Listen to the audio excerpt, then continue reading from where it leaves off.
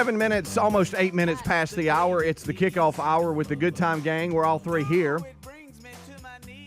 And then three more will join us, Lord willing, top of the next hour. Rick, Bubba, and Adler. And that makes the full crew for today's edition of the Rick and Bubba Show. But we'll kick things off, get it going here with the Good Time Gang. Your calls are always welcome, 866-WE-BE-BIG. Plus, you can go to rickandbubba.com. That's Rick, spell out, and Bubba.com for all the information about the show. Show links as far as the show notes of the day and the stories that we talk about, plus upcoming events, the store. It's all there at rickandbubba.com. Let's bring everybody in. To my left, it's Greg. To my right, it is Helmsy. What's up, boys? Hey. What's up, girls? What up, boys? Yeah. You just used to saying that. Yep. That was a practice, sorry. Yeah. What up, girls? Let's go, girls. It's a different tone, too. Sure. Yeah. Got to be. Yeah. Oh, man. How are y'all? Good. I was just waiting to see what you were going to say. Well, I started to say something else, and I thought, that probably not good. No. Don't want that not. to get back. Probably not. Yesterday, a great day. I'm working hard on the best of CD, and Great day. Yeah, just I was laughing yesterday afternoon for hours, and just sitting there at our table, and now it's close to the kitchen, and the main part of the house, and so Terry's. Every now and then she'll say, "Can you please stop that?" And I'll plug in the headphones if I have to, but she'll take a work call. If she's trying to make an appointment or get something out, and I'm over there cackling, especially with my headphones on. But, man, it's some funny stuff. Good night. And I'm pointing at Greg, good with those puppies. Good God. Buddy, you were in such duress. Yeah. I'm still recovering. You could just hear it in your Bunch voice. of them, man. But I thank you on behalf of the show. It brought a lot of That's a lot of content. Weeks. Yeah. That was a long 8 weeks. Night. Guys. Oh, man. So I finished that up. Not 1 week. No. But I finished it up, the work day, go home, do some things, crank up about, 2, go to about 5, just kind of working on that. And a lot of things you have to do is you have to listen to the whole thing, figure out do we keep it like it is, or is there are things in there like, a live read or something needs to be pulled out. And then I forgot, oh, my goodness, there's Monday Night Football on tonight, and not just one but 2 games. Yeah, what's up with all that? Is this the last week for that? I think so. I'm not sure, but I know they were doing a couple of weeks of that. And then they're about to be over in London. And they're going to have that Disney deal, Helmsy, you talked about. Yeah. Something weird. Yeah. With what is Woody's going to Woody, score. yeah, that's it. Toy Story. But last night there were a couple of games. The Bengals got their first win of the season as they were hosting. Who was it? The Chargers, right? No, L.A. Rams. I'm sorry, this was the Rams. It was the Rams, not the Chargers. Yeah, you're right. And then the other one was Bucks, the Bucks and the Eagles hosting the Eagles, and the Eagles pulled away from that one. That's the one my daddy Buck was calling. Yeah, because that's why I watched a little bit of it, just so I could hear his voice. There you go. Just so you could hear his voice. Just so I could hear his voice. Okay. I walked in last night, was kind of tired, and Braden was downstairs, had it like he liked it, and the game was on, and I heard Joe Buck, and I lit up. I'm like, hey. Did I see yesterday talking about the Bengals that A.J. McCarron signed back with them as a practice squad? I didn't hear that. I think so. You'll come in with an interesting fact like that. Where do you get them? I think I read that. Yeah. Well, Joe Burrow is I know what it was because The Rock had sent a message out congratulating him and appreciating what he did for the XFL because he had a really good year. Okay. Yeah. And said good luck with you. But where did you see that? It was in some news source. Yeah. Well, you know what they're doing too is I think that they're probably signing him there to have him ready just in case. Because Joe Burrow and his calf he played for him for years. is giving him fits. Every time he goes to the sideline, they put this contraption around his calf that gives cold and then impulse and stuff. You just can't get over. He got through last night's game, but I'm sure they're stacking up quarterbacks just in case something happens and he goes down. But that's a tough one, isn't it? That injury is a tough one. He has that nagging calf injury, but he did get through it and got the first win. It was kind of a sloppy game though. Yeah. What? Dr. Dudney. Oh, okay. But they ended up winning. I think it was 19-16, and then the Eagles won 25-11. So that was some Monday Night Football. The two games, I look at it one of two ways. Yeah. It's kind of weird. Or you can go, you know how on the Monday night when you go, well, I don't like that matchup, but at least you go, well, let me see this other one. Right. Okay, that's better. Now, if they both suck, Yeah. Well, the have an option? other story that's interesting here that is one of the headlines in the NFL. It says Washington Commanders, fitting name for oppressors. Native American group claims a new federal lawsuit. We've talked about this whole Redskins, Commanders, what we're going to do, new ownership, all this kind of stuff. But a Native American group filed a lawsuit against the Commanders in federal court. I believe it was yesterday morning, that upends a long-standing cancel culture narrative about racism in sports. The Native American Guardians Association, NAGA, accuses the NFL franchise and new owner Josh Harris of defamation, civil conspiracy, civil rights violations for their role in suppressing Native American history, and in the complaint filed in U.S. District Court of North Dakota.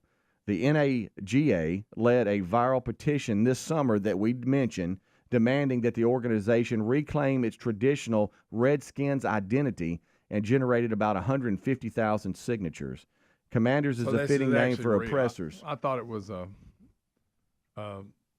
made up. You're right. You know, I thought it was just some trying to be funny. Yeah. Well, the group is seeking $1.6 million in damages and a seat at the table to share Native American history, according to their attorney.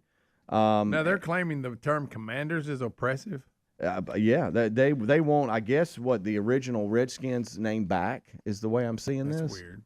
Yeah, the complaint also names powerful National Congress of American Indians for its role in erasing from public discussion in the images of history and the real Native Americans. It goes on and on and on. But the story is they officially filed something in court seeking damages. So it just never goes away, does it? World. It is very weird. What's funny is their organization has Guardians in it, and one of the teams that changed their mascot went to the Guardians, which I hate. Yeah. But it's just, the whole thing's weird. Do you think you'll ever be able to say the Cleveland Guardians without saying you hate it? I'm not. I don't it doesn't look so. like it. It really doesn't. That's the worst name ever for a baseball team. Doesn't make sense. They're arguing. Cleveland was one of these teams that have been, hundreds of years of tradition. I know. The Indians, and they were bad most of it, and then they finally got better. But well, we made a movie about it. Yeah, let's not great. forget that. Yeah, what if that movie and they were the Guardians? It would ruin the whole movie. Stupid. Back to the Washington Commanders. The group says that the Redskins name and logo were inspired by real historic tribal leaders who played influential roles in American history. Yeah. And that this is factual narrative that they're pushing, saying that, look, you changing things is you're trying to change history. The franchise adopted the Redskins in 1933, and since 1972, the team logo was a portrayal of the celebration of the late Blackfoot chief John Two Guns Whitecalf. Oh, John Two Guns. Mm-hmm. Let me just say this, like we've been saying. To me, I always looked at these type of things as they're honoring you. And that's what they're saying. And that's what they're saying. Yeah. I thought that from the beginning. I never thought it was, in bad taste or disrespectful. I thought they were honoring you. Yeah. I don't.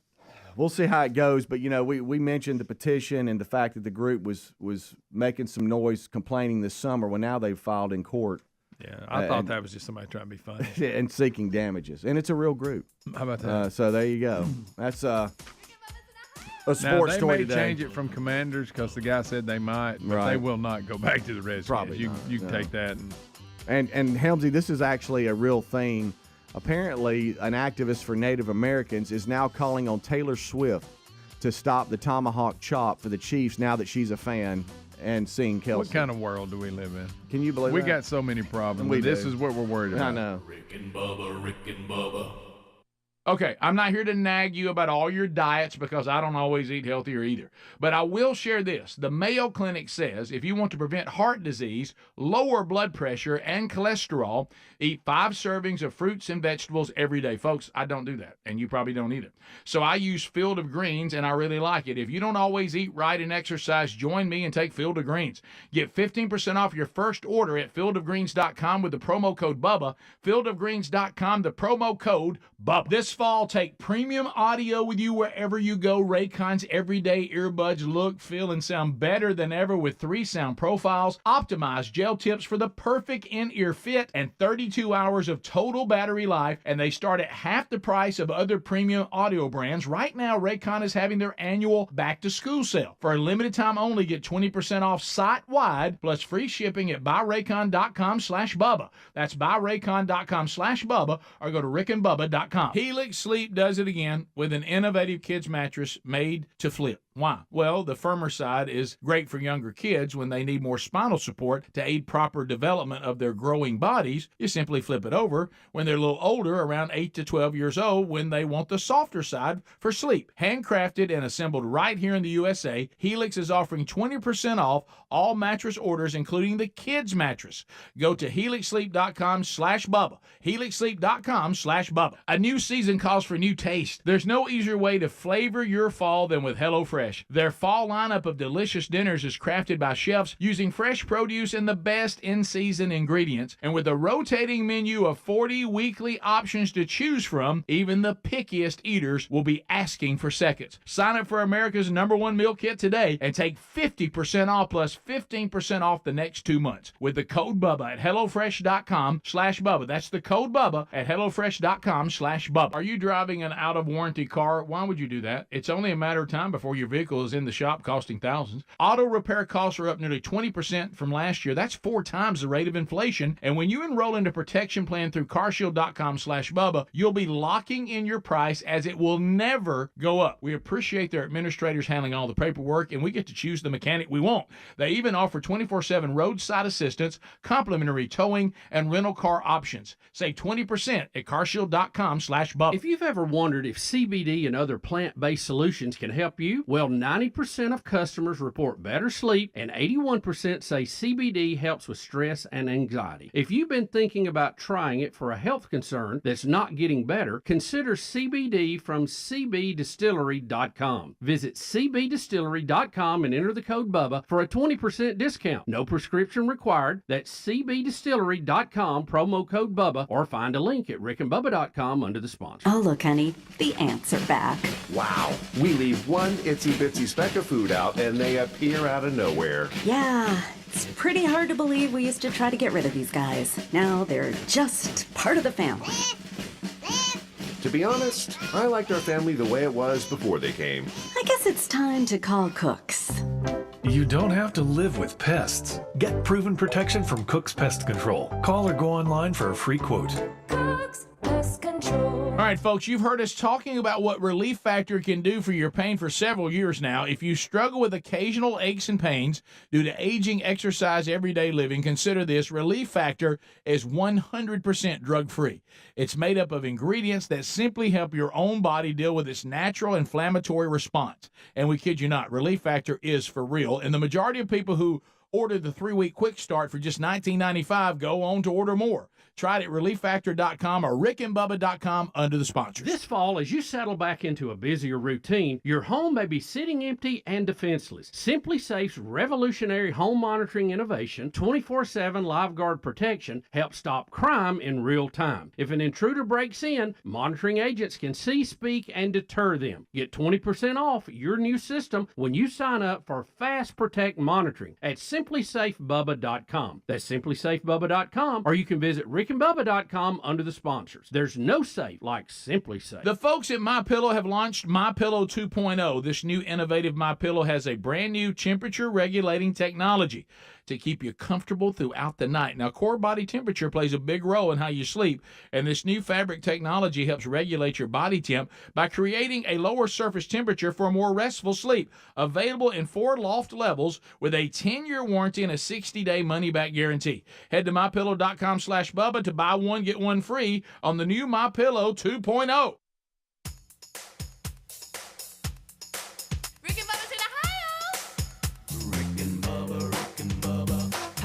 the gravy, please. 22 minutes past the hour. It's the kickoff hour. Thank you so much for joining us. Rick, Bubba, Adler all join us after top of the hour for the main show. But we thank you for being with us today. As we discussed yesterday and days prior, really, last week, the whole I'm remodeling, getting upgrades on my house from Greg. We discussed the fact you had a piano in your bedroom. Got that. Right. I mean, I guess acting as a nightstand. You throw clothes over it and forget it was a piano. And then you can play a little tune, move on. Yeah, and we talked about the workers agreeing to get that out of the bedroom because you're getting new carpet And down. I also had other stuff in there that went to the other rooms. It wasn't just the piano. Right. Had a couch in there, had a table in there, a couple of chairs that didn't belong. Sure. Basically, it was a room that looked like a storage building with a bed in it. That you slept in, yeah. Yeah, that's where it was. Had to walk but you sideways. got the piano out and Yeah, got that it was where a it needed to be, but it couldn't land or scrape the brand new hardwood floors, so it had to hover until it was set down where it needed to be. Yeah. But yesterday, you poor Riley. Yeah, you needed to get everything else out of the bedroom because carpet's being put down. He messed up when they moved down the road from us. I'll call on him. Yeah, right. But so I had to get everything out. Now, like everything. Yeah, and don't forget, there's a bunch of extra stuff that's not normally in there that was in there. Couldn't get any out till I got the piano out of the way. Right. So now, not only are you moving it, and a lot of it's really heavy, because you got drawers full of stuff. Sure you do. You got to empty those drawers, right? Or did you take the drawers out and carry them? Took them out on one because we could. This thing was so heavy. And but not only we're taking it out into like the living room. Oh, okay. Because there's nothing in there right now. Anyway, but you can't scratch the floor because the floor's new. So you can't. It was a lot of pressure. A lot of pressure. I think I scraped a little bit on a door. Mm-hmm. Of course, you'd have thought I burnt the house down, but Now Foreman Lisa is standing there okay. Yeah, but so you and Riley have to move the whole room Yeah, out. we got to stack it all out there, and then today after they get the carpet down, we get to put it back. Poor Riley. Yeah, like I said, he probably regrets ever moving within a mile of my house. We're talking about mattresses, bed frames, nightstands, dressers. Oh yeah, everything. Stuff that didn't even belong in there because it's going somewhere. Well, anyway, so yeah, we're getting close. They'll meet me today, and we'll get the carpet down. I'll call Riley and say, "Can we put it back in?" Is there anywhere else in the house you're getting carpet, or is it just the bedroom? This is it. And this is the final piece, or no? That's not a good look. He's looking up. As far as moving stuff around, yeah. Okay. I need new front doors, stuff like that, but that's not going to involve me having to haul anything. Right, yeah. Normally they'll just bring that door and switch it out. So that's great. Can't wait. Now, what are y'all doing? But I tell you, it's looking good, though. What are y'all doing with all the old stuff? Are y'all? I'll just stick it in the garage and places like that till we figure out what we're going to do with it.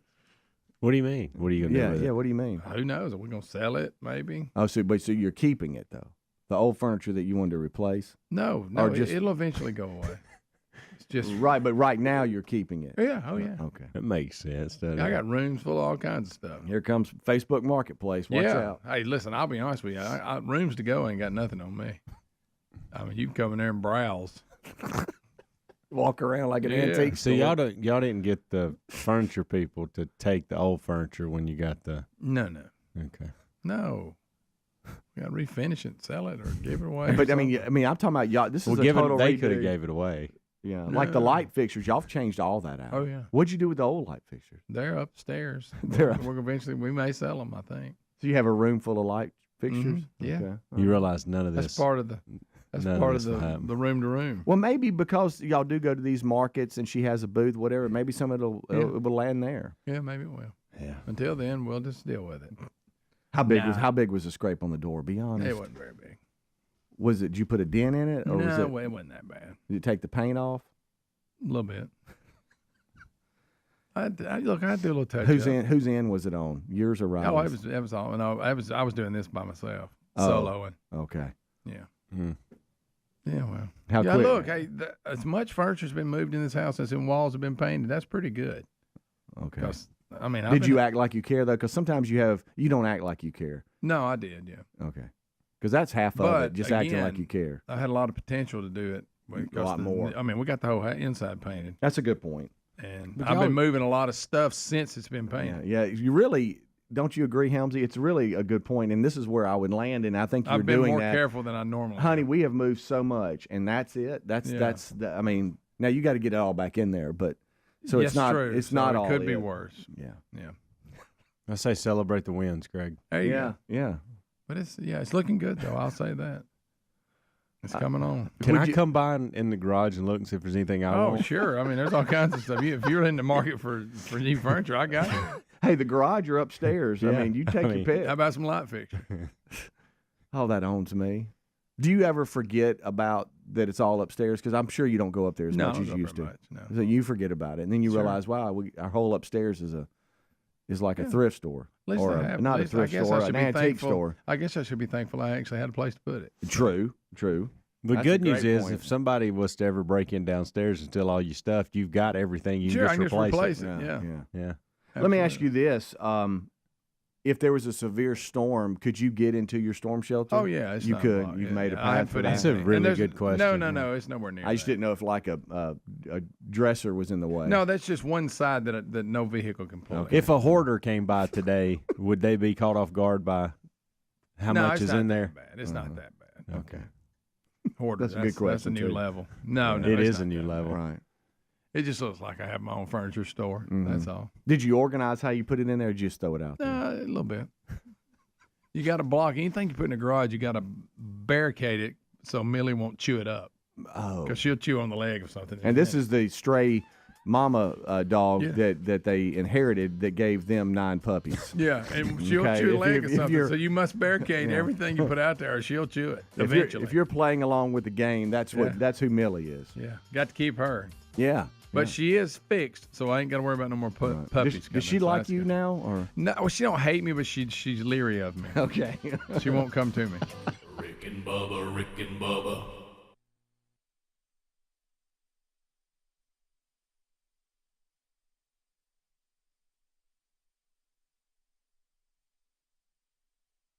All right, shredded lettuce on those fast food burgers and the fruit filling in a donut are awesome, but they don't count against the 5 servings of fruits and vegetables per day. Now, here to nag you about this because I don't always eat healthier either, but I will share that the Mayo Clinic says if you want to prevent heart disease, lower blood pressure, and cholesterol, then eat 5 servings of fruits and vegetables every day. Folks, I don't, and you probably don't either. So I use Field of Greens, and I love it. Unlike others, each fruit and vegetable in Field of Greens was medically selected by doctors to support vital organs like heart, lungs, kidneys, and the immune system. You're going to feel better, you're going to have more energy, and you're going to notice your skin, hair, and nails will look healthier too. If you don't always eat right and exercise like you should, join me and take Field of Greens. Let's get you started with 15% off your first order. fieldofgreens.com. Use the promo code BUBBA. fieldofgreens.com, the code BUBBA for 15% off the first order, or find a link at rickandbubba.com under the sponsors. These days, every new potential hire can feel like a high-stakes wager for your small business. You want to be 100% certain that you have access to the best qualified candidates available. That's why you have to check out LinkedIn Jobs. LinkedIn Jobs helps find the right people for your team faster and for free.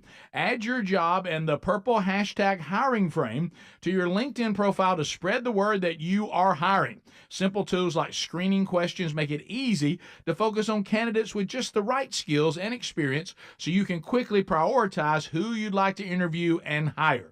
It's why small businesses rate LinkedIn Jobs #1 in delivering quality hires versus leading competitors. LinkedIn Jobs helps you find the candidates worth interviewing. Did you know every week nearly 50 million job seekers visit LinkedIn per week? Post your job for free at linkedin.com/Bubba. That's linkedin.com/Bubba, or find a link at rickandbubba.com. Terms and conditions apply. Have you tried the Innovatives Helix Sleep Mattress yet? Well, nothing beats a great night's sleep, the kind you get with Helix. So we love them, and Helix has over 12,000 5-star reviews with customized mattresses that fit your sleep needs because they know everyone is unique. They even have big and tall mattresses and mattresses for the kids.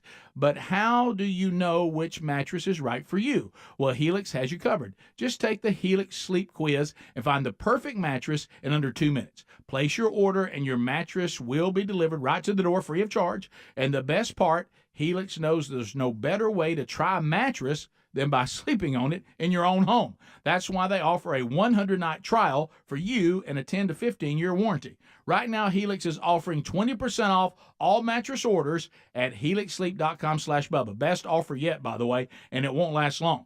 So if you've been waiting to try a Helix mattress, here it is. Now's the time. Head to helixsleep.com/Bubba for 20% off your mattress order. Hey, folks, our friends at TheraBreath have some good news. If you have bad breath, try TheraBreath Fresh Breath Oral Rinse. TheraBreath is dentist formulated by Dr. Katz himself. Over 25 years ago, he created an oral solution for his very own daughter and her struggle with bad breath. Now, today, that expertise is available to your family with oral health solutions and a range of clinically proven products. The stuff works, and TheraBreath doesn't mask bad breath like those burning alcohol mouthwashes that can actually irritate sensitive mouths. TheraBreath has a gentle yet effective mild mint flavor that is, and listen to this, alcohol-free, free of gluten, and is certified kosher, plus no added dyes or colors. If you need one more reason to believe TheraBreath is effective and worth a try, they offer a money-back guarantee. Find TheraBreath in all your favorite retail and drug stores. Just look for that bright orange cap or online at TheraBreath.com. You can also find a direct link at rickandbubba.com under the sponsors. TheraBreath. Confidence in every capful. It's official. Fall is here. With the kids at school and spare time filled with seasonal activities, your home may be sitting empty and defenseless. That's why we recommend Simply Safe Home Security and their revolutionary home monitoring innovation. 24/7 live guard protection. It's designed to help stop a crime in real time. Now, if an intruder breaks into your home, Simply Safe professional monitoring agents can actually see, speak to, and deter them through Simply Safe's new Smart Alarm wireless indoor camera. 24/7 live guard protection is made possible by the new Smart Alarm wireless indoor camera, available with a Fast Protect monitoring plan. You can install it yourself in about 30 minutes or have a Simply Safe expert set it up for you. And for a limited time, get 20% off your new system when you sign up for Fast Protect monitoring. Visit simplysafebubba.com. That's simplysafebubba.com, or visit rickandbubba.com under the sponsors for a link. There's no safe like Simply Safe.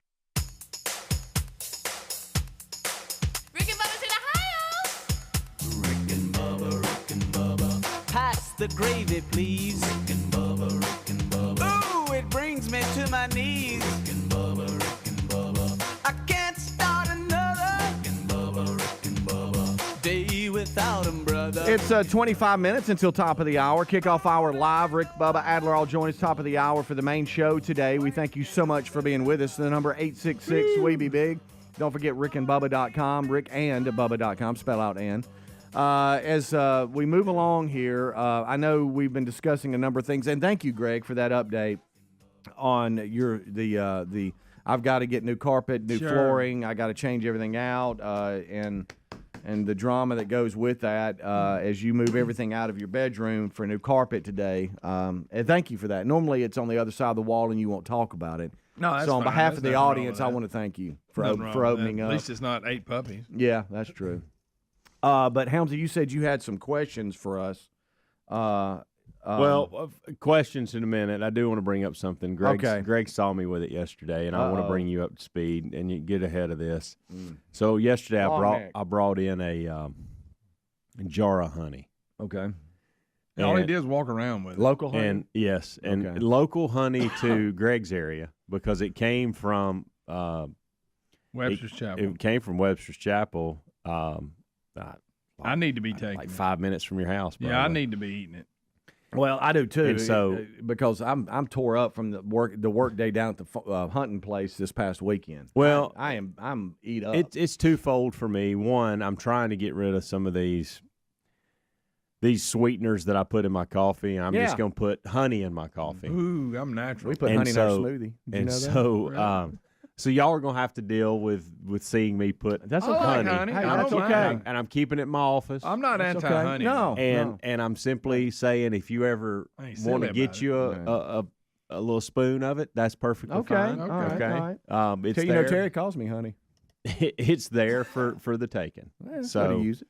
I just want to let you know because there's honey in my office. Well, I thank God. And it's that's cool. Straight from the hive. Oh, that's good. Yeah. So. Hey, look, we're big honey. Also known as bee vomit. He always ruins honey. He does. He does. See, I will drink my coffee different this morning until I forget about that comment. Or Greg, something like that. I don't he's know. That's something exactly else. true. You're something else. But I think that's a good move for you. Well, we'll see. It's not the. I mean, listen, those sweeteners the good sugar that we put in our drinks, I love how we decide whether they're really good, and that's and it's hard to transition. Honey's good, but it's not that good. Yeah. No. So at least it's lacking. So yesterday I sipped on my coffee and I was like, hey, this is okay. This is not as enjoyable as it usually is, but I got through it. And so today will be better. Yeah. I like honey on toast. Honey's good on toast. Very good. Yeah. No, very good. I tell you what else. Talking about bee vomit. Yeah, well, that's what it is. Or something like that. Something gross. But also, like that syrup on biscuits. I'll put honey on biscuits too. I like syrup on biscuits better because it's probably not as good for you, obviously. No. What about sorghum syrup? Yeah. Ooh, that thick. Yeah. Today's National Pancake Day. Would you put honey on a pancake? No, but instead of syrup? I wouldn't instead of syrup, but if it's all I had, I'd go with it. Yeah. Yeah, that's true. But man, I like pancakes a lot. Yeah. I like it. It is. And we've discussed it on the show before. I don't mess with it. Don't put something in it. Right. Chocolate chips or blueberries or none of that. Give me Mama's pancakes, buttermilk pancakes. That's what I want. Cracker Barrel style. Hey, there's nothing. Oh, hey, and that and warm 4 slices of bacon. Warm syrup. God, You kidding me? What? So just real quick, if I could. Yeah. So unless we're out early or on different schedules, one thing I love about Saturday mornings where y'all have your coffee and all that. Yeah. Terry and I will make a smoothie and sit there and just kind of hang out. Oh, I thought you were going to say a beer. And just finish it. Don't. And so Terry puts and sometimes I'll make it, sometimes she'll make it. Of course, she makes it better, and she lets me know it. You don't want to put all the ingredients, right? But I think that's good enough. But we go with strawberry. We freeze them, and they're in the freezer. Bananas, strawberries, and blueberries. Not a big banana guy. And throw that in there, all cut up, but throw that in there. Drop a little cinnamon in there. Yeah. Squirt some honey in there. Sometimes she'll go with it like a scoop of peanut butter. But and then she grinds up oatmeal and then put the oatmeal in there for the protein. But sometimes she uses the peanut butter. Let me see if am I missing anything? And then she does this.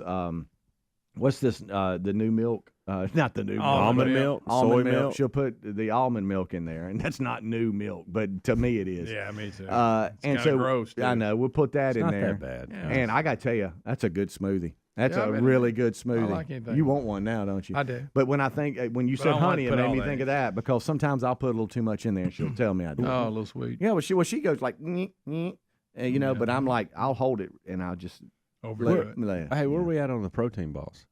She said she was buying what she needed to make another batch, and she said, she even said this. She said, I'm going to treat y'all like children because I know if I put them in one big Tuppermade little deal, that 2 people will eat the whole thing. You mixed up Tupperware and Rubbermaid. Rubbermaid, I'm sorry. And I kind of like it. Maybe they I think it's probably better. Yeah, that's on me. That's on me. That's on me. I'm sorry. That's on me. What about Rubberware? Yeah, that's just me being a dump. She said, so I'm going to make them and put them in sandwich bags and put your name on them like your kids going to school. Hey, because if not, 2 people will eat the whole thing. If Terry's, I may go in you back. And I'm looking at you and Bubba. If Terry's listening, I want her to know this is not pressure from me. I just got a text from Blake asking me yesterday. No, well, Blake sent me a text on Saturday. No, he did. He said he's finished with the chocolate chip. He said he sent me a text on Saturday, something about college football and how nice it'd be to have a snack. Yeah. He said at least we can make some cookies. Yeah, put them in the oven. That'll be fine. But no, she's making that. We should have it this week. Step out, but we should have them this week. Step out. And I'll bring them in sandwich bags, and not in what I call them Tuppermaids, but Rubbermaids. Tuppermaids. Yeah, it's funny. Little. I'll bring them in. All right. Tuppermaid. But she knows the staff pretty well. Yeah, if true. you just bring them in one Rubbermaid, somebody will eat the whole thing. Well, you feel like you have the green light.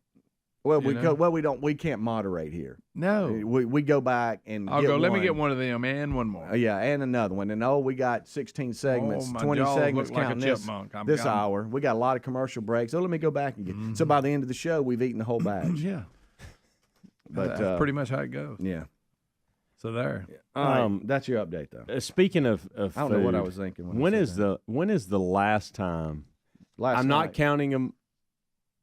What? What? I'm talking about food. No, that's not what I was going to say. The last time you ate. Last time, movie does not count. Movie that you went to a show that served dinner, a dinner and a show. Oh, good. What do you mean? Like these play. Like I think about the what is it? Is it the Dixie Stampede up in something? And what about where, the one with the Knights? Yeah, there you go. Something like that. I think it was the Comedy Club. I'm gonna be honest. I've never done that ever. You've been to the Comedy Club and had dinner? No, Greg. I have not. Guys, it's been so long. I've never done it. I mean, I said Dixie Stampede kidding, but that's probably the last time I've done anything like that. And I still hadn't done the whole dinner and a movie thing at these theaters. Do they have that? Oh, yeah. There's theaters that have dinner. See, I spent so long since I've been to a theater. I don't even know. It's not y'all's cup of tea. There's that place at Pell City. It's like a bowling alley and a theater. I see it every day. Will you bowl while you watch a movie? I think that maybe they separate it. Talk about ruin the movie. When's the last time you watched a movie at one of these drive-ins? I can't find them anymore. There was a few. Is that one still down there at the shops? Yeah, you pass it a lot. Well, you make the cut through, but yeah, that's there. Last time I went to a drive-through, the kids were little. Drive-through? I mean, drive-in. They were little. You hadn't eaten in drive-through since they were little? I haven't. It was in Piedmont. Okay. That's on 278. And we got there, and Chandler was little and Tyler was little, and Chandler had to go to the bathroom, and she refused to use the bathroom because she didn't think it was clean. And we had to leave and go home, and it made Taylor mad because the movie wasn't over. The kids were little. That's how long ago. That's the only drive. Taylor's 32 now. And it's not. Is it still open? No. So that drive-in is the only drive-in I've ever been to. Oh wow! And that was probably when I was in high school, maybe college. Now, when I was a kid, 25 years ago, on Highway 21 between Jacksonville and Linlock, there was the Bama and the Midway. There were two, and we went all the time. We'd sit in the back of Dad's pickup truck and watch. Oh God, that's where we went to the movies. Yeah, the Midway or the Bama. Think about how far we've come as far as technology. I remember I saw Bed Knobs and Broomsticks there. It was a Disney movie. Interesting, and Greg. Benji. Yeah. You remember Benji, the dog? I remember Benji. Wanted Benji as a pet. Yeah, everybody did. Yeah. Love that dog. We'll take a break. We'll be right back. 866 We Be Big. Rick and Bubba, Rick and Bubba.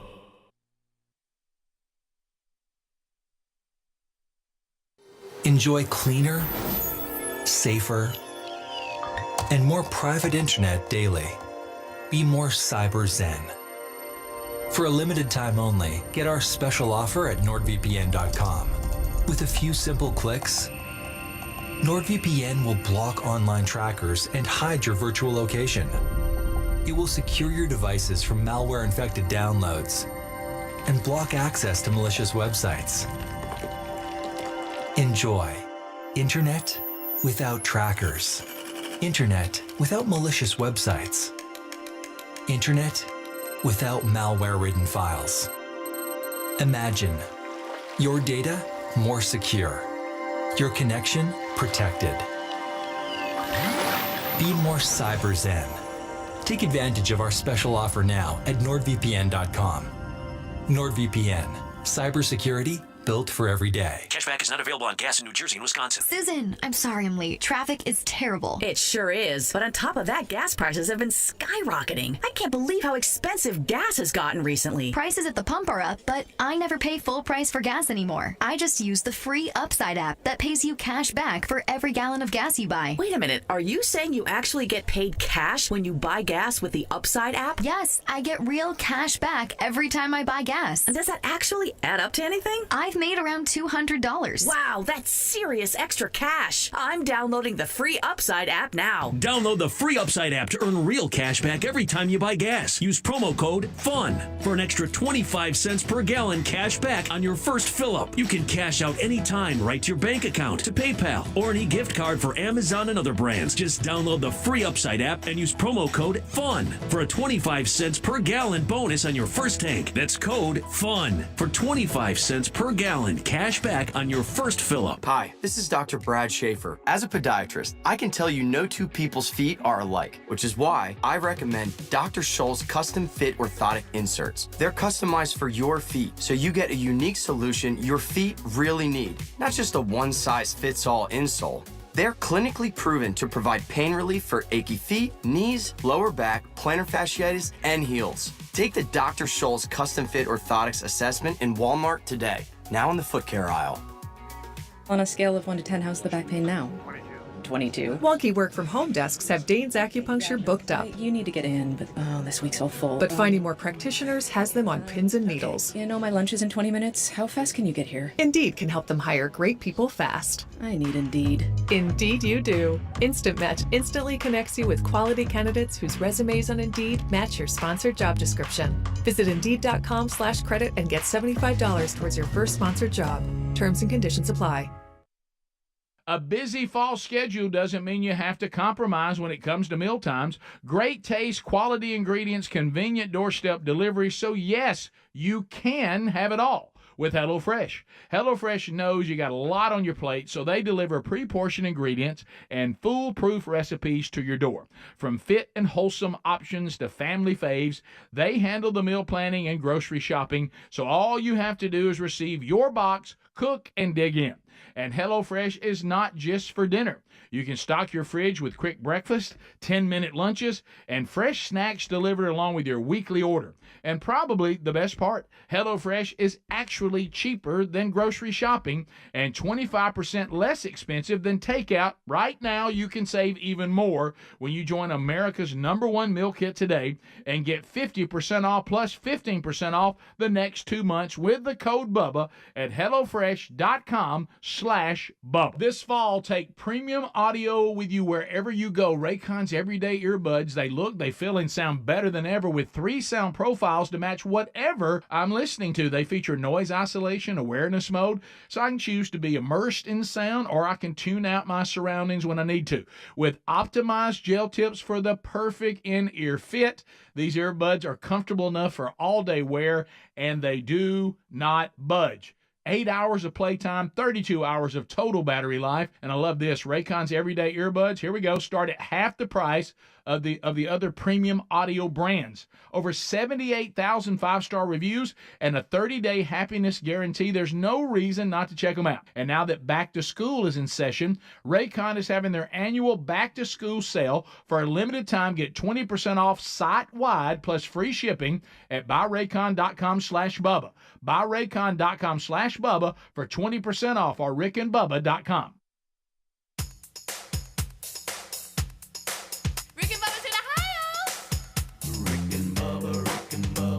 Pass the gravy, please. Rick and Bubba, Rick and Bubba. Ooh, it brings me to my knees. Rick and Bubba, Rick and Bubba. I can't start another. Rick and Bubba, Rick and Bubba. Day without 'em, brother. Rick and Bubba, Rick and Bubba. Ooh, there is no other. It is 9 minutes until top of the hour. Kickoff hour live. Thank you so much for being with us today. Rick Bubba are here. Adler will join us shortly for the main show, and then we'll be off and running with the full staff. 866-WE-BE-BIG is our number. rickandbubba.com is our website. You know, the Birmingham hockey team, known as the Birmingham Bulls, wanted the guys to record some cut-ins. And what I say by cut-ins, these are things that will be on the Jumbotron or the big screen at the arena for, you know, in-game hype. You know, like it's a big part of the you got a face-off or you got something going on, and then all of a sudden, you know, to pump the crowd up and get them loud, they'll, you know, different teams will play different things. And yesterday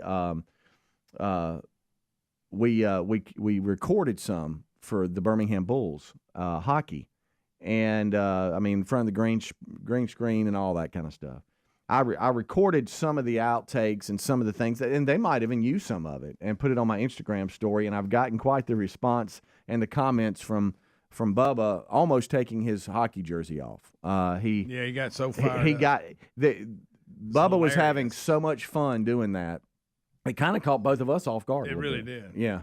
Hilarious. It was really funny. And so be looking for that if you're a Birmingham Bulls hockey fan and you go to those games, be looking for Rick and Bubba to be seen on the big screen. And once those are actually produced by Mark and everything, then we might even play some here on the show. But they were funny. They were really funny. And so anyway, that's there for you. But the comments are priceless from my Instagram story. But anyway, all right. So Helmsy, you said you had some questions from the audience, right? Yeah, I want to, and you really probably are the only one that would have to deal with this. Modern day. Okay. I've never done this. Greg will never do this. He'll say he is, but he never does. Well. If you're playing golf, and you hit a golf ball, and it strikes a window of a house or a parked car at their house, do you go tell them? Leave a note, or do you just keep going about your round of golf and go, you know what, you live by a golf course and this is what it is? I've been blessed enough to where I haven't done that. I haven't dealt with this either. I think I go tell them. I have been in a group where someone else did that, and we didn't have to go tell them. The owner was already in the backyard, and I felt sorry for him, really. But he was really cool about it. He said, "How many of these windows you think I've replaced?" He was on a par 3, and the house set to the right of the green. And if you slice the ball, I mean, it's headed right to the house. Yeah. And so he, but the other golfer said, "Hey," and they exchanged information.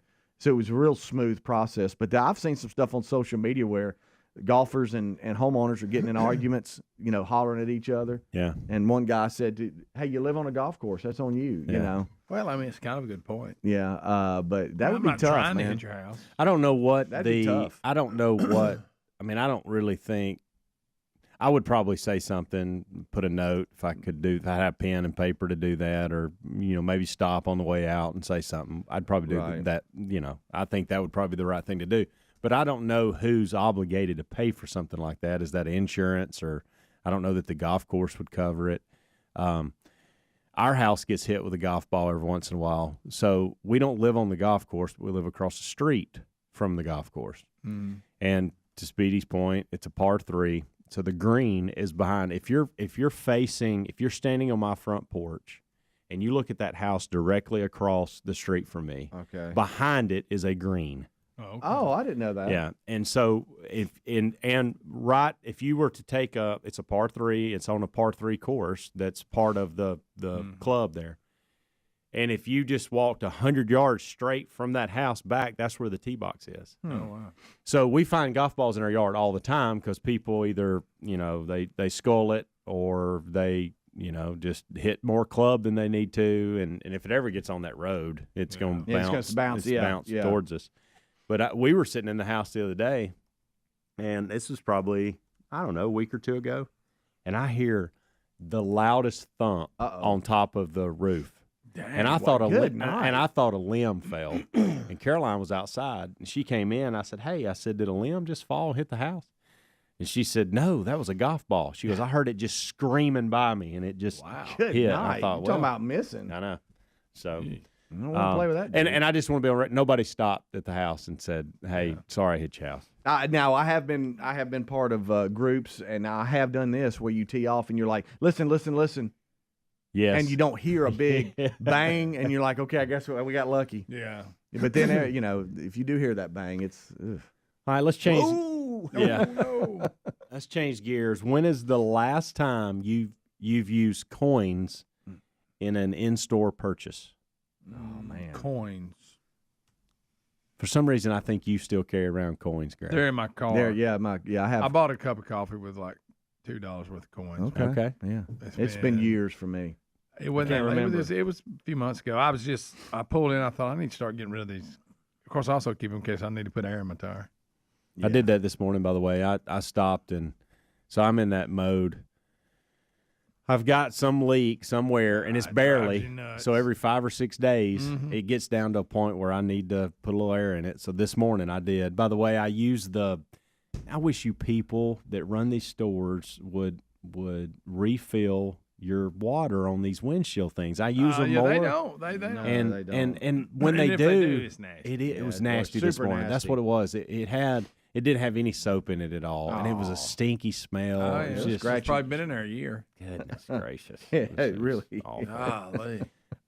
As husbands, I thought this was an interesting question. As husbands who want to please and keep their wives happy and willing to help around the house, what is the one chore you do for her but you hate doing? Oh, there's many. It's dishes and laundry for me, and Amanda takes care of most of that. But when I do step in on that world, I despise it. Yeah, I don't stand it. like it either. I mean, we share duties on the laundry and stuff, but when I see, the big, what I hate is I've done a load in the washing machine, and I go to open the dryer, and there's stuff in there, and I'm like, golly. Yeah. And then you got to fold it all up instead of it being empty and just switching it over. I vacuum a lot. I was going to say I'll vacuum. Yeah. Vacuum. I'm not a fan of it. No, I mean, no. I'm not that big a deal, but it doesn't hurt me. No. But yeah, that's probably my least favorite. Yeah. Yeah. Yeah. All right. How often do y'all have deja vu? About twice a week. Are any of you having it right now? No. All kidding aside, not very often. I do feel like we've been here before, though. Yeah, every morning. I don't have it as much as I used to. I don't know That's what a that. weird I don't know feeling. what that means. You hear me? That's a weird Your schedule's feeling. changed, and you've guess got so. a new daily schedule. You think that's what it means? I don't know. I just made it up. Sounded good. I believed you for a minute. Yeah, I thought y'd go along with it, and we'd just go to break. Yeah, well, it's kind of what's going on. Yeah. Oh, look, there's Adler. Fired up, ready. Yeah, Let's he's go. ready to roll. Ooh, Okay, yeah, wow. I am having deja vu. Really? No, I'm just. I've seen him. I remember him walking through here. I think that was yesterday's show. Rick and Bubba, Rick and Bubba. For Auburn, I started getting people telling me, "Well, I can't listen to the show again." I mean, I just can't. I can't take that. And it said negative things about my son and negative things, and I was just like, golly. So with all that being said, we told Tommy Tuberville off the air when he talked about running for Senate in Alabama, how are you going to win when every Alabama fan's going to vote against you, and then you got to try to get every single Auburn fan there is, and some of them probably don't like you. Yeah. You know what I mean? So how in the world are you going to win? But after he got on yesterday and talked about why he was running and the things he said, everybody seems to agree. I guess some of them are the same because some of them sent the email to all of us. Right. But even the people who just sent it to one of us or all of us, I was shocked at the number of Alabama fans says, by golly, if that's what we're going to get out of a senator in our state, I don't care what team he coached for. This ain't about football. Including Gary. Yeah. Including Gary. Yeah, I mean, Roll Tide Vines. Gary is an example. Hey, I'm going to tell you, I never really liked Tuberville, and I'd like to take that thumb and shove it up his. But I tell you, I mean, hey, if he's going to do that, it's just like Trump. I mean, roll Trump and roll Tuberville. And I really was shocked by that, and so I think that went well for Tuberville. We'll see what happens. I think that Tommy yesterday, I think he filled in some gaps in some people's mind. I mean, a lot of people said, well, he's got the kind of personality that, I think could get something done. He's got the disposition. And I know he's this on this issue or that on that, but I think he filled in a lot of gaps yesterday. People went, hey, I can get behind him. Yeah. Which, I was a little shocked that the audience responded that way. At least what I was getting. And I got it out on the course, too, yesterday. Yeah. Lead singer of Widespread Panic seemed coherent. Yeah. During the whole thing. He wouldn't take his hat off, but everything with that went great. I thought that you weren't already on the course. Of course, the Nick Saban thing, because of the state we're in, really, I do believe the president and Nick Saban have the same security detail.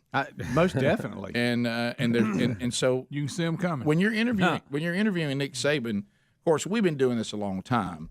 I understand what Nick Saban has to deal with, and I know the kind of coach that he is, which is why he's successful. But he's not exactly Mr. Personality.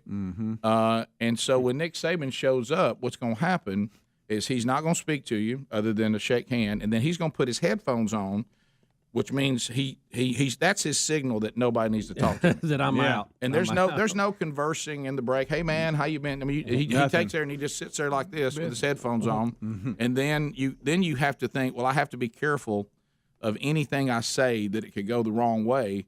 But I mean, I'm getting old now, and he's getting older. I mean, Nick Saban. I mean, we all put our pants on the same way. Yeah. And now I'm not out on the football field. You in my area now. I'm actually in charge now. You're not. But I will say that once we got on the air, and I'd already thought about it, I'm not going to ask him the things that everybody normally asks him.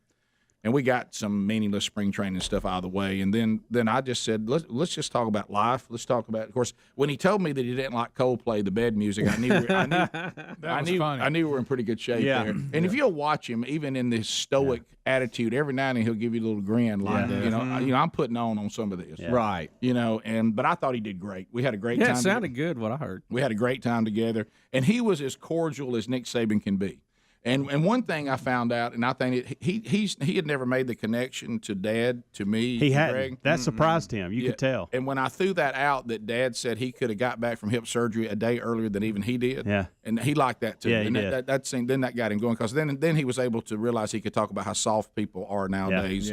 And all that. And that thing when he said that his wife came home and he was walking around out in the yard and she said she was going to call the police to him. Right. That's funny. And then he said, sadly, that's not the first time she said that. So I thought he did great. Yeah, he did. It was a great interview. And it turned because when he was seated and silent, I thought, uh-oh. Well, but you got to understand, when he's seated and silent, his walk from whatever he got out of to there, the things people have tried to get from him, nobody knows how to be appropriate. Right. And he can at least give facial expression. He does, but hey man, but he's don't ask him if he needs anything to drink. No. And the reason why I understand him a little bit is, now my dad is more cordial than Saban, even when he's at something he don't want to be at.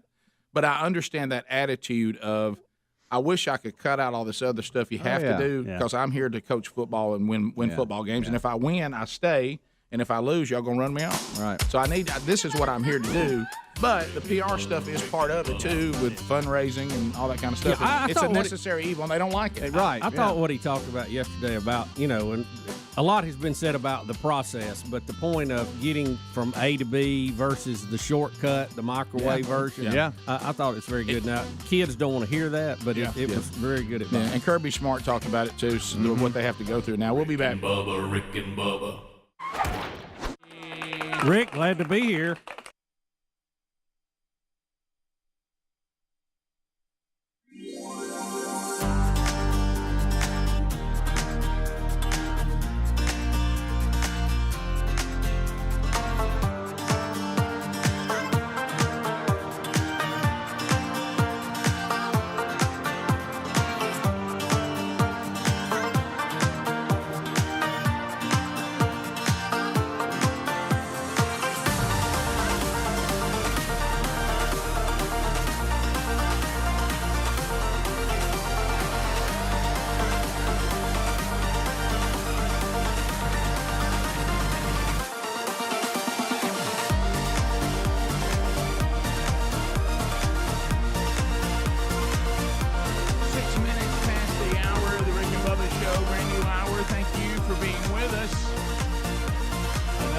Starting, and we're fired up that you're here. This baby starts with the national anthem.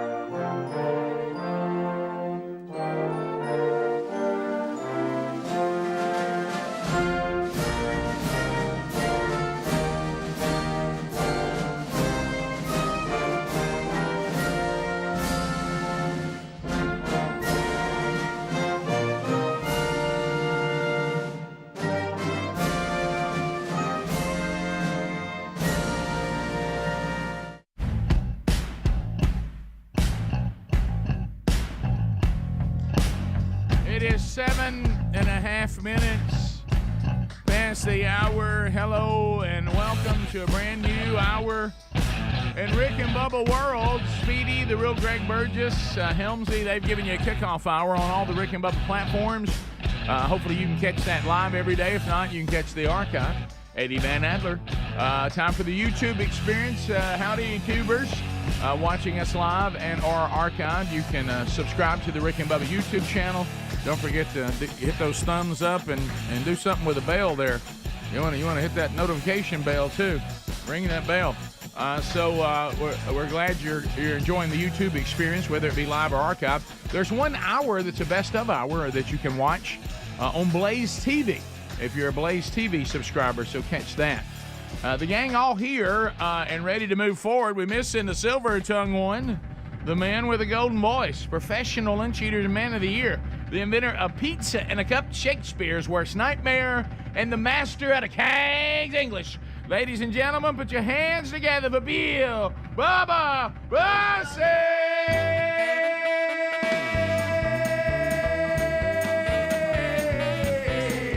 Howdy, Bubba. How about it, Rick Burgess? Friends, neighbors, associates everywhere.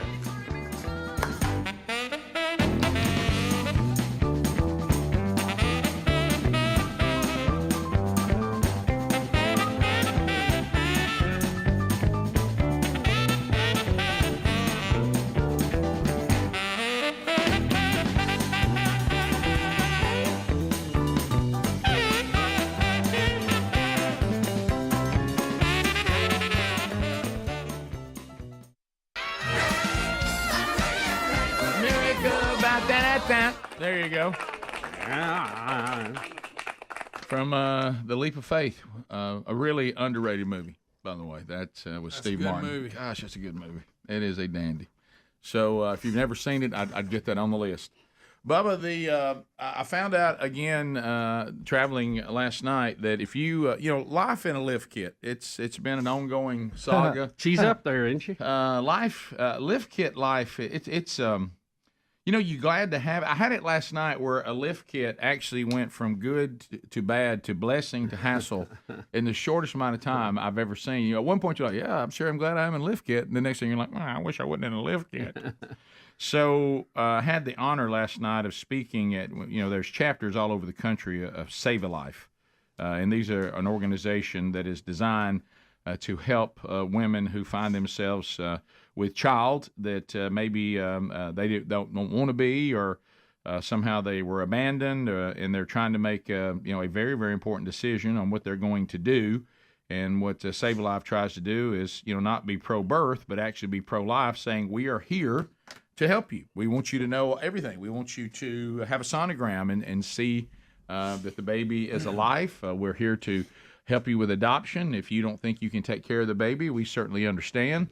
You're not to be, condemned the rest of your life for making a mistake, but the baby itself is not a mistake. And we'll try to help you get that baby adopted. If you decide to have the baby, we will be sure you have diapers. We'll be sure you have parent training, and we'll come alongside you and we'll help you. That's being pro-life. The other is just trying to win an argument being pro-birth. Right. I want to have an argument, but I ain't helping nobody if they decide to have a baby. So anyway, they're an outstanding organization. Listen to this. So much so, did you know that 80% of the women who sit down with them and get all the facts decide to keep the baby? No, I don't doubt that. 80%. They do a great job. And we talked about this last night. I would be very, very leery of any bunch of people that are for the choice, but they don't want the women to have all the information. That's sinister. There's something dark about that. So anyway, there's nothing wrong with, if a woman's going to make a decision that's a big a deal, I think the right thing to do, no matter what side of this you're on, is that woman would have all the information she needs to make that very difficult choice. Well, Rick, wouldn't you want all the information on any choice you have to make in life? And we have a lot of women who have struggled with a lot of mental trauma because people withheld information from them, and they look back and say, well, if I'd have known that, I probably would have made a different decision. Right. Yeah. So Save a Life's trying to make sure that they have all the information that they need, and then if they decide to move forward, they'll help them. So what a concept. So anyway, I was headed to that last night, and it was it required to be dressed in dress clothes. So where we live in Sweet Home Alabama, we've been in a bit of a dry spell, and so I really wasn't even expecting it at all. But I get about probably 15 miles from the land of the tide, Tuscaloosa, Alabama, and it comes a flood. I'm not talking about like sprinkling. Right. I'm talking about sideways. Good old summer downpour. I'm talking about hazard lights on, people slowing down to drive. Frog strangler. Driving in 40 miles an hour, 35 miles an hour. So I'm like, all right, now the trip's longer. But as the flash flooding started, I thought to myself, I'm in a lift kit. So love my lift kit. I like my lift kit. And I'm getting through the water, no trouble. It's just throwing the water off to the side. Yeah. And I'm like, look at old lift kit. People don't want to get over and turn lanes. I just get over there, no problem. I'm up high. I ain't got anything to worry about. And so I start trying to contact the venue about the problem when it was on the campus of the University of Alabama and college campuses. Unless you're a student that has your parking pass and everything, it is a nightmarish situation to try to park. And so I'm like, all right, I don't really know where I'm going to park, but I think, well, if it wasn't pouring rain, I'd just find a parking lot, and then I'd just walk over to the venue and really wouldn't worry about it. But I mean, it's raining sideways. Of course, about the exact time I was there to have to get out and in my suit. So the very kind person that was the contact said, why don't you here's the code, why don't you go to the parking deck, and that way you can park out of the rain and then walk it over into the venue. So you go from being glad you're in the lift kit to being very sad that you're in the lift kit when you looked and the clearance for the parking deck was 7 feet. And I said, well, you can't even have a parking deck. You know what was so sad was that I actually sat in front of the parking deck for a little while and tried to justify there was some way I could get in. I don't know why I did that. I'm obviously above 7 feet, and I don't know why what am I doing? And so what are you doing to yourself? So I had to they were kind enough to find me some other place to park around some loading deck. I became one of the professors, I think, there at the University of Alabama for a short time. But then there's you're in the suit and you're getting out and you're trying to find an umbrella. And I mean, it's just pouring. Yeah. Now, they did cut down my walk quite a bit. I was thankful, but there was no scenario if I couldn't get in that parking deck that I was going to not encounter the driving sideways rain. And, so you go from, hey, I'm trying to look nice to I'm coming in and I'm basically sopping wet. And trying to. That's nice. But lift kit, it was just so funny to watch it go from blessing to detriment just so fast. I was like, you got myself in a lift kit?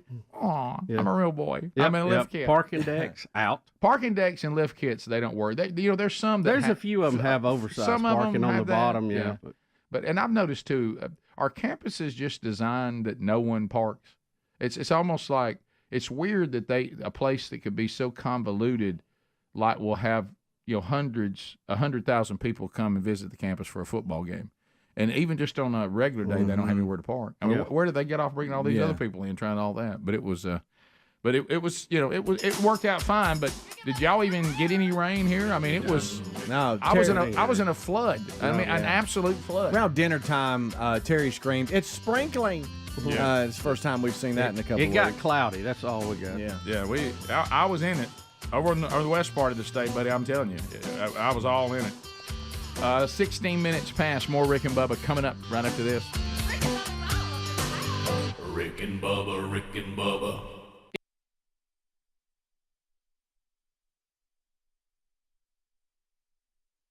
You know what, Bubba? You know what this means right here? Oh, I do. You got your mouth full of everybody? I do. I really do. Supporting the cause, Rick. Buffalo Wild Wings charity charge.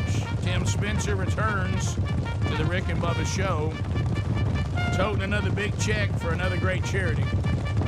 All right, so let's do old business first, and that is the charity charge that has already happened. Tim, you're here today with another check for Outdoor Ability Foundation, and we've got representatives from that wonderful foundation here today. So tell us how it went on the charity charge. We're over $4,000 again, Rick. There we go. We Good love deal. it. Yeah, we're up to over $27,000 that has been raised through the charity charges for various charities and foundations and ministries. And today, Outdoor Ability Foundation will receive a check for what? $4,100. $4,100 on the charity charge. There we go.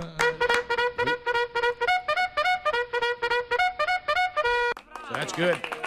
That's good right there. All right, so some of you that went out and all you do is just go eat at participating Buffalo Wild Wings. This is the kind of thing we can get behind. Yeah, we can. That's right. And 10% of the food sales, at all the participating locations, go to these charities. And so today we definitely want to talk with Scott Phillips. Scott Phillips is here with the Outdoor Ability Foundation, and of course Grayson, who is here with him, who also has benefited from the charity. Scott and Grayson Phillips join us now. So welcome, guys. Hey, guys. Good morning, guys. Yeah, looking sharp and ready to go. Tell us, somebody may be listening today, and if they went out and ate, they want to hear what they are helping, and we try to explain it. But there may be people today said, I didn't get there to eat, but I still want to know about what they do, and they can either benefit from what you do, or they can be a partner that comes along with donations that helps you do what you do. So tell us what we do. Yeah, absolutely. So what we do at Outdoor Ability Foundation is help provide adaptive equipment for the disabled outdoorsman, and we primarily focus on kids, okay? And the reason we do that is, guess what? There's not a whole lot of funding for kids that are disabled that want to go hunting and fishing. And that's our primary focus. We want to help kids gain their independence and go outdoors and hunt and fish. Yeah, because I thought about that. There are a lot, and this is good. I'm glad these organizations are out there that try to help, veterans and things like that. And certainly we're glad that's available. But you're right. When it comes to kids, you guys are kind of filling a gap here. Yeah, absolutely. Yeah. And we discovered that, by Grayson wanting to go hunting and fishing. And when we went hunting and fishing, we're like, there's got to be an easier way to get a kid from point A to point B. And that's when we started finding these track chairs. And we raised the money for Grayson to get his own track chair. And what's it done for you? It's given me so much independence. Last night, I went down to the Warrior River fishing, and there's no way I could have done that in my manual chair. Yeah, so you at 99 had spina bifida, right? And tell us your story a little bit on what has happened for you to even need this situation. So I was born with spina bifida, meaning I was born without two vertebrae, but it's never really stopped me. I've played basketball most of my life, hunted since I was 10. I got into hunting just from flipping through channels. A hunting channel came on. I was like, I want to do that. Yeah. And we met you guys, 2 or 3 years ago with the Rick and Bubba Expo, and was really blown away by what y'all were doing and the equipment that you guys were getting made and bringing in and hooking up with these other guys. And the technology behind some of that is incredible, but it is expensive. It is expensive, yeah. So the chairs start around $11,000. Yeah. So when we first did some research on this, we went and met the representative, and I said, hey, we'd love to be able to look at this chair. He said, great, take a ride in. Grayson rode in, and he was like, yeah, baby, this is what I want. Yeah, I bet he was going up and down hills through the woods and all this. I'm like, well, that's great. How much are they? He said $11,000. I'm like, ooh, ouch. Ouch. I said, that's great, but we just don't have $11,000 that we just spend. So we started doing fundraising, and from there we were able to get enough money to purchase Grayson his own chair. It was a used chair, but it fit the need, and it was absolutely a blessing because at that point we were able to say, we got to do this for other people. Right, yeah. And that's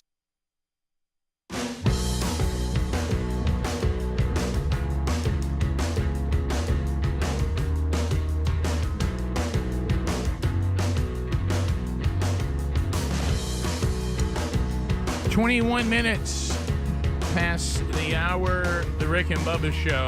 So if you're not watching on YouTube, you're getting some Taylor Swift music coming back. And, Bill Belichick doesn't make a lot of comments on many things.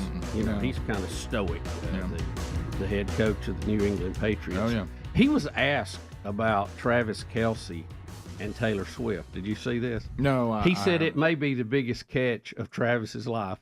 That's funny. Well, there's a lot that comes with it. That's kind of like lift kit. You can be glad you have a lift kit, and then you be sad you have a lift kit. But But anyway, just within seconds, Rick. Yeah, within seconds. And Travis, if we look at the history here, folks, let's you might need to tap the brakes on this a little bit. Well, let me tell you how the new song about Travis Kelce is going to go, and I can go ahead and write it for you now if y'all like. I'm about to write it, okay? And you have a song? Do you really? Adler said he actually brought in the song already. Yeah, I wrote the Travis Kelce Taylor Swift breakup song. If you guys want it later, 100%. Okay, yeah. 100%. Absolutely. Okay. So maybe I'll just hold my comments. Yeah. But based on the story today, at some point she will be mad at him saying that he only dated her for the benefits to his career. And that's how the song's going to go when they break up. You wanted my followers. You wanted my influence. I made you a bigger star, and that's the only reason why you like me. You thought it was a good marketing tool. That's how the song's going to go. Yes. But anyway, so you may not have gone that way with your song, but I could add a bridge. That's a good bridge. Yeah. Thank you. So anyway, it has helped. So all kinds of things are happening now because what you have in the world of influencers, you have two influencers that have come together as one power influencer couple. And as far as being an influencer, Taylor Swift is superior to Travis Kelce as far as mass appeal and a bigger audience, I would think, by far. So now his followers have gone up by, what, 300,000? Rick, just here are the numbers so far. Yeah. And I'm sure these will change during the week. Right. His NFL jersey sales are up 400%. Put that in the song. That is at $175 a jersey now. Okay, NFL official jersey price. He has gained 300,000 followers on social media, and even the Chiefs have gained almost 18,000 followers to their social media. Well, you remember the Swiftie effect, they call it. Yeah, you remember this is when we first started entertaining this relationship that now we continue to have over on the private side with Burgess Ministries and all that with Buzzbox Coffee. If you remember Jeff, who was the CEO there, he's since sold it off to his son-in-law and to his daughter and is kind of retired now. But you can go see his TED Talk when he was developing. He was early on this influencer thing, and they were kicking the tires on it. And he said, what you're going to have is people will establish a tribe, no Native American pun intended. Right. And what people will do is then pay you to go tell your tribe to go to their product. And that's been happening before, but now it gets more specialized. And so what's happening now is the Swifties, which is Taylor Swift's tribe. Yep. Are now being told they should like the Chiefs and Travis Kelce because that's her new love interest. So she takes her tribe and now it's giving it to them, and so that's how the song's going to go. I sold jerseys for you, I made you a bigger celebrity. I made that, and when you dumped me, I realized that's all you cared about. I don't know if Travis Kelce really cares about No. all that I'm just telling you stuff. how the song's going to go. Yeah. I know what his motivation is. Yeah. There's several interviews that have come to light now where he discussed his views. Let me put it that way on dating.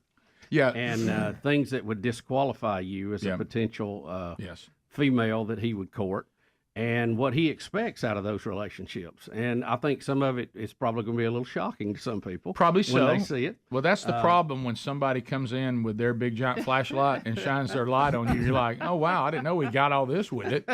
But I think women with their songs, their poems, their sleepovers with all their girlfriends when they all eat sweets and watch rom-coms when they're dogging some guy, they always think that our motivation is so much more complicated than it really was. Right.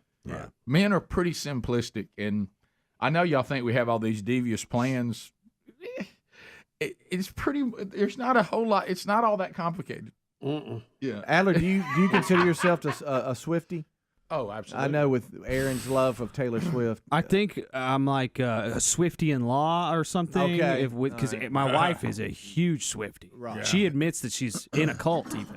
Right. I mean, it's so crazy. So does she now like Travis Kelce? She's being told to. She doesn't. She always.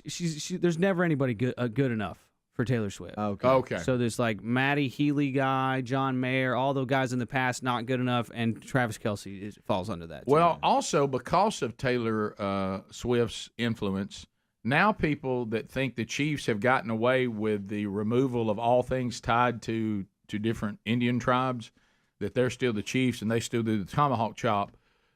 Somewhere I don't see big numbers. There's supposedly people that are still mad about that, and they want Taylor Swift to tell Travis Kelce he needs to be outspoken about it. Well, we have two stories, and Rick, they're all over the road today. It doesn't appear that the Indian folks have got, they're all on the same page. No, they're not. No. Because they have one group that is calling on Taylor to use her influence now with the Kansas City Chiefs to end them doing the chop.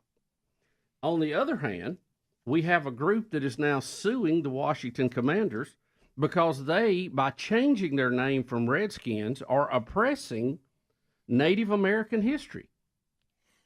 They want the name Redskins brought back. And we had this story a couple of weeks ago, and we thought, well, is this even real, or is this some fringe group? Well, they filed a federal lawsuit. That's crazy. You can't have win. nothing. You can't. Yeah, That's you the got to reason. give. You got to Can't give make nobody. people. If you want to change people's opinion or their political situation or influence them somehow, you have to give them a place to land. Okay. You can't take away all options. You can't fence them in, because if you do, they're only going to fight back because that's the only choice they got. You have to give them an escape route that you want them to go on. Okay. I'm just giving you the insight here to high-level negotiation. 100%. You have to give your opponent a place to go that you want them to go. Right. And you try to herd them in that direction. If you completely surround them and you think you're going to destroy them somehow, they will fight back viciously. Yep, come out of the corner. Yep. So, yeah, it's and that's the reason why, back to we've said this 1,000 times, if you're someone who responds to mobs, then another mob that's opposite of that mob will now want you to respond to them. So be careful when you start allowing the mob to tell you which way to go. Another mob will be waiting. So there it is, the latest update on the Swiftie Empire and the Kansas City Chiefs. This is going to be a fun ride. We'll be back. Rick and Bubba, Rick and Bubba.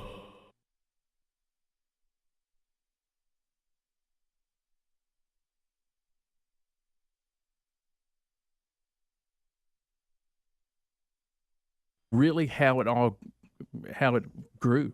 And so we've been able to help 9 different families with chairs, and then some other people with just different types of equipment. But the thing that we see, independence. These kids, when they say, I would love to be able to go there, but they can't get there.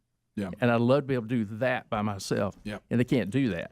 But when they have the chairs, they can go do that themselves. Yeah, and outdoors is a whole nother deal. I mean, if you're in the chair, it's one thing to say I'm on pavement or I'm moving on floor, a ramp or something. But when you're headed out into the great outdoors, you need a whole different kind of equipment. For the visual of it, Rick, think about a heavy-duty, all-purpose wheelchair kind of situation with tracks on the side of it. It's really cool. It's like like you would see on a bulldozer, and it literally can just go anywhere. The way it's designed, it's amazing. Yeah, I have a friend who's and of course this was the brothers with their dad, and the stories they told me of trying to get him out duck hunting or deer hunting and trying to carry just a what we call a normal chair. Right. It's the love of a family for their dad is what it is. But boy, it sounded like a absolute nightmare. Yeah. And then I would think for you, Grayson, if you're the person in the chair, now you're starting to feel like, okay, look what everybody's having to do, and there's nothing I can do. And so it really has so many benefits, not just for those who it makes it easier who try to help, but like you talked about, independence. You keep talking about that over and over again. Yeah. Now I can actually go out by myself. I don't have to rely on somebody or feel bad that somebody has to carry me through the woods, right. Which is what Dad used to have to do, because that chair can't go many places at all, especially in gravel or sand. Just anything. It's really hard to go even through a little bit of dirt. Yeah. No, it sinks in. It's just hard to roll. Yeah. Well, I hope this will help, and then also you guys, the awareness that comes with that. Now there's people that will come alongside you even beyond the charity charge. Yeah. So thank you for what you guys do. Yeah, we hope you get up to helping 90 families. Yeah, I think that'd be brother. great. And we will. That's the thing. We will. And this, I hope this continues to grow. And I'm with you. I think it will. Yeah. And so if you want to find out more about Outdoor Ability Foundation, it's in show notes, outdoorabilityfoundation.com. All the information is there. And thanks to all of you that went out and ate at the participating Buffalo Wild Wings. And thank you, Tim, with the Buffalo Wild Wings for the check. We'll get a picture with that coming up here in just a minute. And then next comes up Monday. Yeah, we're going to go Monday, 10% of our food sales at our Birmingham area locations. There's 6 of them here in Birmingham, and then we also we include our stores in Tuscaloosa and Pell City, Alabama, too. So it will be for Highlands College in where's Helmsy at? I was going to ask Helmsy to kind of Highlands College. Helmsy has been taking the courses there, and if you're not familiar with what they do, you can go to highlandscollege.com. This is another great organization, and I know that Helmsy has benefited from it with his studies, and so I know he was going to. I think he's eating some chicken. We'll come back. I was just talking about this, and we'll get to some of these other stories, but I was just talking about this because I went to young Adler, and I said. Young Adler. I said, did you miss the crank call era? And he said, I did. He said, caller ID came around when I was about 8. He said, so I got a few years, as a kid. But guys, I want y'all to understand. Rick got him in his prime. Yeah, for some of you out there, you don't know. You're not old enough to know. That, listen to this, because I can remember it vividly as a kid dealing with your parents, because this is how life at one time actually was, and we did survive it. You had a phone in your house, and it rang, and you had no idea what was on the other end of that line. That's right. No idea.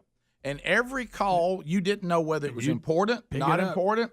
And I can so remember the first time as a kid, you would answer the phone, hello, and it would be somebody your parents didn't want to talk to, and they'd be like, no. Yes. And they would start giving these signals. They're in the bathroom. My dad had his head cut off. What? And it's like Rick, you remember that one guy that used to call that's what didn't want. He'd get mad because we would. I mean, I was a kid. We were dad. Dad, we're kids. We don't know you don't like this guy, but this guy can't call himself. See, we've always had It's not as bad as it was now, but there were still people that couldn't call themselves then. Oh yeah. But here's what you don't. Is your daddy around? But that's what he would say. Yeah, Greg. Does he think he's still on? I don't care if he's. Yeah, probably not. Yeah.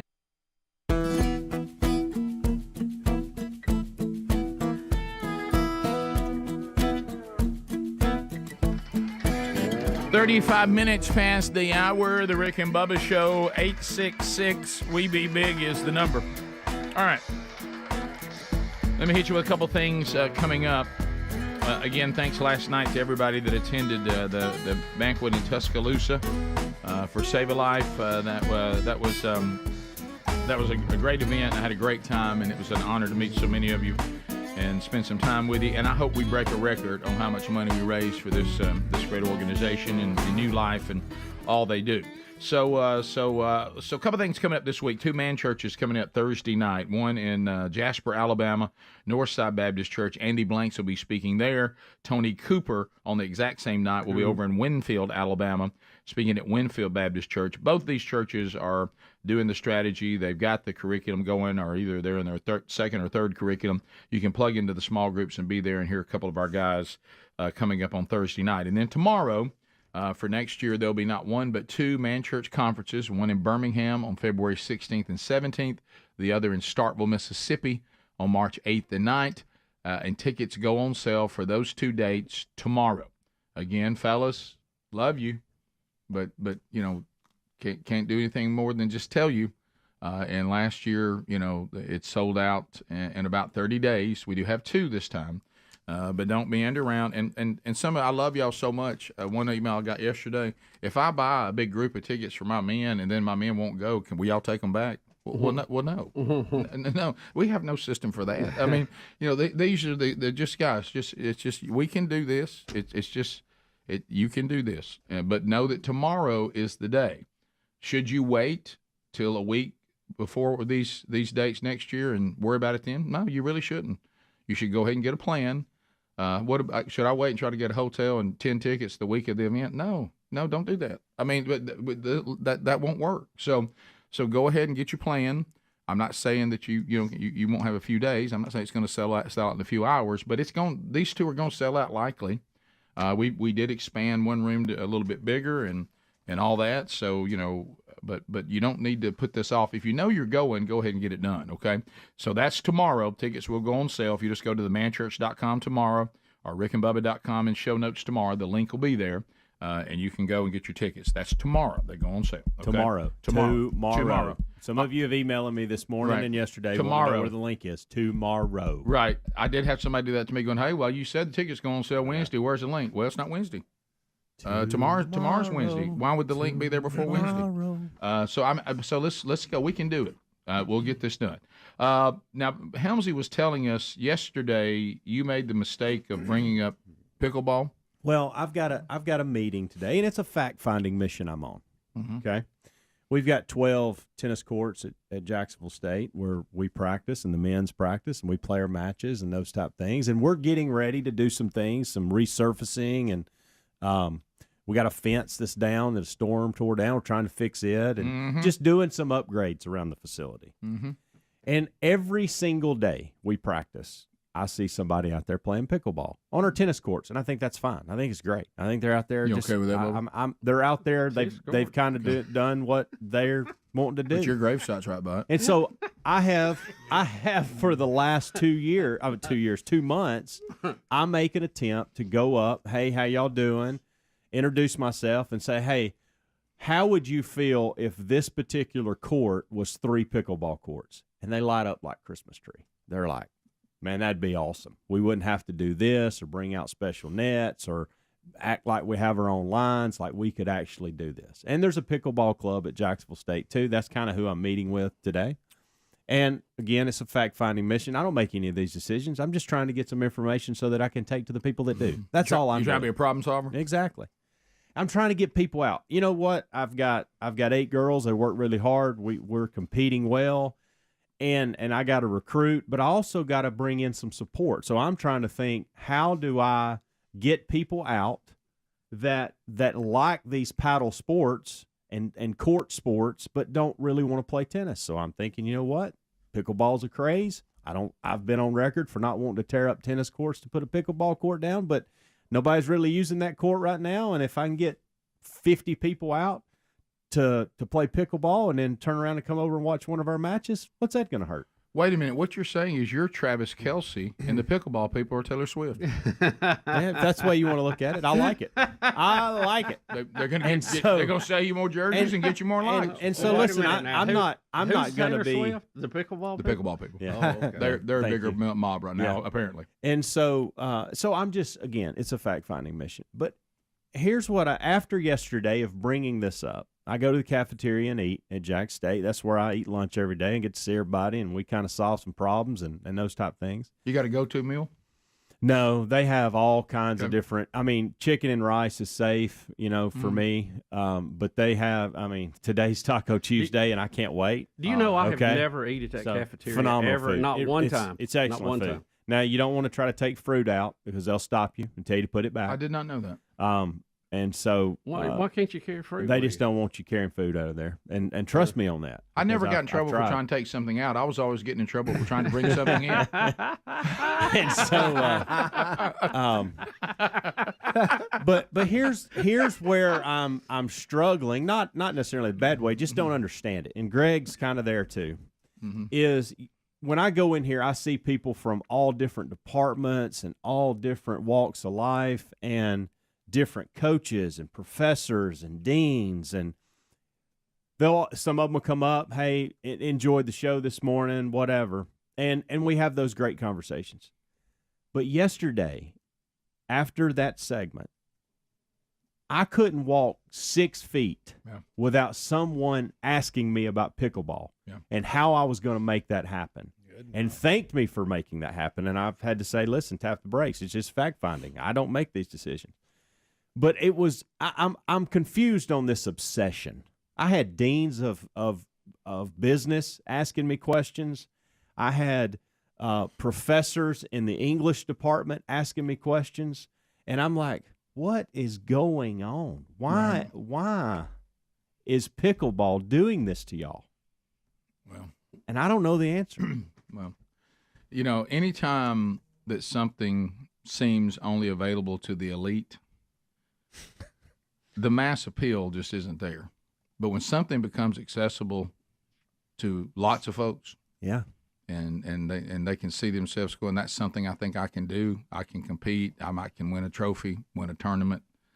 I don't think I could ever be an outstanding tennis player, but I think I could do this. Then you got more mass appeal. Buddy, we do. Got more hype. And listen, I want to help them out. Like, I want to get them out there. I think it would be fun to have them out there, and then them, like, for instance. Can we do something about the sound? I don't think you're ever going to get away from that. Right. I really don't. I'm starting to embrace it. Okay. I'm just going. Well, you better. Well, here's the thing about college tennis. We're loud anyway. We play music. It's like it's like a big party anyway. So I'm just embracing the loudness of the pickleball. But perfect example. We had a sorority reach out 2 weeks ago and said, hey, we want to do a tennis event on the courts. Can we reserve the courts and all that good stuff? I said, yeah, absolutely. Love for y'all to come out. That'd be great. We're actually going to be wrapping up practice about the time that y'all are starting. I'm an ambassador. I'll make sure and help with whatever you need, whatever. They come out, they do an event. It's great. And I'm sitting here, they've probably got 30 people there. And this is for tennis. And I'm thinking, what would it look like if pickleball was right over here? There'd probably be 200 people here. Right.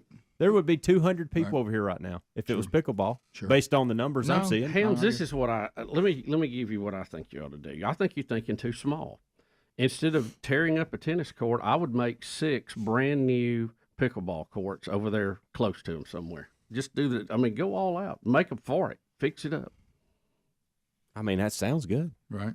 I like the idea. Do you think you can? Don't know that we have the property or funding for it. Can you transition? Well, just get a few dollars off that South Carolina game. Look, bring the doctor. Science loves that. Yeah, hey, bring the doc in. Bring the doctor in. I'm trying to pull him in. So how he's not involved in this? Watch out! I don't want to be that guy. He's the face of tennis. He's Dr. Bussey. He's Jacksonville State's favorite son. How have you not got him involved? This is really his. Hey, you talking about a wheelhouse? It involves tennis and Jacksonville State. I know. Good gracious! I know. So true. Well, he's had some. He and I, and he and the president, and he and the athletic director have had multiple conversations. He and the men's coach, I think, have talked. What about ambassador? I mean, what about alumni of the year? Mike Succo, Coca-Cola. Good gracious! Let them build it. I mean, build it and they will come. You know what they said? You know what Succo means in English, don't you? Steak-archy. Listen, I'm up. I'm up for anything that gets people involved with what we're trying to do. Okay. But you were a little shocked at the response yesterday. I don't understand. You were shocked. I was caught. I literally couldn't. I mean, listen, there's times where I'm pulled away and we're talking about, Greg did this and Speedy and his invitations and y'all doing this and Bubba this. That's every day. But and listen, no one touched has. The vein. Hey, I hate to break. No one has stopped me other than to say congratulations for getting the tennis job and hope y'all do well. And I see you practicing. So tennis is really not brought up in the discussion. But yesterday I couldn't walk 6 to 8 feet without somebody mentioning pickleball. Are you okay that you can't get people to talk about tennis, but they won't shut up about pickleball? Yes, that's part of it. Okay. But you know what? That's my problem. Mass appeal. I'll deal with that. Mass appeal. But I want to help these people out too. Yeah. I'm really in a tough spot. Rick and Bubba, Rick and Bubba.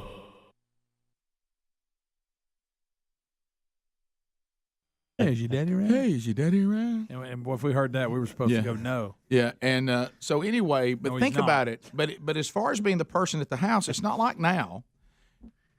This guy you don't want to talk to, his ring sounds just like people you really need to talk to. Yeah. You don't know. You don't know. I mean, you chance it if you don't get it. Right. And and two, at least where we grew up, we had a local TV station that did a contest 2 or 3 times in the afternoon. One above his favorites. It's called Dialing for Dollars. Who didn't do where that? they would just pick a random number out and count call. and the amount. If you knew the count and the amount, you won the prize. So.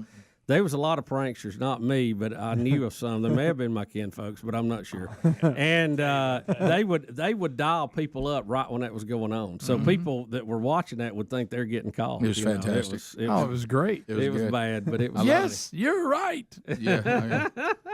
Well, I can remember too. You win a donut. I got creative and with then it. I ended up running camera for that too. Oh, wow, later bro, on. you And aged that was yourself really now. funny. Picture It was that. funny. Yeah, it was. Because I could hear what the people were saying back to Bill Hagler that y'all couldn't hear at home, and it wasn't always good. And he held it so well. He did. He handled it great like a pro. But I started getting I wanted to be innovative with it. So I would do things, even as like a kid, the way our minds would work, where I wanted to get creative with it. You had your standards that we've already mentioned, but I would do things like somebody would answer, and I'd go, so what do you think? Huh? What do you think? Should we do that or not? Huh? And then one time I called and just went, why?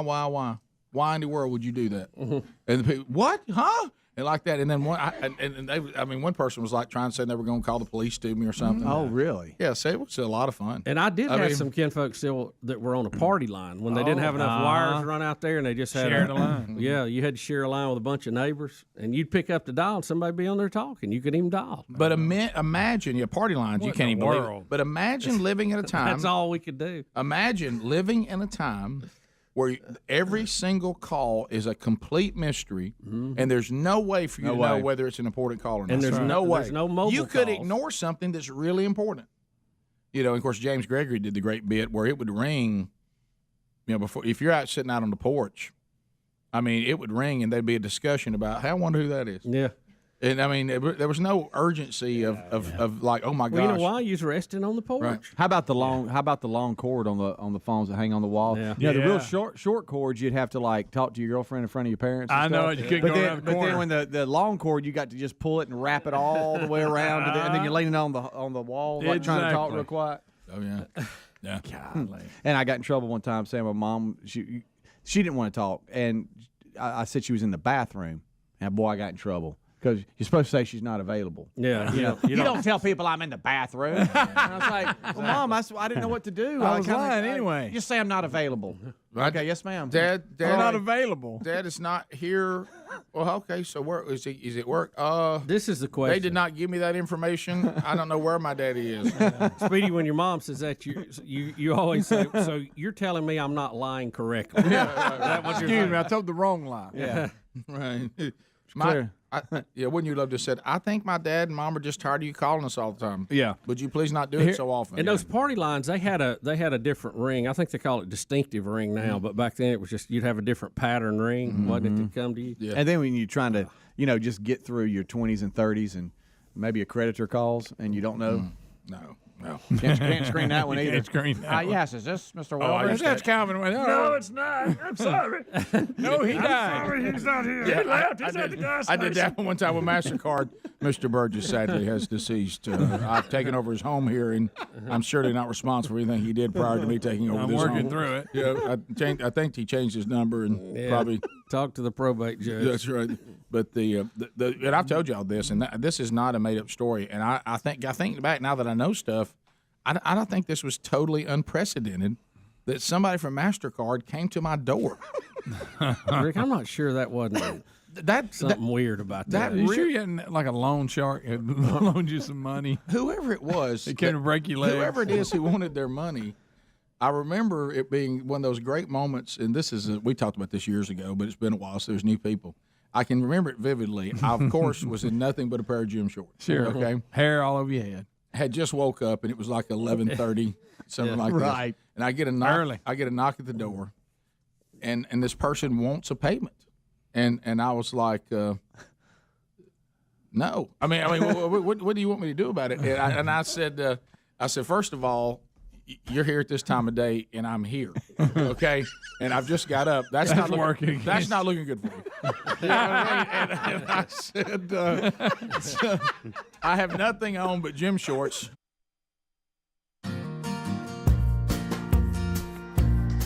Nine minutes to the top of the hour, the Rick and Bubba Show.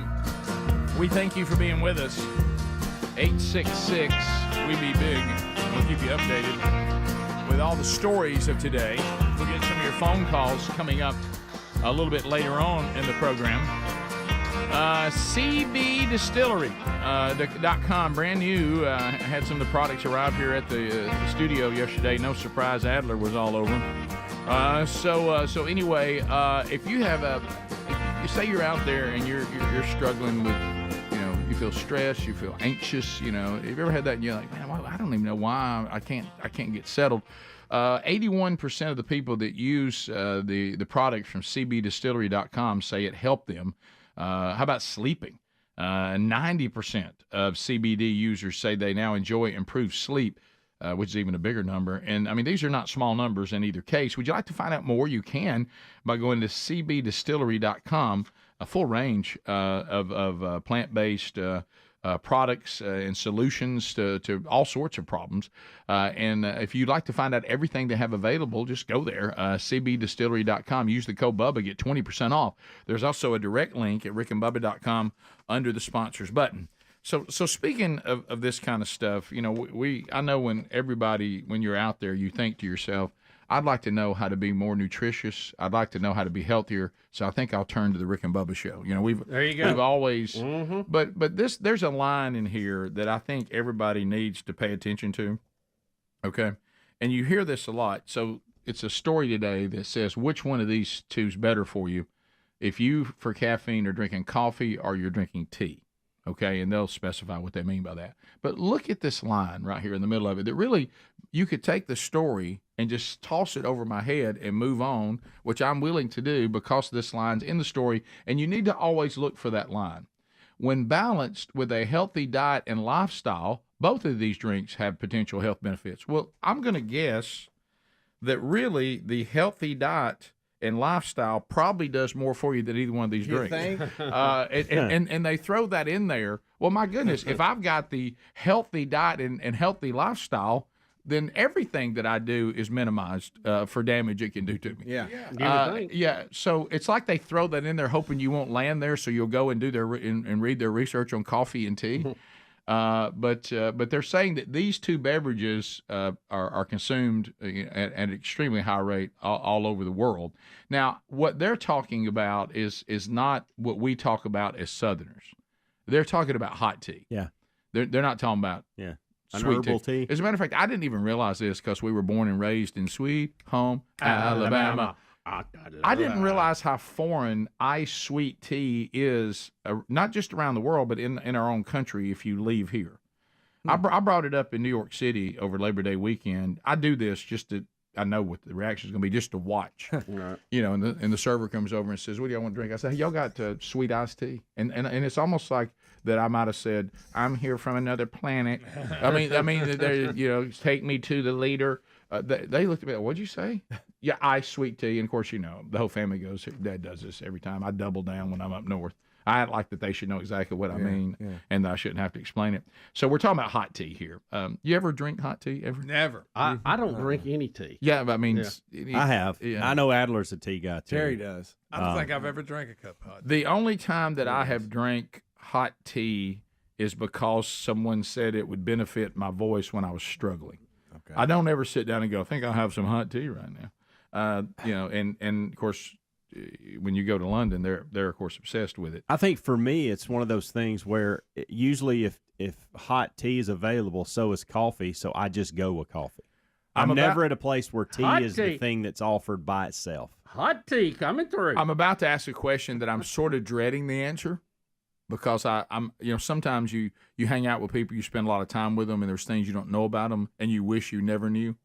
And I'm worried that if I ask this question, that it's going to be one of those days for me. Oh, wow. Is there anybody in this group of 6 grown men from the South who hunt and fish and like American football?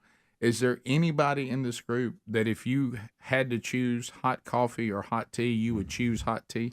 No. I think you got one, maybe. No, I drink coffee year round. I'll drink hot tea during only the colder times of the year, but if I had to choose, I'm probably going to go with coffee. If I had to get my ultimate coffee and my ultimate tea, I would go with coffee. Don't worry, Hams. I took a look your way, too. I know you did. I noticed. That's why I turned around and looked at Adler. Right. I was trying to get it off me. So you're coffee, too, right? Oh, 100%. Okay. I've only had tea like a couple times, and I was just trying to be sharp. And I know over here there's no need to even ask Greg or Bubba. And Speedy, I don't think would even ever be in that game. But I worried about you and Adler. I'm just going to tell you I did. He may order it by accident because he's not sure what to order. Or he could be pressured into getting it too. No, right. Peer pressure. I'm coffee. I rarely drink, coffee. Right. But I saw something weird with you this morning. I mean, it was before 5 a.m. and you were already drinking coffee, and that's rare for you. A little cup. I know, but it was rare. Did sleep good? No.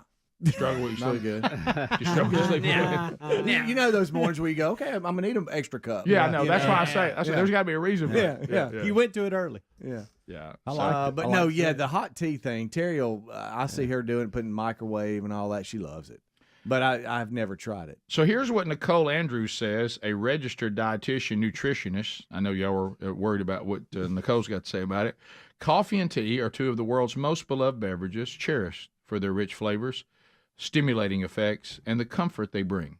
Beyond their taste and aroma, research has shown that coffee and tea offer a range of health benefits, and they may even help reduce the risk of cancer. Both coffee and tea are rich in sources of antioxidants, which are compounds that protect our cells from damage caused by free radicals. And, of course, free radicals can harm DNA and other cellular components, potentially leading to cancer development. So she says they don't really come down saying they're saying really when you look at both of them, they're about the same, and they're both healthy really for similar reasons. And they said the thing you got to watch, and we've seen this, we've all done it when it comes to really any food that's supposed to be good for you. It's good for you as long as you don't start adding a bunch of milk and sugar and all of that to it. Then it minimizes greatly the benefits. So because then you start. We have to make it edible, Rick, somehow. Right. I know. So anyway, they came down and said when you really look at both of them, that one really doesn't seem to have the advantage over the other when it comes to the healthy part. So really, you just pick the one that you enjoy the most. So and they both, Bubba, as you know, are a natural laxative, something I did not know when I first started drinking coffee. You might want to be standing by for that, okay? Yeah. So you get but don't miss this line. They do all this stuff about coffee and tea in the article and basically come down on both of them are about the same.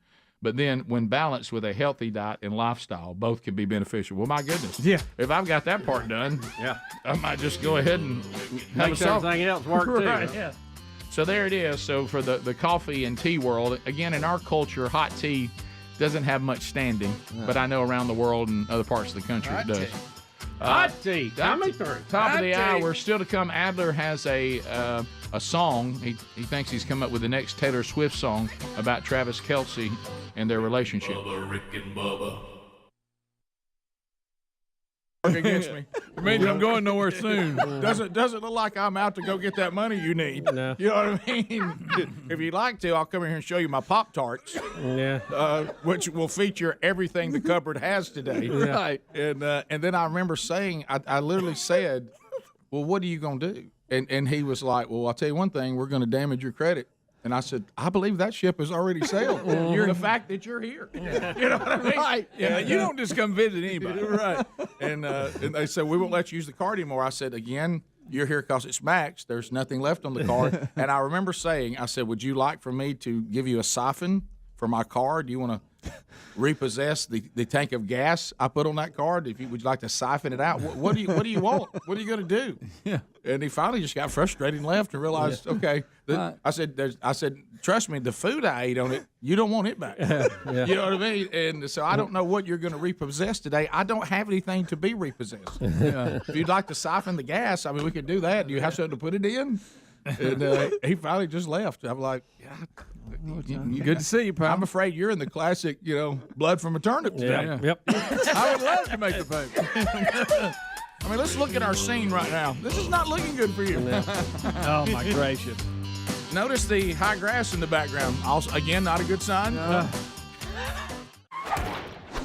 Here's a question, and I don't want to steal Adler, I don't know if you're ready to talk about this or not. He had an idea of ending the year with something pretty big since it is the 25th year. Somebody wanted to know, are the daily documentaries coming back at all in any capacity? Would they come back? Yeah, I don't know. I don't know the answer to that. Why would you do that to him, Speedy? Yeah, well, I mean, he and I were talking about something. He had. I can answer. No, that'd be incorrect. That'd be a zip. Well, the last few days of the year, though, they Here just comes might. Adler. All right, guys. So I'm going to back time the last 25 shows of the year. Right. Okay. So whatever that is, big year ender will be show number 25. We'll be doing the big, 12 working days of Christmas. There's going to be a lot going on. It's the end of the 25th year. So Daily Documentaries for a 25-episode run will be making a return to end the year 25. I was just talking to Speedy about it, and that seems like a long way off. It seems like a long way off. Get here. It'll never happen. You think that there could be till mid-November when you start them and you got family things. That's right. That's right. When you think Jesus will return before then, or we'll all be dead. That's right. Something will happen. Right. Now my birthday's in there. Still gonna make it happen. Right. And I would like to point out too, for those that are just listening, it's not that Adler got lazy. He's actually gotten more busy. Yeah. And that's the reason that he'd work till 8 o'clock at night. Yeah, that's the reason he can't Did do you do it. 100? Wasn't it something? I did ridiculous? 100 episodes. 100. Yeah. Goodness gracious. Wow. And that will be leading up to the end of this year, which is the end of the 25th year. I'd like to start the first shows. Rick, I'm gonna ride to work with you that morning. Just get you to talk. Just talk about going to work. When is this? I need to get some. I'll get on the calendar. It's gonna be like real ESPN documentary style. Yeah. Oh, cool. At least that's the goal. Yeah. How do you get to work? I'll ride with you, Greg. I'll probably just go like 10 minutes down the road. No, you got to We'll get just an need to Uber all count the way to back. my house. So should I got to pick you up in East Bogan. Yeah, we got a new guest room if you want to just come spend the night. Okay. All right. But you got to pay. So 25 shows back from the year end. You're gonna have to pay. All right. And we're gonna go out with a bang this I year, love it. guys. I We're love gonna it. do I love everything. We're gonna do the Wallen Cups again. It's gonna be awesome. How much longer should we expect your hair to get? That's a great question. That's a question here, too. Because I now like he's that. turned into mini Jesus. Yes, he has. You know, Yes, he has. Yeah. It's like I do small miracles. right. Nothing big. I can split the water in a pool. That's it. Right. Sure. Right. Yeah. Of course, that wasn't Jesus, Chris. That was Well, that was indirectly. Moses. Yeah, that wasn't Jesus. He but played a part. Yeah, he did. People want to know. Actually, it was the Lord. People want to know if Kevin is okay. So how much longer? Kevin's fine. Hey, for all the people that like to troll on my social media saying Kevin is dead, that's not cool. It's actually Are they getting still in my doing head. that? Yes, it's still. There's That's like one guy 5 that does years it every now. time. Every single time, unless you hear directly from me, my dog Kevin is still alive. I get emails from sweet old ladies all the time. They're like, "I'm so sorry to hear about your fur baby," all this stuff. Yeah, unless you hear it from me, Kevin is alive. Also, daily documentaries are coming back. Rick and Bubba, Rick and Bubba. Rick and Bubba, Rick and Bubba.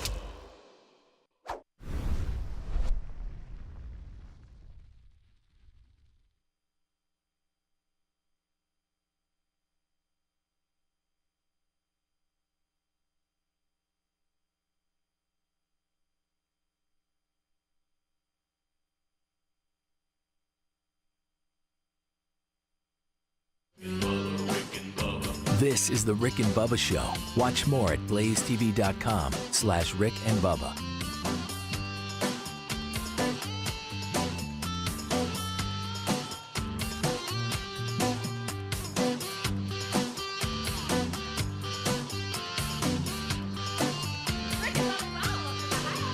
Rick and Bubba, Rick and Bubba.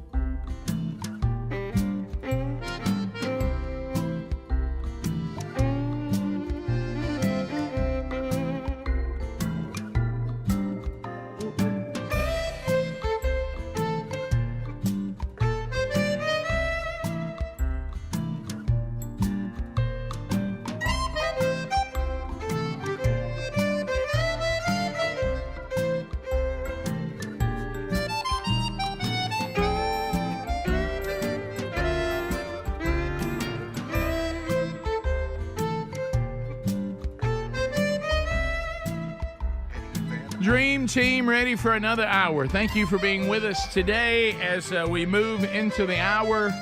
As you heard everybody here, still to come this hour, it's going to be action-packed. We've got a motivational video for the real Greg Burgess for the upcoming crap run coming up on October the 7th. And this motivator has been with us before. Eddie Van Adler has written a song that kind of gives us a foreshadowing of the song that Taylor Swift will soon write about Travis Kelce and their relationship when it all goes south. That coming up this hour as well.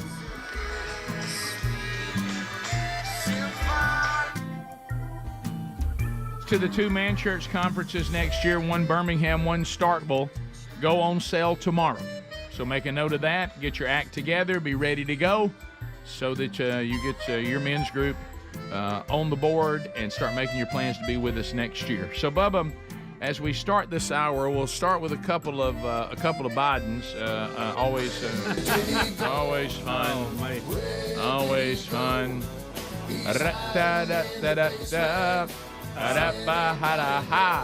Basement Joe. Well, when you have a guy, and I fall in this category. There's some things I just can't say. I'm not really wordsmith, and when you have the president and his failing age and all this, I don't know why. I for the life of me, I don't understand why his handlers keep putting him in this situation. I blame them now, not him, because we know what to expect from him. Why don't you have somebody set these things up with the difficult things to say so he doesn't have to go through the mud to do that? Yeah, because it's embarrassing. I feel sorry for him now. Yeah, it's like if somebody sat down with us and we've all worked together for a long time. If you brought up certain scenarios and I didn't think that the particular person, including myself, was the right person for that, I'd say things like, "Are we serious about letting Burgess say this? Are y'all kidding me?" Well, I mean, we have commercials that come in that have words. Yeah. A lot of times that I can't say, and there's a few you can't say, and we have to flip the script so that the person who can say it better says it. And I mean, you just do that so it works out. But that's just us. I mean, you got the president of the United States, leader of the free world, and you're putting him through this? Well, here's what I don't get that. Well, here's what I'm starting to think, because it's the only thing that makes any sense, okay? I'm starting to think they're doing it on purpose so when they do not put him up as their candidate, maybe that's it. Everybody can say, well, of course you can't. They're trying to run him into a tree somewhere. They're trying to run him into a tree. I mean, there's no other logic to it, Bubba, to your point. Yeah, well, they would be, or lack of logic total. And if you look at some of the other issues, maybe it's that. Here he goes. He's going to try to take on the Pacific Islands Infrastructure Initiative. All right. So this should be fun for everybody. So here we go. So today I'm pleased to announce we're working with Congress to invest $40 billion in our Pacific Islands Infrastructure Initiative. We call it the PI anyway. It doesn't matter what we call it, but that's what it is. I was going to get back to acronyms, and I'm going to withstand not doing that. He can't even. Y'all, Rick, this is not a guy over at the old folks' home who plays checkers out front on the barrel. This is the leader of the free world. Okay, yeah. I'm telling you that somebody's gonna pay for this on the other side. What y'all are doing to this guy? Well, what he's doing to us. I mean, I've always been embarrassed because he's representing us. I mean, and we're an embarrassment. He's the point man. There he is. Well, and we're not done with the first term, and you think he's going to do another 5 or 6 years? No. Well, he announced, Bubba, I'm running again. Yeah. Who? Pat on my back. Who thinks that is even possible? No one, Bubba. No one. I don't know no where one. I'm at, but There's I'm not a running. human being that thinks that unless somebody who has the same issues he has. Have we got a Dave somewhere we don't know about? Is that the plan? I mean, what's up? Seriously, not kidding. What's ironic on this one is he got through Pacific Islands Infrastructure Initiative. Right. It was the acronym that tied him up. That got him. All right, next. Now, what they're trying to say to him is there's a strike going on. You're going to talk to the car companies in Detroit. What's your message to them? And you won't believe what his message is. All right. Are you concerned about your polling, sir? Look. What are they doing? Did y'all hear that? What did he say? Stay under the speed limit. Helmsy. What? They asked him before he goes to talk to the companies, the car companies in Detroit, about the workers and the strike. What's your message to car companies before you go to Detroit? He replied, confused, stay under the speed limit. What is this gathering we're looking at? Well, again, here? this is obviously international leaders that are there for something. Stay under the speed limit. Why are they shouting questions at him about that? I agree. Why is he squinting so bad? He doesn't. The sun's not even out. He needs his aviators. Yo.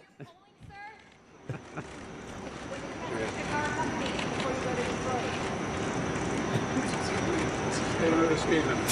Stay under the speed limit. Good night. Stay under the speed limit. You're supposed to answer something like, for the good of Americans and for us to be able to compete with the rest of the world, we need to get a deal that's fair for both sides. That's going to be my message for them. Let's see if we can't find a win-win. Yeah, let's find a little Not common stay ground. under the speed limit.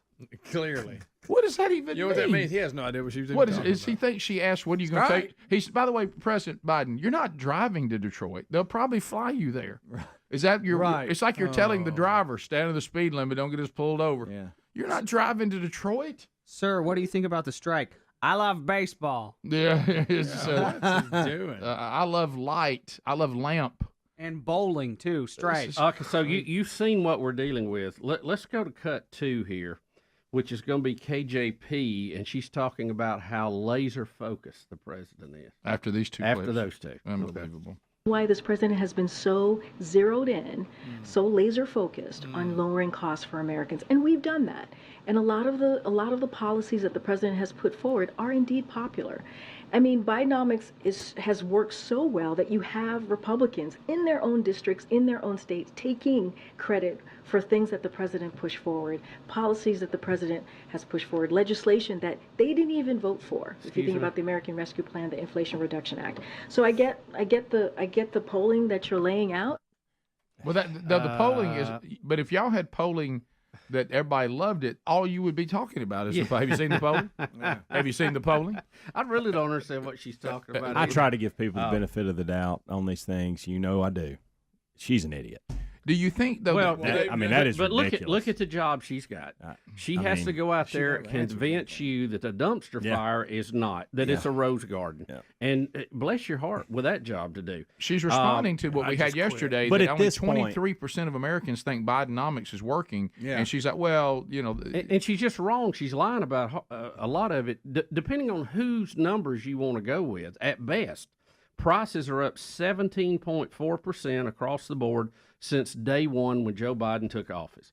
That is a fact, and you can't get around it. And everybody that goes to the gas pump, everybody that goes to the supermarket knows that. Everybody that does anything knows that.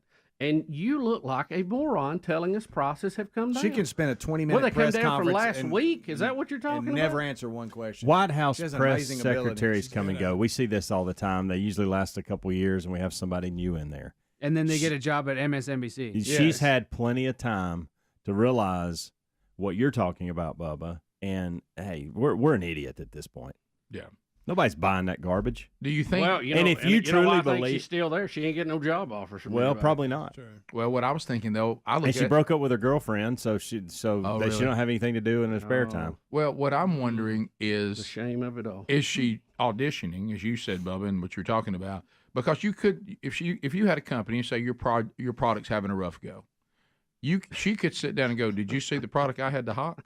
You think I can't take care of this? That's a good point. Yeah. You know, so she could be auditioning for the next job. You know what? She could get out there and sell the new COVID shot because it would be easier than what she's had to shovel at the White House. Listen, we can agree and disagree or whatever. She has a different opinion, but at this point, it turns to idiotic. I mean, it is. It's not about I just believe different than you believe. Right. No doubt. All right, we'll come back. We'll go phone calls next. 866-WE-BE-BIG. The real Greg Burgess takes the helm. We'll talk to you and find out what's on your mind when the show continues. Rick and Bubba, Rick and Bubba. This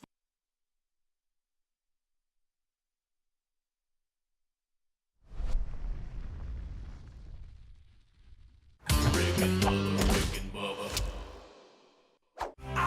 Smooth ride and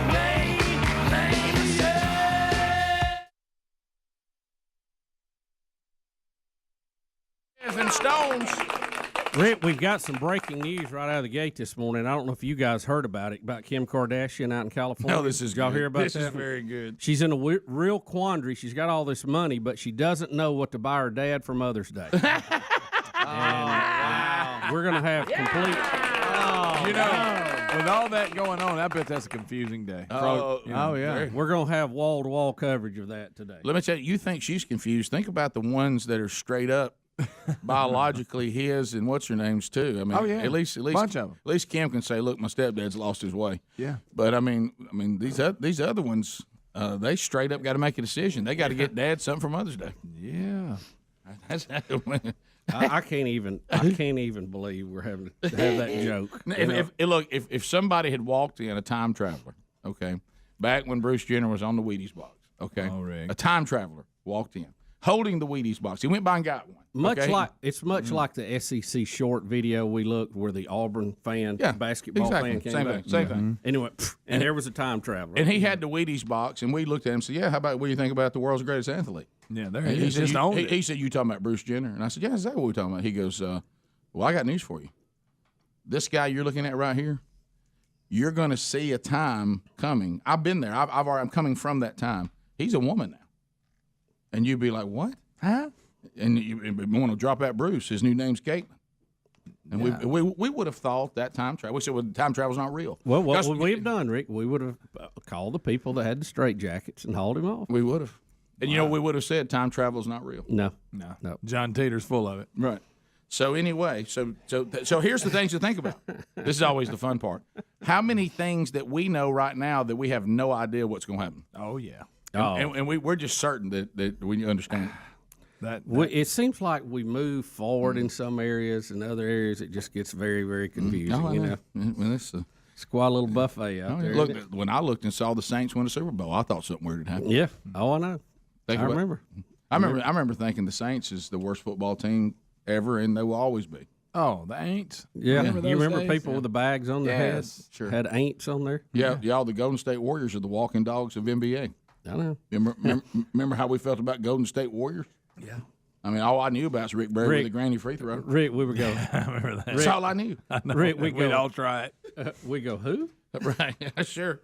It would be like somebody now coming back and saying, guys, put your money on the Sacramento Kings. Yeah. I don't even remember seeing the Kings play on TV. Do they still have a team? In the last 20 years. I couldn't tell you what their colors are. I don't even know what their uniforms look like. I agree. I don't either. And the Clippers were almost that way, too. Oh, sure.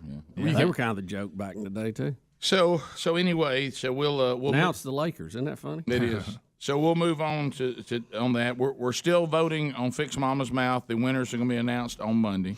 We got that. Don't forget it's Mother's Day this weekend. Betty Lou Bussey has a birthday today. Yeah, happy birthday, Bet. And she decided to give herself a gift by being away from Bubba. Right. So that's the gift that keeps on giving. That's right. That's the one. So and we told you. Look, everybody deserves a break. We told you that a little Bubba goes a long way. Y'all know that better than anybody. Well, let me tell you something. But Betty and I have a lot in common. We're both married to Bubba. So anyway, we got a lot to cover today, and there's some stories that we'll talk about that were included in these interviews. So it's an action-packed Friday edition, I'll tell you that. We'll be exhausted and ready for the weekend by the time we get to the end of it. Looking forward to interacting with you, too, at 866-WE-BE-BIG.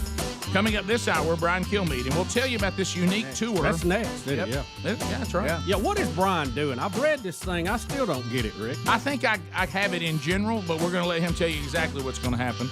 Will there be juggling and ponies? That's all that's missing. Kilmeade's next. Rick and Bubba, Rick and Bubba. Rick and Bubba.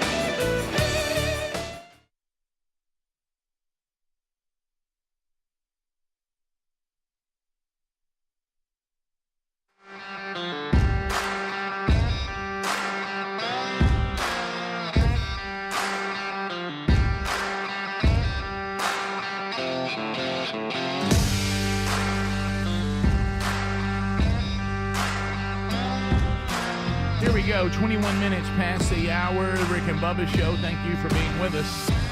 It's phone troll time. That means an opportunity for lots of folks to get on the program, the largest number of people in the shortest amount of time. Comments, questions, bringing information to the table, meaningless shout-outs, shameless plugs. They'll get an instant buzzer. This is designed for a lot of folks. Now, don't let this new authority go to your head now.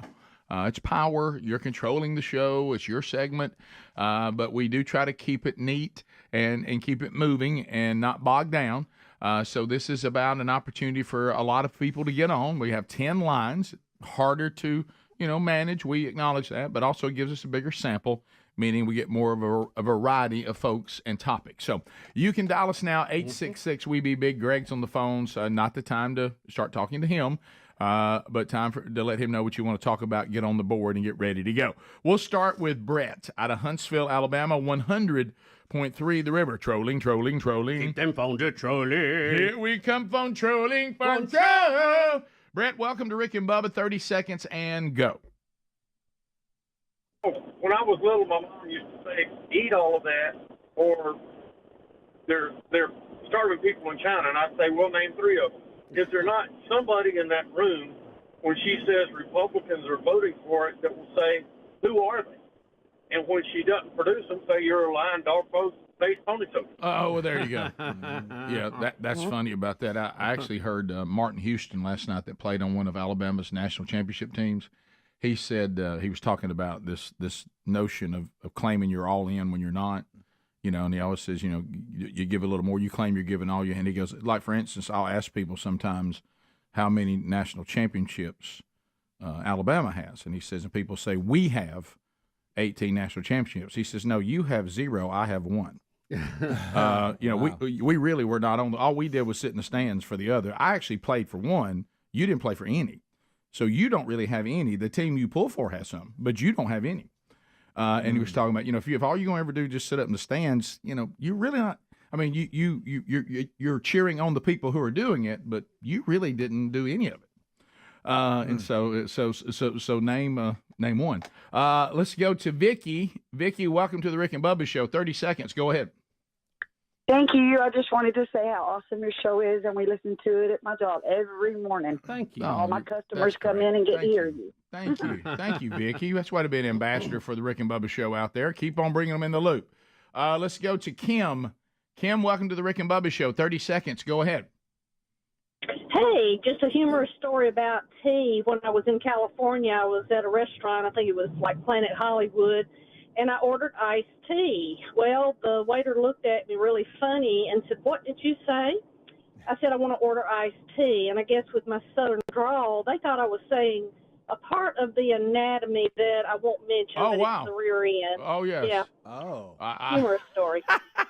I love the show. Thanks. That tastes funny. Yeah, excuse me. So they thought that was a version of tea? They thought, well, I've never heard it called that before. Yeah. Lines are available. If you want to try to get in, you can. 866-WE-BE-BIG. We go to Tennessee, where another Brett is standing by. Tennessee's version. Go ahead. Hey, yes, sir. Do we see a correlation between the record profits that corporations are raking in and how we're all struggling here in the mainstream America? Transportation costs, I can tell you, is in the tank, but I don't see the prices coming down at the store for the transportation costs that they've cut in half, and it's now adjusted for inflation, 1950s wages. I think I followed that. I think you're saying that the cost of things and the ability to produce things, at least for transportation, you think has come down. Why aren't the prices coming down? Well, there could be a number of reasons for that. But yeah, I really didn't follow all that. I think he's trying to say that the profits that companies are making, they're being greedy. They're pretending that inflation is causing them to have to charge high prices. But if you really look at it, their cost of making the product, delivering the product, in some areas is coming down, so the price should come down to reflect that, and it's not. I think that's what he was saying. Well, so they're greedy. If that is the case, I would say I'm not aware of these prices that are coming down. Well, he says they should be, and they're not.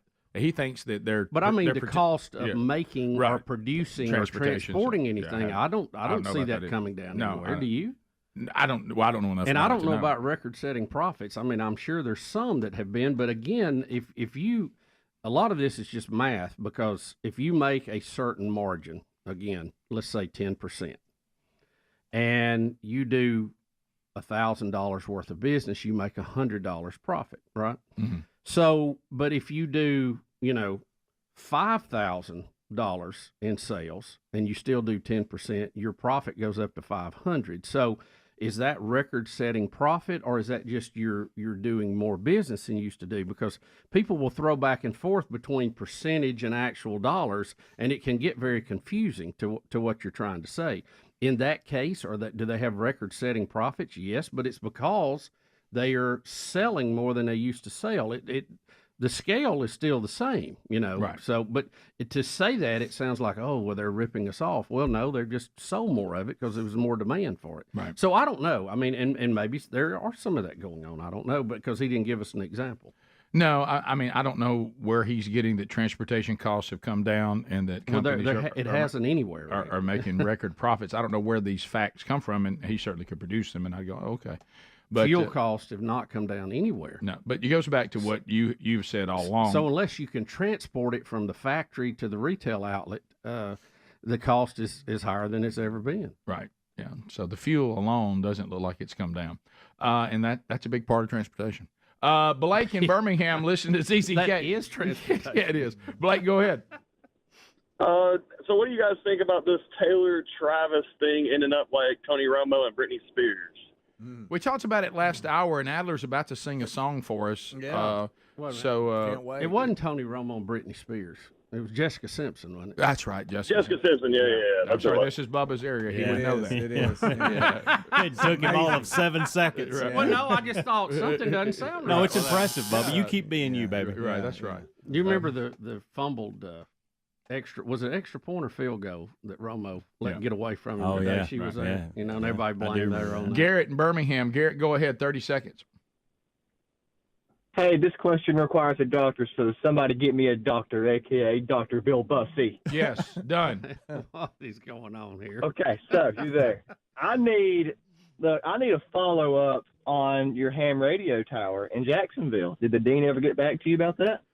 We're still kind of working through that. Oh, that's right. I'm trying to facilitate that with the local ham club, and they've had some things they've had to take care of personally. So we hope to get back on that. But I did speak with the dean of business that communication is under, who I've known a long time, and we're still trying to get that meeting and move that forward. So I hope they can get progress on that. Have you ever thought about pickleball? Mm-hmm. Pickleball is a fine seems to be the sport resource for people to play, but I don't know if it'll hold an antenna up. What about the hams? You have a pickleball tournament for the tower. Ooh. To raise money. Pickleball for hams. And you have to play it with a pocket protector on the button down.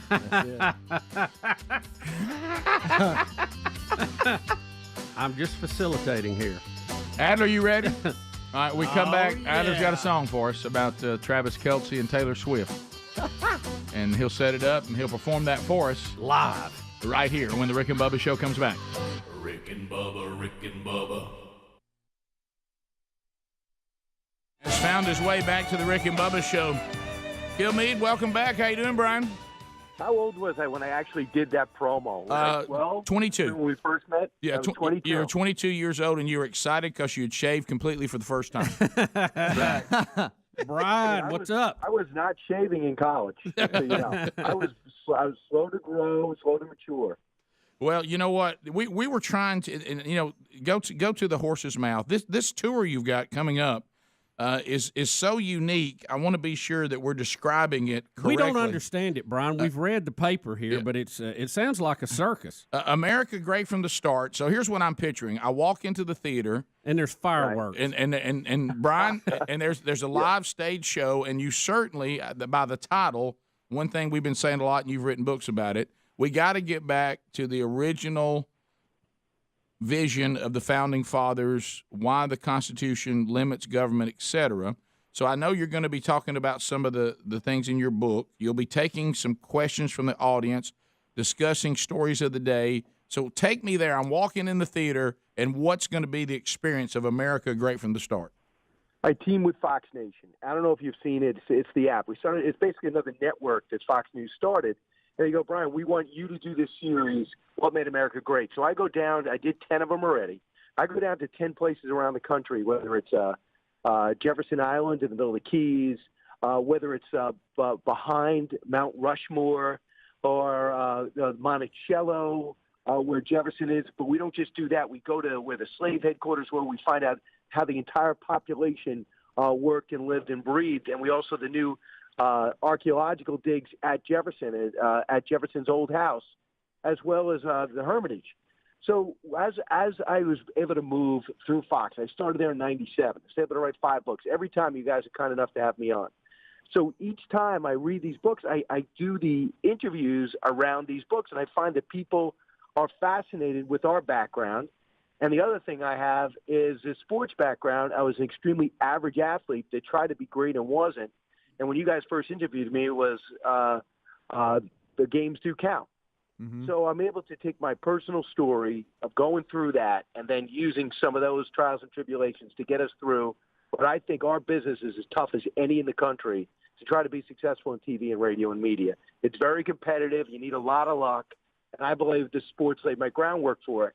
So I thought if I could put that, if I could tell my story and understand it's America's story. So I start with me and I open up with George Washington's Secret Six, average so-called everyday people doing extraordinary things to win a war. And then I bring you to Thomas Jefferson, Tripoli Pirates. Nobody talks about the first war on terror.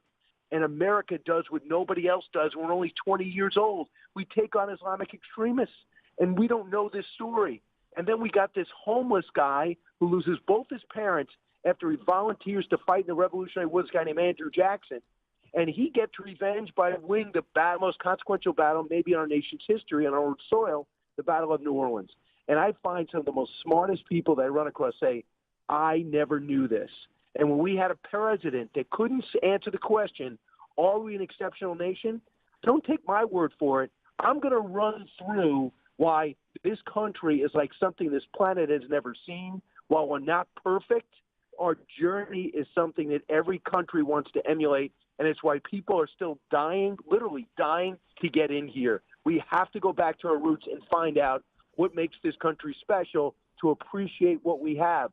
We were born on a championship team and can't appreciate it. Every day we compete for the Super Bowl, and we don't understand it because we were lucky enough to be born here. We were born in first place. No matter where you are, we're in the best country. And my hope on stage at the end with interacting with the audience, and hopefully you guys come down in America Great from the start, you'll see that journey. Gosh, that really, that's a really, really perfectly fired me put. up, Brian. Well, and it's true because if you were born and the country's already accomplished what it was, you don't know how we accomplished it, and that therefore you can make mistakes that could keep the next generation from experiencing what you experienced on the back of these other people. And personally, don't you guys, the thing we love about radio, it's unscripted. We know roughly the topics, but Rick and Bubba, you guys don't know exactly what each other's going to say. It's like a living, breathing slice of life. That's what the stage is. And at a time in which I don't want to appear in front of a group that might be controversial, these people book us and want us to do things. And at Fox, they really don't want us to do much because you never know where controversy is going to spring up. So I said, what if I bring the Fox Nation series and my books to the stage? I don't need a client. All I want to do is get to meet people. I sit in the studio in New York City. 90% of the city doesn't care about us. Your audience cares about Fox with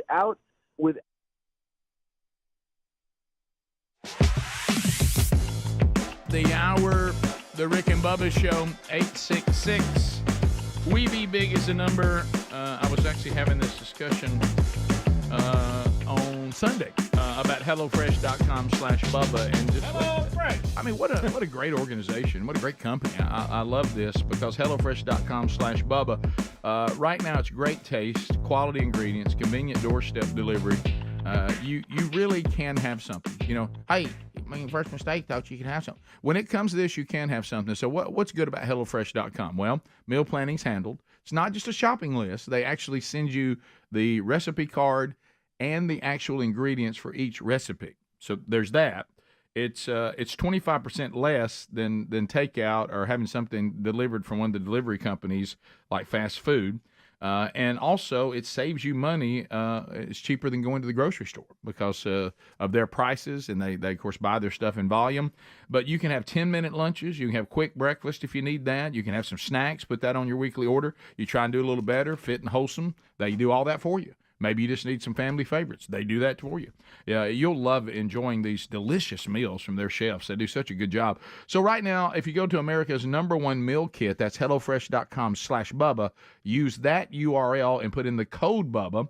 You're going to get 50% off the order, and then you get 15% off the next 2 months. So do that now by going to HelloFresh.com/Bubba. You can find that link at rickandbubba.com under the sponsors button. Put HelloFresh to work for you. You're gonna thank us for that. All right, so Adler, I know that we talked about it earlier, this whole thing with Travis Kelce and Taylor Swift. We all can see where this is headed, and it's headed toward Taylor Swift's next song. And next album, Rick. What about an album? Right, and probably the downfall of Travis Kelce and eventually the Chiefs themselves. But so you have written a song. Tell us about this song and set up what we should expect. Well, yeah, thanks, guys. We've been talking about it a bunch. Bubba said yesterday on the show, I can't wait for the song. Right. And I thought to myself, why don't I just write it? Why wait? There you go. Yeah. You got the talent, baby. Taylor Swift, she can take this. I'm not claiming any rights to it. She takes it to #1 in her own way or whatever. I would just love a couple of tickets to a concert. Okay, for your wife. For my wife. It's not that you care. Not for me. You're doing it for your wife. For my wife. Who's a Swiftie. I would love to not, pull out a second mortgage on my house. Right. Yeah. And I'm trying to get her to a concert. To sit in the rafters. Yes. Yeah, So right. So, I've got a song here. It's the Taylor Swift, Travis Kelce breakup song, and can you guys hear? Can y'all hear that? Yeah, Is that good? We got it. Okay, I'm gonna turn it up just a little bit. All right, yeah, sure. Wow. That picture of him, the picture of him in the background. Check. Hey, 2. Hey, 2. Is that a good mix? This we're doing this I think live. We're fine. Okay. Yeah, I think we're fine. All right, here we go. It's the Taylor Swift, Travis Kelce breakup song.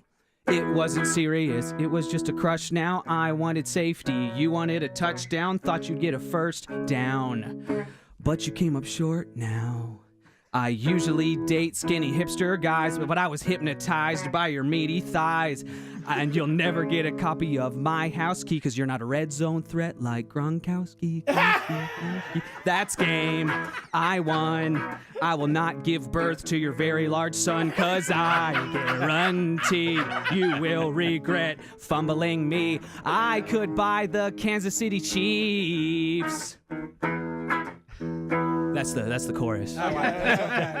You got benched, if you know what I mean. I break more hearts than the COVID vaccine. X's and O's, O's and X's. Does J.J. Watt still play for Texas? Texas. That's game. I won. I will not give birth to your very large son, cause I guarantee you will regret fumbling me, cause I could buy the Kansas City Chiefs. The ball was in your court. Oops, now I'm mixing metaphors.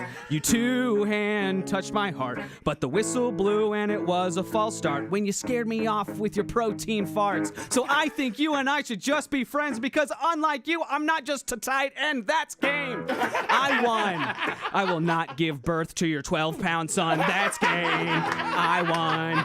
I will not give birth to your meathead son, cause I guarantee you will regret fumbling me, cause I could buy the Kansas City Chiefs so easily.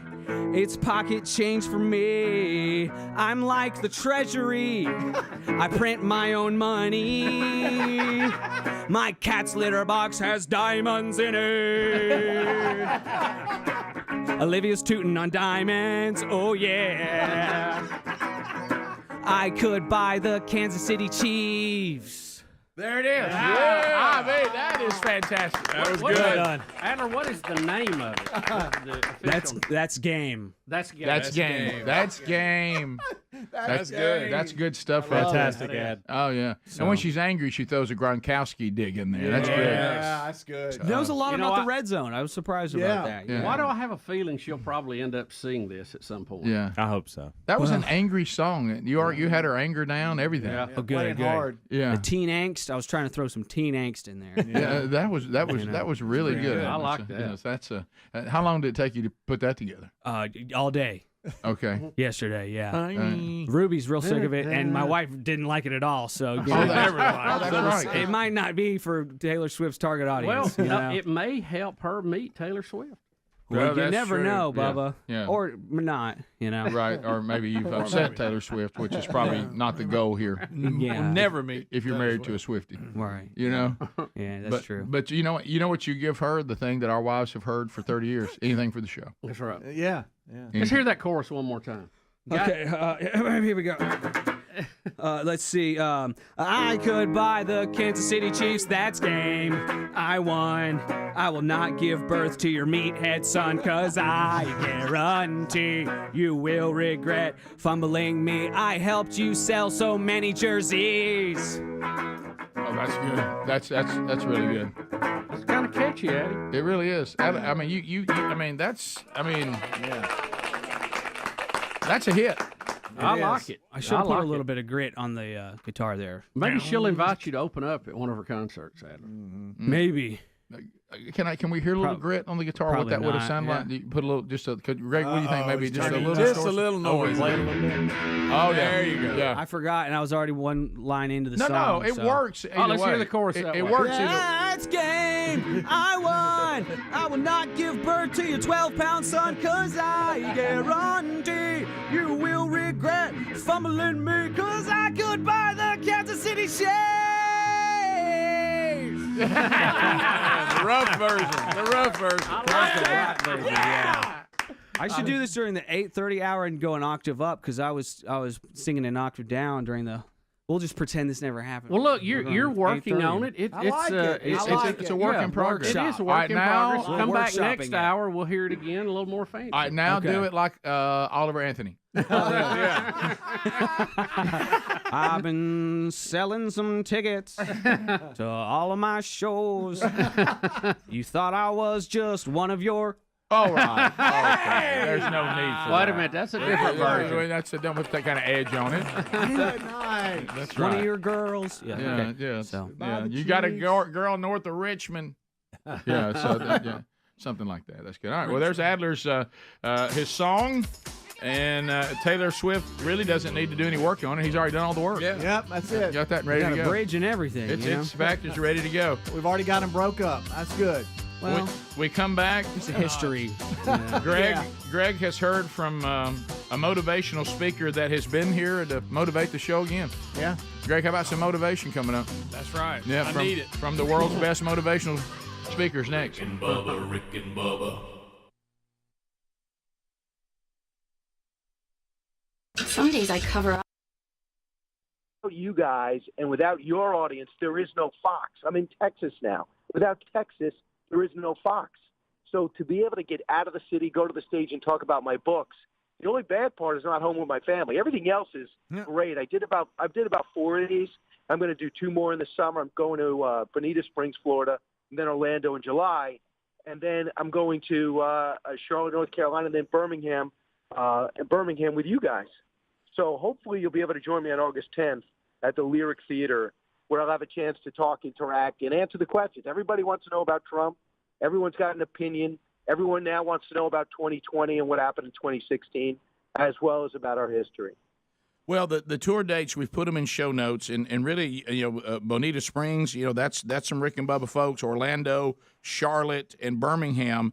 So that's July 19th for Bonita Springs. It's the 20th for Orlando. It's August 9th for Charlotte, and Birmingham, as you just mentioned, is August 10th at the Lyric Theater. And there's VIP meet and greet packages you can grab before they're gone. That means you get a little one-on-one with Brian. That. Guaranteed to be in the first 3 rows. Yeah, and then you get to meet him. You get to get your book signed. You get to hang out. And Rick, I like this intimate question and answer discussion with Brian Kilman. Yeah. I mean, what kind of questions will we get there, Brian? You talking about? How about this? You talk about unpredictables when you go to that Q&A. Yeah, it's like open up the phones. I get a lot of that too. I mean, you get some questions, and people are fired up. I mean, these people call up. They either love or hate Trump. They either are, they're really thrilled with the Mueller report, or they got problems with the Horowitz Inspector General. I'm surprised how clued in people are on what's happened in the news. I mean, that's the one good thing about this, the passion everyone gets. People are really fired up now to take part in politics. And the one thing I'm doing, too, is I'm in Texas. I interviewed General Petraeus last night, and I'm going to bring some of that for the radio today. But I'm also doing the book that's coming out in November. I can't believe I did not know more about this story when I started 3 years ago.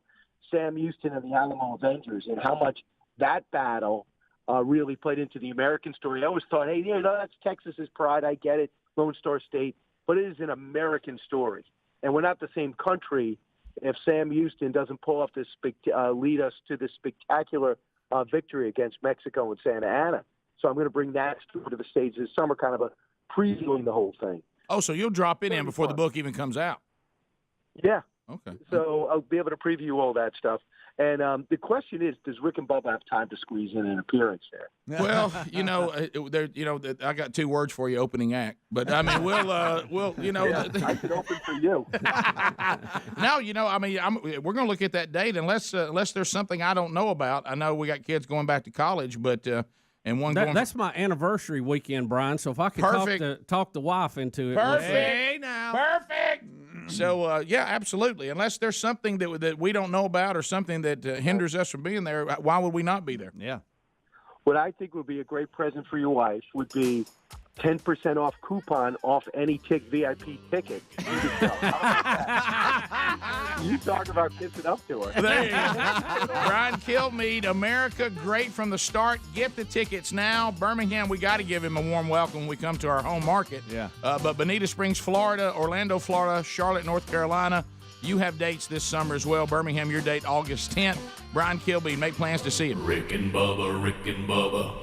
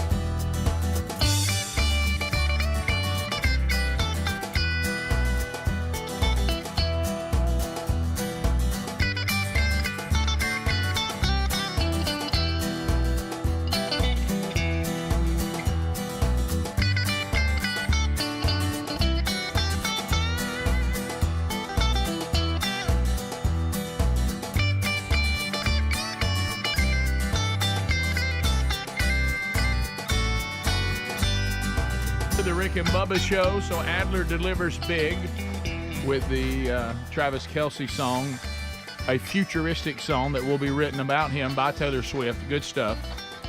So we got that. We just knocked that one out. Tickets to the Man Church conferences. We have 2 this year. In 2024, one Birmingham, one Starkville, Mississippi. They go on sale tomorrow.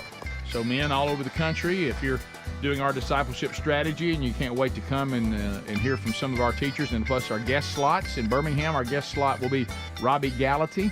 Rich Wingo will be in Birmingham, also Andy Blanks, and I will be speaking as well. Chuck Hooten leads worship again. That's Birmingham on February 15th and 16th at the Wright Center there at Samford University. Then on March 8th and 9th, Starkville, Mississippi, James Spann is in the guest slot. Scott Dawson also speaking in Starkville's at Starkville's conference, along with Andy Blanks and yours truly, Chuck Hooten, leading worship there. So those are the dates, those are the weekends, and they go on sale tomorrow. And you'll find those at themanchurch.com. You'll see the link there tomorrow. All right, so Greg is getting ready on October the 7th for the crap run, and his minions are coming from all over to see him run for the Venetia Foundation, which is Venetia's Foundation, a great organization. Helping families who have loved ones that are going through cancer treatments and all the things you need. And so he and his wife Lisa have been part of this ministry for a while now, and Greg, every year he's getting a little better about his run. Yeah. A little bit better. Had him a PR last year. 30-10. And we'd like to see Greg this year maybe break his own new personal record. Correct. And It ain't looking we all good, would. guys. Greg would don't. That's not the attitude we Not need. looking good in Well, the I'll tell you training. one thing. Somebody has something different to say, and we've Look got them gimped up. So we actually contacted a motivational speaker that helped Bubba. And when he needed him. When I needed to dig deep, Rick. When you needed to dig gotta deep. that push every now and then. So here is one of the most sought-after motivational speakers out there to try to encourage you for the upcoming crap run. Ladies and gentlemen, William Hung. Here we go. Hi, Greg. This is William Hung from American Idol. You need to persevere through the entire race. No walking or getting passed by older ladies. Here is a song for you. And just do it. Be what you want to be. Do what you want to do. Be true to yourself. And just do it. Be what you want to be. Do what you want to do. Because it's all up to you. That is outstanding. Don't let Whoever sent that, thank you so much.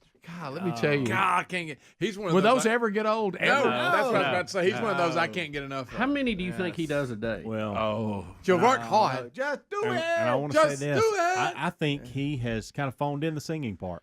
Oh, now, There wasn't come as on. much- there was- He's tired of singing it, but He that's is. all right. He is. We'll He's get tired one of for the Lady Gamecocks. It's I okay. enjoyed that. Come on, Hams. We'll get one for y'all. Yeah. Listen, I Whoever think the sent message that, was that's great, awesome. but I think y'all don't agree with me on that. He was excited about the speech. He was very excited about because it was the new speech. material. He had a Yeah. new guy to motivate, and then he said, "Well, I guess I got to sing that." one." That's what it felt like to me. Well, the Okay? audience- But he did it. How good did He y'all did think do the it. singing was Golson gonna be? Foshi. Well, just the enthusiasm. Y'all, he the can't excitement. sing very good. Yeah. Golson Foshi, Everybody can have one good of our attitude and effort, though. Yeah, Greg. baby. Bubba, the bottom line is he's asked over and over again to do good old boy theater. Yeah. You remember how that used to be exciting for you? You know? How many do you think he does a day, though? Sitting there doing the cameo. So many. Wow, I hope he does a lot. But Greg, there's your motivation. Well, I'm motivated. Are you? Have you got kind of a negative attitude about? He does. No, I'm just not. I'm not as There's a far along as shocker. I need to be. Huh? It's on me. Well, I'm not as far along. Greg, as I need to be. 30-10. I've been. Well, Greg, no, he's you been need- behind. you need to do more magic minutes, but Seems like everything just. You know. so we're hearing from the Greg Minions, the group, and their leader Philip Webb. Yes. They're headed to the crap run, and I know you want your ultimate goal is to get people to support the foundation and sign up to run because that's good for the foundation, right? Yes, but it is. It's the 11th annual crap run, Greg. Can I have William Hung one more time? And Just I the want to speech. thank Golson Foshi out of our Montgomery Thank you, buddy. market, WLWI. They sent it in That's because the awesome. audience can Well sense played. that you need motivation because we Well, want that was we perfect. want the crowd to follow Well, you in as you make that last turn. Yeah. Yeah. No. Yeah. Hi, Greg. This is William Hung from American Idol. Come on, Greg. You need to persevere through the entire race. No walking or getting passed by older ladies. Here is a song for you. Check and your shirt just out. do it. Be what you want to be. Do what you want to do. Be true to yourself and just do it. Be what you want to be. Do what you want to do because it's all up to you. There you go. I tell you, we've had an outstanding that. musical hour Yeah. here. We on really the have. show. Hey, I may- just do it. I may get the Excellent. earbuds and run with them and just have that Yeah. just looping Yeah. through. Well, I was going to say maybe we could play that on the loud system there. May it help. Greg, let me tell you this. You come around the corner. Yeah, Just do I'm it. not going to do well this year. I can already tell. If October the 7th was not the day before been so Brody, my son's wedding, and we didn't have the rehearsal dinner and all that day, I would make my way to the You crab would. run, and I would stand there, and I would simply say, "Come on, baby brother, come on, Do it. just do it, baby brother, just do it. You can do it, baby brother." Today I wore a shirt just like yours to try to help you. Yeah. We got our PV, Carolina blue on. That's right. I tell you who you need, Greg, in the back of a truck or something waiting on you to come by is the new promoter for the Birmingham Bulls. Yeah. Oh boy, I'm gonna tell you. Have y'all I saw seen this? him yesterday. Yesterday, Hey, I'm gonna tell you, you talking about something fired me up. Yeah. Yeah. I couldn't get enough of I it. got to watch it unfold. It was awesome. Before we leave William Hung, Okay. It's kind of in the same vein. the cameo thing, we've had William Hung do that several times for various things on the show. And don't forget the guy that Rap for God did one for Bubba too. Remember him? Yeah, I forgot about that. You know, I did too. Jesus Christ. Well, that kind of goes back to what I was saying. I've gone to that website a couple of times and tried to order somebody doing something, and they never get it done. They send me a refund. So, but apparently William Hung will churn them out. Okay, that's, you're I'm picking the wrong impressed one. by Yeah. that. Yeah. So Bubba, William delivers. Bubba, out of curiosity, who have you requested? It's been a few over time. We need to know. One female tennis player. You produce those names and you produce them now. Well, I'll tell you who one of them was. Graf. It was Poppin' John. Oh, Poppin' John. Okay. You love that God. name? What about God? Well, that guy. When you put on the shield. Oh yeah. Oh, Greg. I can't get enough of this guy. So, but Bubba, I think, and I know that you could use some financing right now. There is money laying in a pile for you that you won't just simply go get. Mm-hmm. If you would take what we're about to see, what you've done for various teams and people over the years, and people could send in your request, and you motivate people with this. You mean like William Hung? Yes, this very famous move, and you fire them up, and you do the same move you did for the Birmingham Bulls. Mm-hmm. Bubba, if you were just willing to do that. Oh, wait, is this Hung when he motivated Bubba? This is the original. Okay, all right, let's hear that first. Yeah. Hello, Bubba. This is William Hung. I heard you have a golf tournament coming up, and you just need some hard work and perseverance. So don't give up and try your best. Don't let your coworkers talk you out of it. Here is a song for you. And just do it! Be what you want to be. Do what you want to do. Be true yourself and just do it! Be what you want to be. Do what you want to do because it's all up to you. Thank you, William. He's got it down. He's just cranking them out. What RBU episode was he on? Let's see. Do you remember? It was a good one. I was kind of impressed when it was over. I'll tell you. Right. Do Because if our audience wanted to go back gigs going. and watch him or listen to him on RBU, the guys actually interviewed him for 45 minutes. I forgot about that. I look Episode around. 77? Yeah. Episode 77 on RBU, our interview with William Hung. William Forgot Hung. about it. But Hanging with William Hung. You talk about somebody that's come to this country legally and made it count. Oh yeah, and made it count. It doesn't matter. And Rick, not eat up with talent, but just made it happen. That was through perseverance. I was about to make that point. You can't say that the limits that are in front of you are too large. No. William Hung he's not very talented. He knows that. He replaced that with enthusiasm, and he found his niche. Yep. He found his niche. I mean, it can happen. I mean, look at this show. It hasn't made it on talent. Just did it. I mean, we've got some guys in here that are pretty talented. Not so much the main guys, but the people around us. They have various talents. We just saw Adler use some of his talents, but overall, it's been.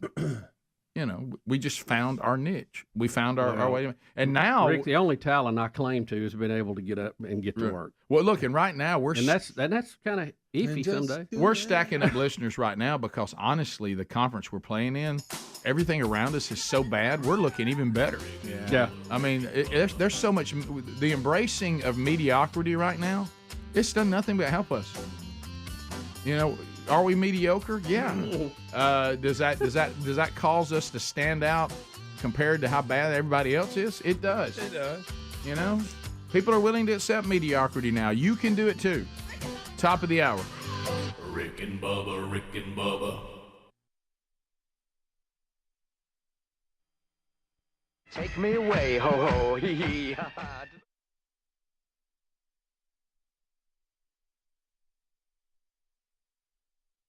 It seems to be doing another case of do as I say, not as I do. Which the far left, emotional left is famous for. On Wednesday, the New York Democrat enthusiastically threw in her support for Uber and Lyft drivers ahead of a worldwide strike.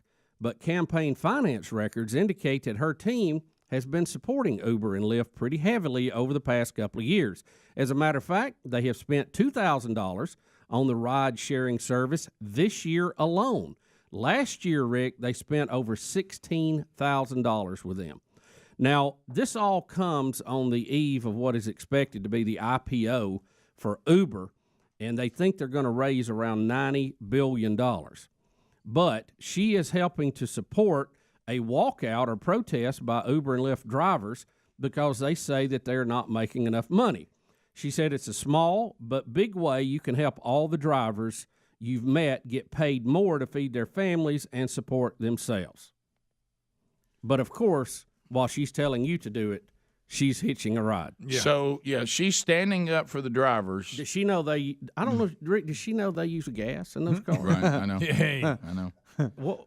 Yeah. I don't, what? Are you telling me that those have combustion engines in them? Hey, El Loco.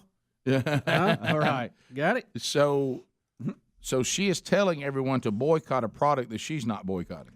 Yeah, and she also because it's convenient. She also has made stump speeches, I'll mess Rick, myself up, Rick. being critical of the two services because it appears that she blames Uber for a yellow cab driver's suicide earlier when he shot himself with a shotgun because of his inability to compete with the internet-inspired upstarts. All right, help me. She says this is the fourth New York City cab driver suicide that she puts at the doorstep of Uber and Lyft. And I'm going to try to follow this. While using Uber and Lyft. Ricky, if you have to get, you need a slide rule and a lineup card here to keep up with this. All right, let me see if I got it, okay?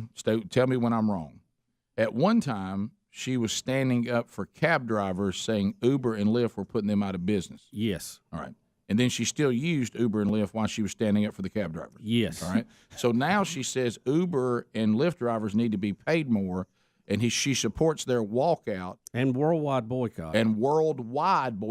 While she continues to use the service. Yes. All right. Let's be sure I had it. She's playing both ends and still using the service. So I'm for cab drivers while supporting what I say is killing them, causing them to commit suicide. Right. All right, and now I'm going to support the Uber Lyft drivers that I once was against on behalf of the cab drivers who are committing suicide. Yeah. But now I'm going to support them as they walk out. 2 times I've said I'm not going to use a service that I'm now have always been using. Mm-hmm. To the tune of $2,000 this year alone. Now remember, most of the time she's in D.C. now. Right. And $16,000 last year. Stare at this picture we have up right now. Rick, something else? And don't forget, I want the Lyft drivers and Ubers to get more money so they can continue to put cab drivers out of a job. Right. I want to make sure they get paid more. Right. See, remember, I was against the whole industry at one point. Mm-hmm. And but guys, let me be clear. Bubba, correct me if I'm wrong.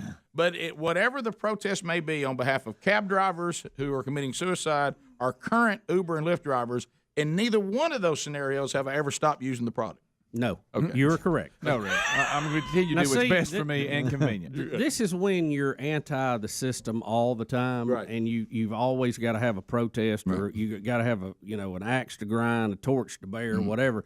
Here's maybe what she should do. Maybe she should work to try to get the legislation and regulation so that a cab driver can compete. Mm-hmm. Maybe they should urge cab drivers who want to drive Uber too to be able to do that. Maybe she should help again with Uber and Lyft to go with their higher up folks and say, look, try to convince them to pay their drivers more or have a more fair scale. In her opinion, there's ways you can work if you really feel the way she feels. There's ways to go about it and promote cab drivers and promote Uber and promote Lyft, not tear everybody down in the process while you're dealing off the bottom of the deck. There it is. It's wrong, it's immoral, and it's evil. The crap that they're shoveling for us right now, and I'm working hard not to fall in it. Man, you boy. did. Yep. You did really good. Then. Right towards the end. And some of you people need to wake up and wake up.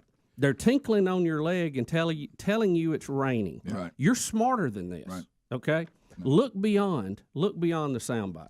And this is exactly act like an adult. Right. It's like the think like an adult. Like we talk about all the time in the spiritual sense of things. This is the same thing we talk about in our own lives, not just those lives. When we claim something is life changing, and then people look at our life and it didn't change it. We say one thing, but we live another. Yep. Well, then people don't believe it. They think it's garbage. And it's the same thing here. And here's the thing: if you promote all of these. Mm-hmm. The ones that do the best job will get the customers. Yeah. They will get the pay increases. Right. And look, how about this? They're offering an IPO. Tell them to go buy stock. Right. Go buy stock. Yeah. Go buy stock. You can have part of that $90 billion today. In the free market, you said like a minute ago, which is exactly right. In the free market, she should have said, look, Lyft and Uber are here to stay. So if you're a standard cab driver, you're going to have to take this industry and now compete with your new competitor. Right. Or if your new industry is becoming extinct, then you shift over and become an Uber.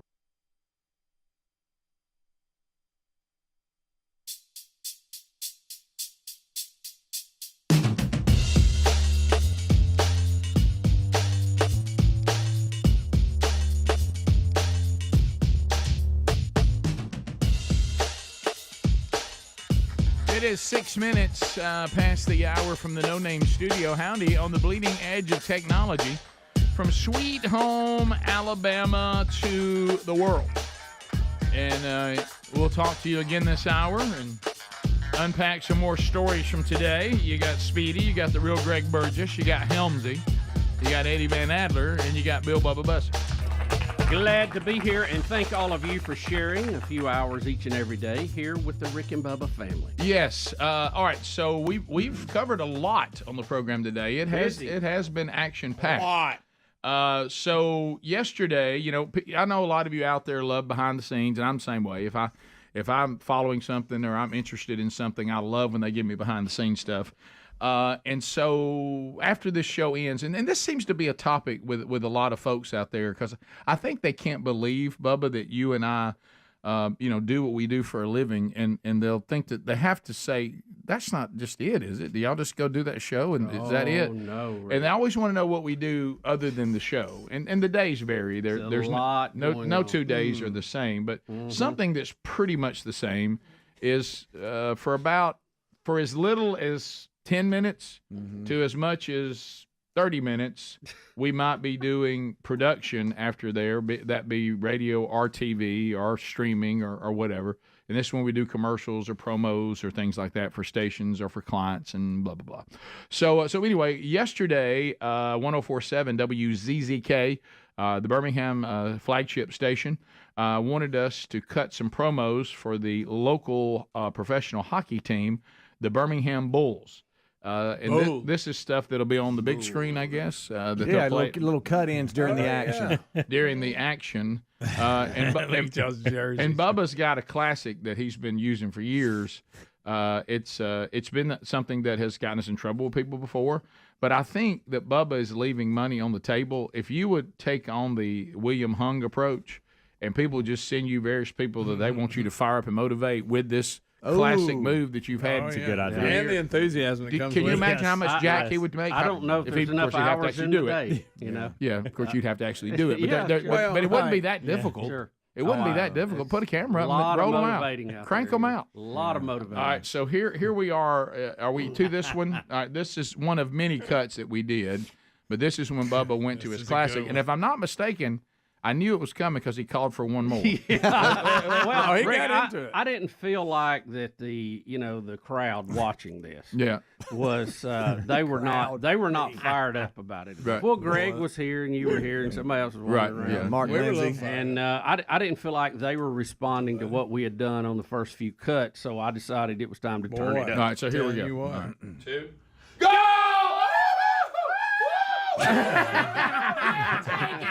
You know what y'all should have done? Y'all should have put the jersey over one of them's head. They get in a fight and they put the jersey over there. And when Bubba puts on that hockey jersey, it looks like that the face there is coming after you. Look at it. It's got like a 3D approach there. Right. That bull's coming after you. Well, that's going to fire the crowd. Can I up. see it one more time? One more, please. Of course. Let's do it. Yeah, and we may have here it is. So we're acting like I guess they just scored or something. Here we go. 2, go! All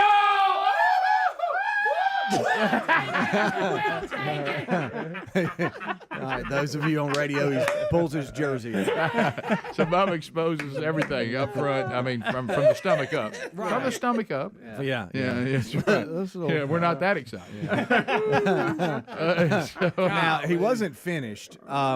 This one here, he puts a hockey goalie mask on. Which looks like a Jason mask, really. Yeah, once you got rolling, and while Rick is talking, he's turned to the camera, and Rick kind of nudges him when to turn around. It's almost like the hee-haw thing, where he taps the guy and he turns around. That's it. Yeah. All right. Hey, Bulls fans, it's Rick and Bubba from 104.7 WZZK. Woo! Go Bulls! Yeah. Hey, listen, you didn't hear the end of it. Yeah. What did you say? Yeah, just let it. Hey, Bulls fans, it's Rick and Bubba from 104.7 WZZK. Woo! Go Bulls! And that's no bull. Something about the back of his head. I know. It's good. Fresh haircut. That's a good look, isn't it? Picturing that's what a CPAP looks like. That's exactly what You know it what, looks Greg, like. for a minute on the back of your head, you know it's like, poor Rick's got a big heart.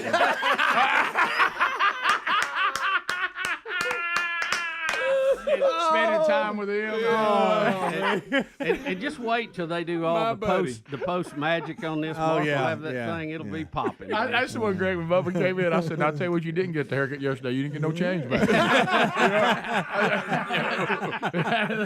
Oh, Bubba, thank you, buddy. Greg, I think whoever cut his hair that day, the back part, because front looks good in the back, is I think they got distracted. They were talking about the game. Yeah. Oh, went too far. I'll never see that. Well, I couldn't get that on my Instagram story quick enough. I know you And couldn't. the Birmingham This Bulls. guy, he loves to get us down. I mean, Well, I wanted to show some behind the scenes stuff of y'all cutting it. Right now, you see the green screen, but as Bubba said, Mark Lindsay and the Greg? crew will produce it, and it'll look so good.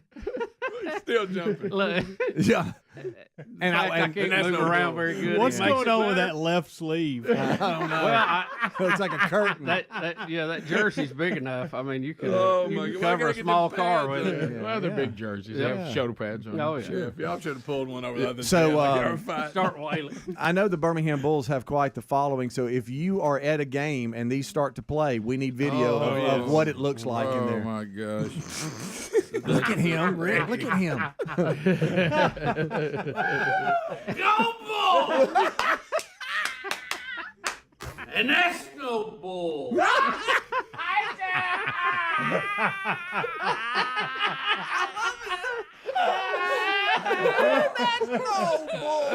Oh, my cheeks are. It looks like that old man that comes out and you've been picking plums off his hands. Oh, Get out of my yard. Oh, that was Mr. Bussy. That's no bull. It's Grandpa Bussy, ride. So, Hams, whenever you're ready for the tennis promo, Oh, just I'm let us telling know. you. Yeah, we got coming it. next. We got Stay it. talking, baby.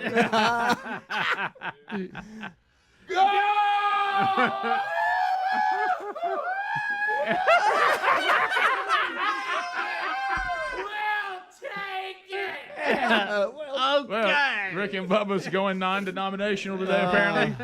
Oh, man, that's good stuff right there. Bussy. I don't care who you are. Yeah. That makes you want to go to a Bulls game right there. Oh, my cheeks are hurting. My goodness. Adler performs as Taylor Swift's song at halftime. What a day. We're done. We've had William Hung. Exhausted. Yeah, is there anything left to do on the show now? Right. I mean, we've thrown about every pitch you can throw. We'll take your phone calls next. 866 We Be Big. Calvin Speedy Wilburn rose to the phones. All 10 lines have been made available. It's your turn to talk. We'll chat with you, America, at 866 We Be Big. Looking forward to hearing what's on your mind today. That's no bull. You move right now, you'll get in there. I added that. I like it. I like that, Bubba. Fresh. That's good. That's fresh stuff right there. We'll be right back. Rick and Bubba, Rick and Bubba. Lyft driver. Yeah. But that's Absolutely. the free market. That's capitalism. That's how it works. And we've all felt hostage to cabs. Say if you were in New York City, you hope you can get one. Yeah. The thing stinks. Because they had no competition. You got all kind of crazy stuff going on in there. The guy's got a personality, or the girl of a wet mop. You know, this is competition. And let me tell you who ultimately wins. That's people who take rides. Yeah. And then you decide can which one you choose, like best. and That's you right. can put your money wherever you want to, and that's fine. You may that's love the Yellow Cab. American And way. if you don't want Bill Bubba Bussy to pick an Uber Lyft driver over you, then you do a better job than the Uber Lyft driver. have a cleaner, nicer cab, have somebody with some personality in there that might speak my language when I get in, and act like you give a rip and have a better price. I'll use you. Exactly. It's not that complicated. Right. Yeah, you got But to change the way you do business. I'm sure they have been regulated to the point there's so many taxes on everything. They can't. It's crazy. But how about do what's right for the consumer? That's the way you win. But as a politician, I can't demonize something and then use it and act like that nothing's wrong with it. Shocking, isn't it? 14 minutes to the top. More Rick and Bubba next. Rick and Bubba, Rick and Bubba. Every time.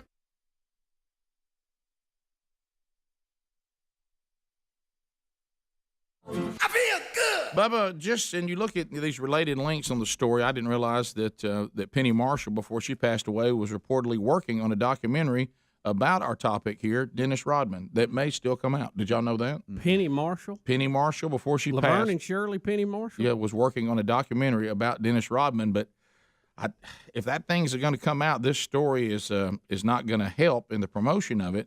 And Bubba, I don't know how to say this any other way than that Dennis Rodman is being accused of being involved in a yoga studio clothing theft. Yeah. Now, you did hear me say yoga.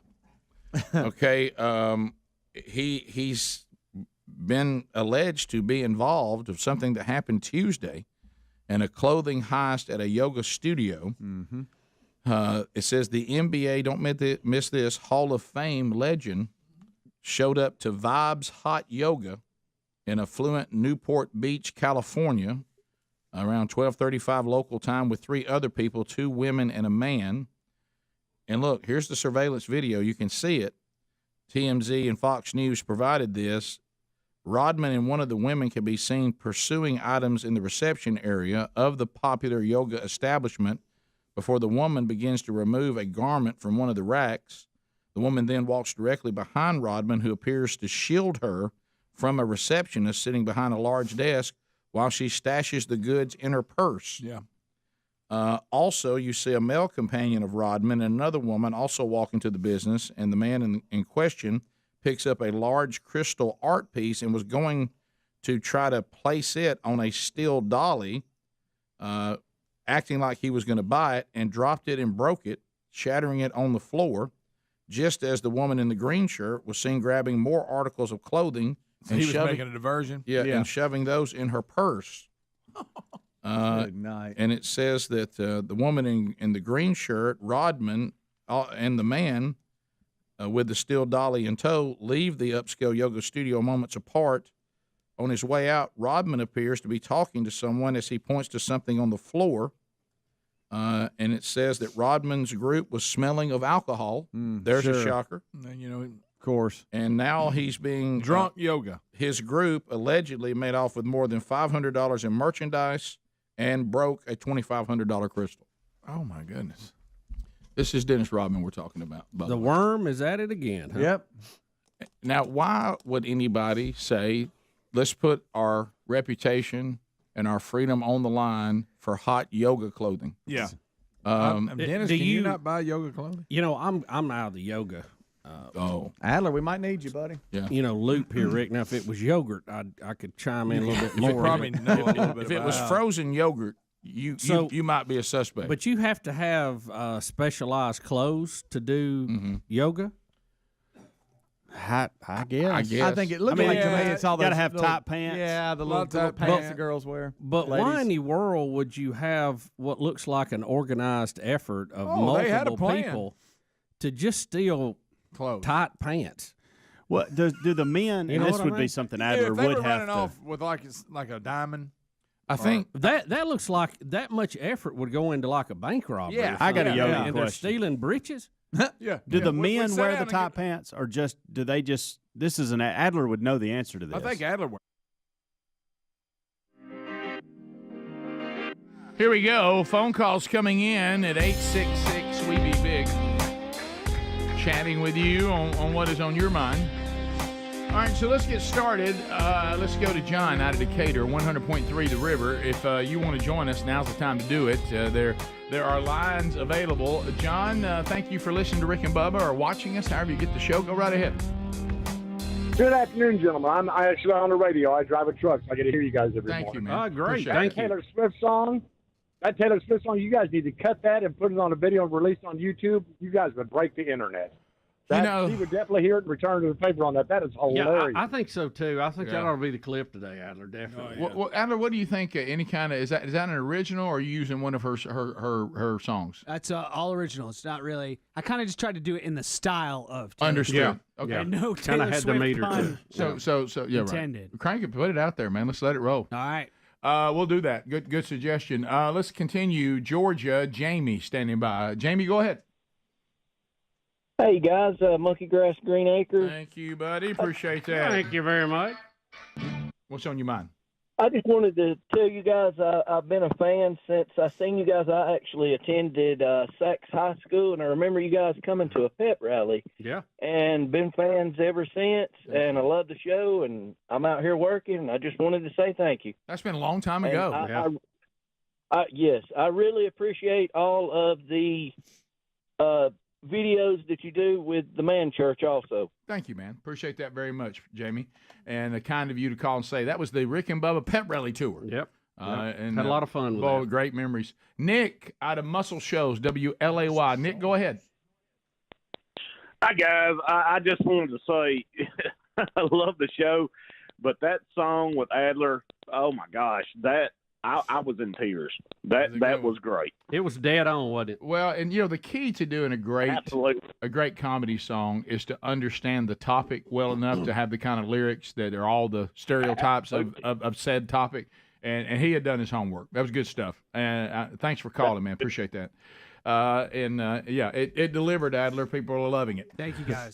Let's go to Chris, also in Florence, WLAY. Chris, go ahead. Biggins, how's it going? We're good. We're good. I was rolling, and I'm on my way to my first appointment this morning. And if we don't get Bubba going, and that's no bull on Bank 9, something's wrong. Do you like to slow down, and that ain't no bull, or at regular tempo? I like the regular tempo. The slow down sounds like he's Joe Biden. Yeah. I thought the same thing when we both were doing it. I was like, we sound like Biden. Let's go to Mac out of Madison, Alabama. Mac, go ahead. Good morning, gentlemen. Hey, Mac. Sorry, I apologize if you already talked about this, but I wanted to ask you what your thoughts were on 60 Minutes saying that they're paying Ukrainian salaries and that they're going to keep paying it even if they furlough. I'm not following Ukrainian salaries. Yeah, are you? What exactly are you talking about?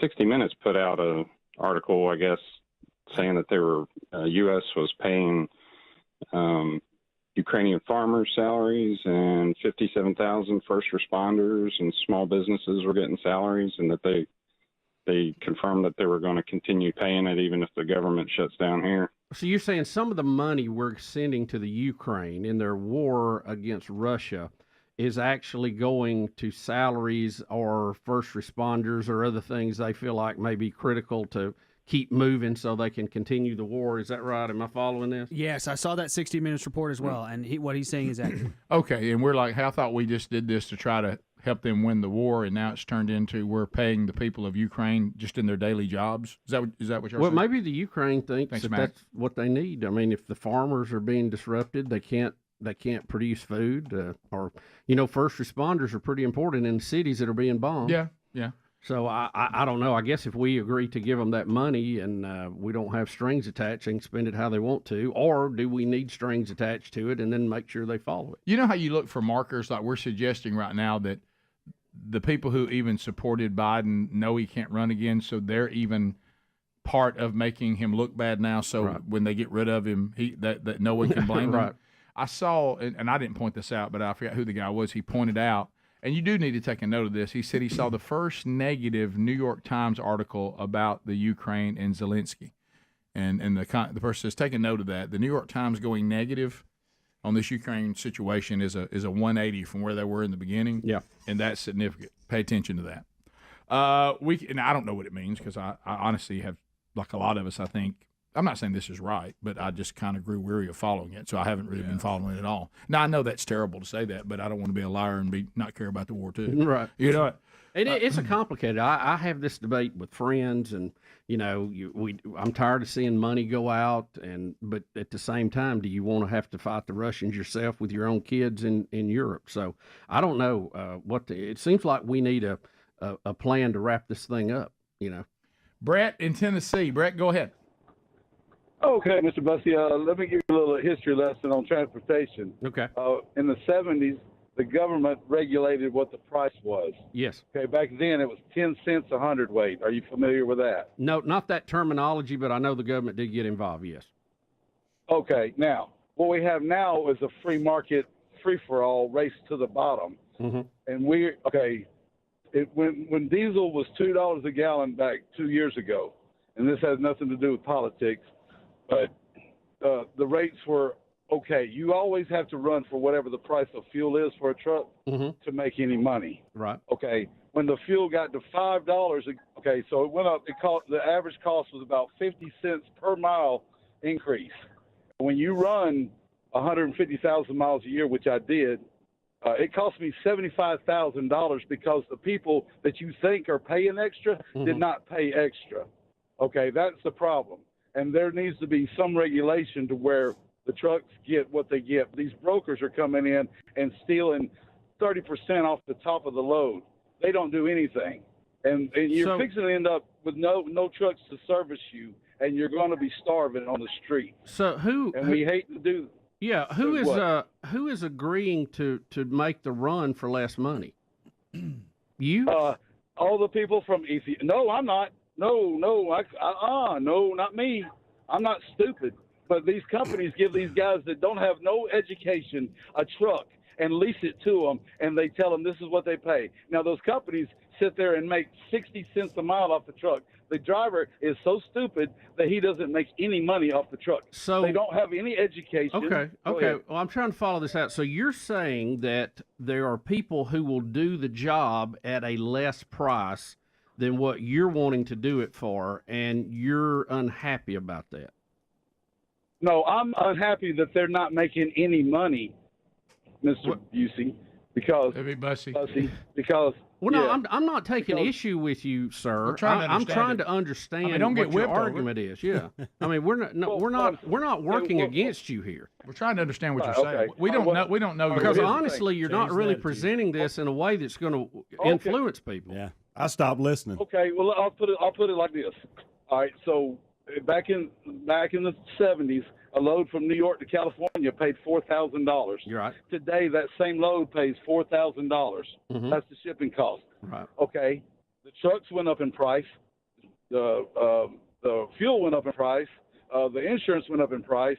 Everything went up in price. The price at the store went up, but the truck driver is getting absolutely zero money. Well, that's because people are agreeing to do it at a less price. Yeah, I think are you mad at the people that are agreeing to do it, or mad at the people who say, well, if you're willing to do it, I guess that will help me. I mean, nobody's making them do it. I know they're not making them do it, but you're put in a situation where you either have to run for break even or less, or not, and every load should pay for a profit for everybody around. Well, now if everybody stopped doing it, it would force the people so they'd go, well, I guess we can't do it for that price because nobody's willing to do it. Yeah, it kind of sounds like you're having a market argument here, and you've got people who will do it for less, and you're unhappy about that. Yeah. And I understand you being unhappy about it, and people and they may be less qualified. I also understand that argument. Yeah, I understand what you're upset about, but the solution, I'm afraid, is you're going to have to get people who refuse to do it for that, or the people who are doing it for that do such a bad job. People realize, well, I can't go cheap on this because it's not, the job's not being done good enough for people to be happy. Yeah, you know, you're trying to bring more government regulation in, and I don't know that will help you in the long term. It might help you short term. Bubba, Rick and Bubba.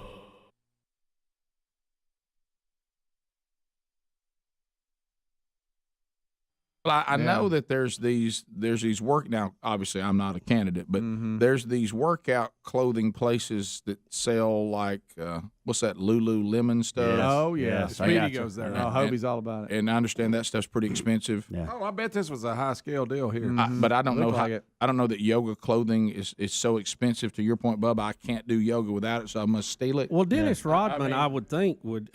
I mean, he may have blown through all of his paychecks from the NBA, but you would think he'd still have enough to buy a pair of yoga. And you're right, pants. Bubba. Yoga pants. There you go. They put together a plan like it was Ocean's 11. Yeah, I know, that's what it looked like. Good. Yeah. By the way, you can tell the guy's drunk that drops the crystal. I'm not sure he meant to drop it. I think he was going to pretend like he was going to buy it and be a diversion. But if you watch him, his drunk self dropping. Is it Rodman dropping it? I No. think it's not Rodman dropping it? I don't think so. It's the other guy. Okay. Do you have to have special yoga clothes? I just wear basketball shorts. Or That's just what I like, thought. Just like shorts. But there Is are it them big ones you wore when we used to work out, the long ones? Yeah, it's them big ones, Greg. It is them big ones. But if you are you supposed to wear like tight pants Those or big something? ones. Because You could, Bubba. You could. If you wanted to, you want no, to? I'm just asking because Oh. it seems like if you were in gym shorts, laying and doing some of those positions would not be kind for your neighbor. Right. Yeah, you want to you're wear underwear. Right. Well, Good ones. All right, let me ask you this, Adler. Is this just what I talked about? There are people like today that will go work out in a T-shirt and a pair of gym shorts. Yes. But then there's people that go buy, Bubba, look at the quotes, workout clothes. Right. From places that sell workout clothes because they think that makes them sharper. Yes. Oh, yeah. Yes, Is this what this yes, is? 100%. Some people want yoga clothing. Some people just wear whatever clothing's comfortable. Right. Exactly. It's not required to Bubba's point. And then some people just wear it all the time, even when they're not working out, and that's called athleisure. Have you heard of this? Athleisure? Athleisure wear. Well, remember, Yes. there's been people that have tried that needed to ban yoga pants. You know, probably Rick and Bubba University probably wants to take on that going forward. But because they're designed to be there's skin like not just anybody can wear them. No. And some people wear them that They think they can wear them. Some people must wear them that don't have mirrors. Right. Yeah, Right. Because whatever shape you are, that's the shape they are. Yes. Yeah. Yes, Oh, they they do. conform to Yes. you. That's Yes, right. they do. Yes, they That's do. spandex. And see, that's what I like about yogurt. I can wear what I've got on to go get And eat yogurt. yogurt Yeah. for That's days. Yeah. And Yeah. I'll probably have a little bit on me. Bubba, Drops. right here. So Three drops. in your world, there's people that just buy frozen yogurt and whatever they have on as long as it's comfortable. Then there's people that want to wear frozen yogurt clothing. I don't know what that would be. But is that it? It's not required, but people they've developed a market for people who are really serious about yoga. Yes. Now I'm serious about it because I've got yoga wear. Or yeah, they're actually serious about yoga clothing. Yeah, Right. they're probably more serious about that. Right, even. you're right. There you Is go. it expensive? It must be. Dennis Rodman can't afford it. There you go. Moultrie products on the wheel. It's grilling season. The Rick and Bubba spatula. Did you see me debut that baby with some burgers this week? Rick and Bubba spatula on the wheel.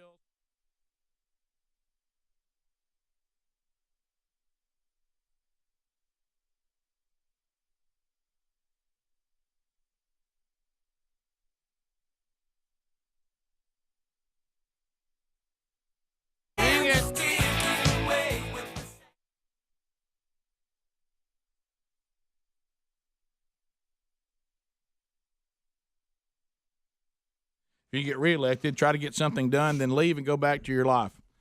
Because the longer you stay down here, the more it's kind of like what our mamas taught us growing up. If you play around with pigs, you end up getting mud on yourself. Well, you see this James Comey, but what are we going to do with Comey after he's? It's really getting bizarre now. You said it, Bubba. You said James Comey continues to confirm why he was removed in the first place. Yeah. You know, Comey, and it didn't really matter what you thought about him ahead of time, he is showing again and again and again he wasn't really worthy of being the head of the FBI. He intentionally leaked classified information to try to affect public opinions on issues. Now, this is from his own mouth. This is not somebody making it up. He admitted that before Congress, that he had leaked things. He is out on his tour now saying that Trump should be, brought up on obstruction charges, blah, blah, blah. And this is the guy who's supposed to be impartial doing the investigation into you. I think for James Comey, the more he talks, the worse it looks for him. I agree. In the position he was in. I will say this about Mueller. Mueller was charged with investigating a situation. It went on long. I don't think it ever should have started, but it went on longer than it should. But he thoroughly looked through all of this. Rick and Bubba's in Ohio. Rick and Bubba, Rick and Bubba. Pass the gravy, please. Rick and Bubba, Rick and Bubba. Ooh, it brings me to my knees. Rick and Bubba, Rick and Bubba. 35 minutes past the hour. Thanks for being with us today. We're fired up and we're ready, and we're excited about what's already happened on the show. If you're just now joining us, frankly, you've missed quite a bit. Don't forget that every single day you can get the entire show in your own time, either on our YouTube channel or our podcast channel. That's daily archives available for you to go back and pick up any part of the show you may have missed. MyPillow.com/Bubba. Without them, there wouldn't be a show at all. Because the sponsors that come on this program, they're here. And if you guys go out and respond to the products, I met a guy last night at the fundraiser that I was honored enough to speak to over in Tuscaloosa. You know what he said? This will tell you how big of fans of the show that we are and how much we love you guys. Any product that y'all are hawking, we got. Got it. He said we get every product that y'all talk about. So anyway, MyPillow.com/Bubba right now. Giza bed dream sheets, Greg, $29.98. Kitchen towels, 25% off. My sandals, $19.50. Now, for those of you that did not know this, Mike Lindell has even put products out there for your pets. Dog beds and pet blankets are $19.99. Men's and women's sleepwear. You ready for this number? We call this a speedy deal. 80% off. Come on. And you know that MyPillow.com/Bubba, they make stands for a lot of things that all of you out there agree with, and you don't like having to send your money to companies that don't. So MyPillow.com/Bubba, find that link at rickandbubba.com under the sponsors button. I also want to let you know that the King and Queen MyPillow 2.0s, 50% off right now. 50% off on the pillows. So check those out, and that's the new ones. All right, so we have to go, and as things, have you ever had these people that they made a big stand on something, they were wrong, but they never really came back and said, hey, let me just call it. I said something, and I was wrong about that. They just kind of hope it never comes up, and they kind of creep along. We call this famous the first page accusation, but the 10th page apology. You know, where they come out on the front page and accuse you of something. When you prove it didn't really happen, they say, yeah, well, we were wrong about that on page 10. The correction page. Well, the Mayo Clinic and some of those folks, which I have great respect for the Mayo Clinic, but when it came to a lot of the big-time medical organizations, we took hydroxychloroquine and we demonized it, and you backward hillbillies, I mean, how in the world this antiviral, it won't do anything for COVID patients, you backward hillbilly. Well, so remember you were demonized if you brought up ivermectin or hydroxychloroquine. You couldn't bring up either one of them. If you brought it up, I mean, how dare you? Well, they started with Trump. They made fun of him on it, and then we turned one of them into the horse dewormer. That you get at the co-op and all that stuff. And there really wasn't as much scientific study to it as there were political, and we've learned why. Honestly, because of the interviews we've had since then, and we looked at it in one of the podcasts. For the drug manufacturers, and I'm not anti-pharma, okay, because they do make the world a better place in a lot of ways. But I'm against just pharma for being for pharma, okay? You got to have the right stuff and do it right. But they could not move forward with these vaccines until they had made sure there was nothing else that could treat it. That's the only way they could get emergency authorization. So they had to demonize anything that might work or could be prescribed off-label to get the clearance to go ahead. Yep. And so that is true. Well, the Mayo Clinic, now I want you to know the photo that Adler's about to show you, doctors were fired and censored for saying the very thing that is now on the Mayo Clinic website. They quietly update their website to say that hydroxychloroquine can be used to treat COVID patients. Now, don't miss, it's on their site now. Now, there was no fanfare about it going on the site. Yeah, kind of quietly edited back in. And I have great respect for the Mayo Clinic. You heard us talking about that the other day with our friend that's being treated there. They're some of the best doctors in the world. However, doctors were fired and censored if they suggested that hydroxychloroquine could also be a treatment for COVID patients. But now you go to the it's right there. You go to the website and there it is. Now it says can be used to treat COVID virus, COVID-19 in certain hospitalized patients. So they're saying the ones that have it the very worst, you can use this. Yeah. Now at one time you were not. Now see, that's the problem with censorship. At one time, the biggest story here, guys, is things are happening that at one time you were not allowed to say or do, and now you can. It's okay to have the debate, and censorship stops the debate. Right.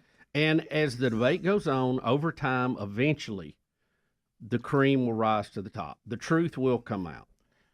But you have to be able to have that debate, and you have to be able to say things that are wrong to get it right. Okay, without a few dictating because of political reasons what everybody should be saying. Right. The biggest failure in the whole COVID-19 epidemic was the fact that we censored the debate on what we should be doing, in my opinion. And 100%, it became political, and we left science. We left medical. We left science. And it became what was expedient for this politician, this party, against this politician, against this party, and get big pharma billions of dollars. Bottom line. And it's one thing for a politician to say, I need to look like I'm doing something, as opposed to, well, let's don't shoot, ready, aim. Let's let the America know that we're working on it. We got some things we can try, and we're going to work our way through it. And when things don't work, we'll come back and let you know, because we've never been here before. This is a novel virus, but oh no. And we got to drop all this all or nothing. Yeah. It's like, you're right. You know what? I agree. It's okay for me to say I'm uncomfortable with a particular vaccine. You're an anti-vaxxer. And I'm like, no, I'm really not. I took other vaccines, and I'm glad I did, and so have my kids. Now, I believe in being smart with vaccinations. I do think some of the ways we go about them, let's not be reckless.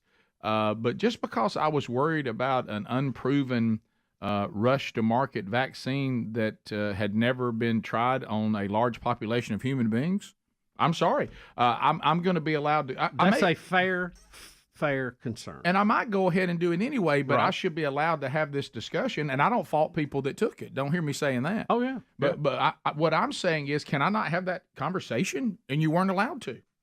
And then on the other end of the spectrum, if you're a person that says, I'm all about vaccines, and which I am too, you had to get in line and take the vaccine, or you were considered a traitor. You're not a traitor to vaccinations if you had some issues with this one particular vaccine. Rick, you don't walk out there and look, and then you start saying crazy things. I'd be dead right now if it weren't for the vaccine. Yeah. Well, we don't know that. Yeah. I mean, most of the people survived COVID with nothing. I'd be dead right now if it weren't for that vaccine. Well, we don't know that. Booster 8. Them wonderful boosters. Hey, calm down. If you think the boosters are a good thing, that's fine, but you don't have to overreact. And Rick, think about this too. The people that we were calling heroes, the people who were working in the hospitals, unbelievable hours, unbelievable conditions. We had tents set up with people outside. I mean, they were the warriors on the front line of this thing. Mm-hmm. And they're in there working, and then when the vaccine come out, some of them had a problem with it. Some of them were concerned about it, did not want to get it. And what did we do? We fired them. We demonized them, and we fired them after calling them heroes a month earlier. Now we're putting them on the street, and they were the people that had the most natural immunity than anybody. Bubba. They had been around it and exposed to it. Their bodies were fighting it off. They were not sick. That's why they were at work. The way we treated the medical people, unbelievable. Listen, Bubba, you understand that we had a scientist who was working on the mRNA research, and all he wanted to say was, yes, I think we should try this on adults. I don't think I'd give it to kids. What? No, we'll give it to everybody. Babies! You can't say that some people shouldn't have it.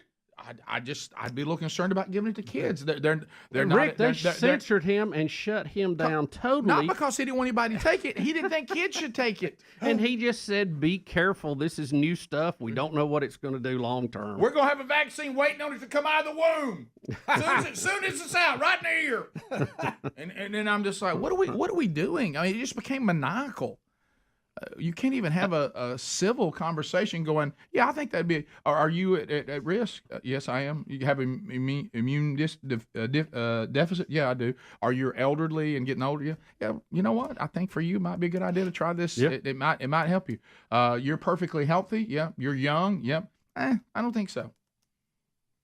It's experimental. I don't see any need for you to take that risk. The numbers I think you'll be okay. Said, you weren't allowed to do any of that. The numbers just said the kids were not near affected as the older or people that had immune problems. So why were we spending precious vaccine on them to start with. That's the other thing. Well, we didn't follow the science, and it all goes back to what I said a minute ago. Mm-hmm. We couldn't have the debate because the few who control social media were in cahoots with politics and politicians, and they wanted it shut down. They didn't want to hear it. They didn't want to have to answer questions. They didn't want to have to show us the proof that they said they had, and that was that. It was over.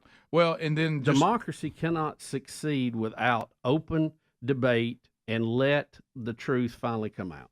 And on this particular one, hydroxychloroquine that we had today, the reason why you know that we were not being told the truth is simply look at the Mayo Clinic's website today, and it's on there. Did you see that? So they knew it all along, and because of what Bubba said, they pretended it was of no use because it would help move the experimental vaccine forward. They were not looking after us. And that's like I said. I'm not sure the rule should be that you can't have an experimental drug if something else is out there. Right. I mean, maybe we need to look at that. Maybe you need to work on that. But what we did was the absolute worst for democracy and for health. It's okay to say, what do you think about hydroxychloroquine? I don't think so. I don't know. It may do some good. It certainly won't harm you. It shows it's help with some. That might help them be your symptoms be less severe. Sure, I think you're okay. Let's try that. But that ain't what happened. No. It was demonized, and now it's like, oh, it's okay. Bubba, Rick and Bubba.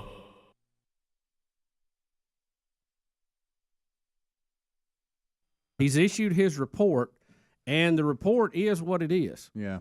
He's not. He did write a letter. We know that. Politics is always nearby, but he's not out on the speaking tour. He's not doing. At least I think, given the position he had, he's doing the right thing and just being quiet. Yeah. He let his report do the talking. Well, here we go but Comey hasn't learned that yet. From CNN's town hall, hosted by Anderson Cooper. Who told us earlier this week he was not on the left and very fair. Yeah. Well. The question was asked if he agreed with Mueller's decision not to offer a judgment based on the conclusion that a sitting president is immune from indictment. And the question was, okay, once he leaves office, should they go after him? And that's kind of what was presented to him. You think he should be charged when he's out of office? I think based on what Mueller has shown. Well, I think the Justice Department will have to take a serious look at that. Whether it's a wise thing to do to a former president, I don't know. That's a harder question, a much bigger question than the facts of the case. But do you think the evidence is there to prosecute? Sure looks like it's there with respect to at least a couple of those episodes of obstruction. I want you to meet Andre Starkov. We can move on from there. But that's what's getting the press. Wait. What kind of answer is that? I mean, it's he didn't Rick, have much. How can you obstruct an investigation into something you didn't do? Yeah. If you're claiming I'm innocent and you're doing things to show that you're innocent and you're saying, by the way, and again, we have to look at facts here. Trump allowed them access to all the people they wanted. They talked to them for hours on end. He could have fired. He could have stopped. He could have stonewalled that. He did not do that. Now that it's over, he is saying enough is enough. Now you're playing politics. We had the legal part of it. Now you're trying to just drudge up stuff. But, Rick, think about this. Mueller and a special prosecutor, it's like the police when they investigate a charge, they don't decide if you prosecute or not. The district attorney for whatever area that is handles that, just like the Department of Justice handles that in this situation. You remember when Mueller came out and said, we're not going to charge Hillary? Remember, that was so unprecedented because he's the investigator. He's not the person that handles that decision. Well, don't forget, now, he presented first all the evidence of why she should be prosecuted, and then said we're not going to do it. And then said, but I do not think she should be prosecuted, and we're not going to prosecute her. And that's up to. And then that's when we had the famous, right, the meeting on the tarmac. The meeting on the tarmac with the person who would decide whether she'd be investigated or not. But they were just talking about grandkids. They don't see that as looking shady, but they have all kind of problems with Donald Trump. But think of what Comey just said. Well, what do you think? Well, it certainly looks like there may be a few things I'm not sure about. Yeah. Wow, that's cutting. I mean, wow. And look, Comey would have served himself better if he would have never said a word. He would have left. Yeah. He wrote his book. He had his say. But he just continues with this. And again, every time he opens his mouth, remember, he was the guy that was supposed to be an impartial investigator looking into this. who planted Rick, by the way, once they thought that they might have a Russian spy in the Trump campaign. They didn't go to the campaign and say, hey, guys, you may have an infiltration here that you need to be aware of. They put their own spy in to spy on them. And, oh, by the way, we're learning a few political things y'all are doing, too, which is really good for the opposition. Unheard of in our history. And it should scare every American. Yeah. It really should. No doubt. Because this same tactic, now that you've used it, will be used against your guy when he goes in. Keep that in mind. We've already said we can do this. So it's going to be used over and over, and it'll just continue the slide of politics toward the mud pit. I don't think we can get it all in now, but Anderson Cooper asked him about his responsibility during the Obama administration. Trump says, and just very recently blamed the Obama administration, saying they didn't do enough about Russian interference. What should have been done more? Could more have been done? And you were at the FBI at that point. That's a hard question. President Obama faced a very difficult choice. The number one goal for the Russians is to damage our democracy and undermine faith in our electoral process. If he makes an announcement that the Russians are coming for the election, has he just accomplished their goal for them? And has he given Donald Trump an excuse to say Obama fixed the election? So I get why he struggled with it. He did a very sensible thing. He tried to get the bipartisan leaders of Congress to jointly tell the American people this is going on. And in my view, to their everlasting shame, the Republicans refused. You offered. So you had to be sure. Look, he's a Democrat. He leans left. He doesn't like Donald Trump. He calls him a chronic liar as well. He's mad. He got fired. He's mad about getting fired. And it's all pretty evident. He'd serve himself better if he'd go and fish somewhere. I just really want you to know.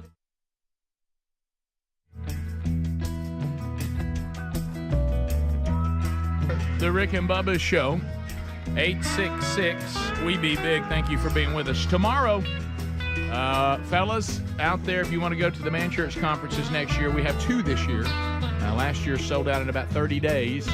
If you're wanting to go and you're getting your group together, those tickets go on sale tomorrow. So when you rise tomorrow, you go to themanchurch.com, start looking for those links, and we'll tell you about that. And tomorrow, both of those dates, both Starkville, Mississippi, and Birmingham, Alabama, that's our 2 locations next year. They both go live tomorrow. All right, so, Bubba, you mentioned one of these earlier. You may have mentioned both of these earlier. And that is Bermuda Triangle and Cleveland.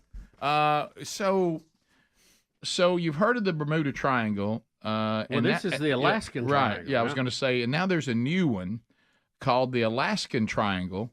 What is it with triangles? And they're saying there's 20,000 people who have vanished since 1970. And people claim they see UFOs there all the time. What the? 20,000 people have gone from what's now called the Alaska Triangle.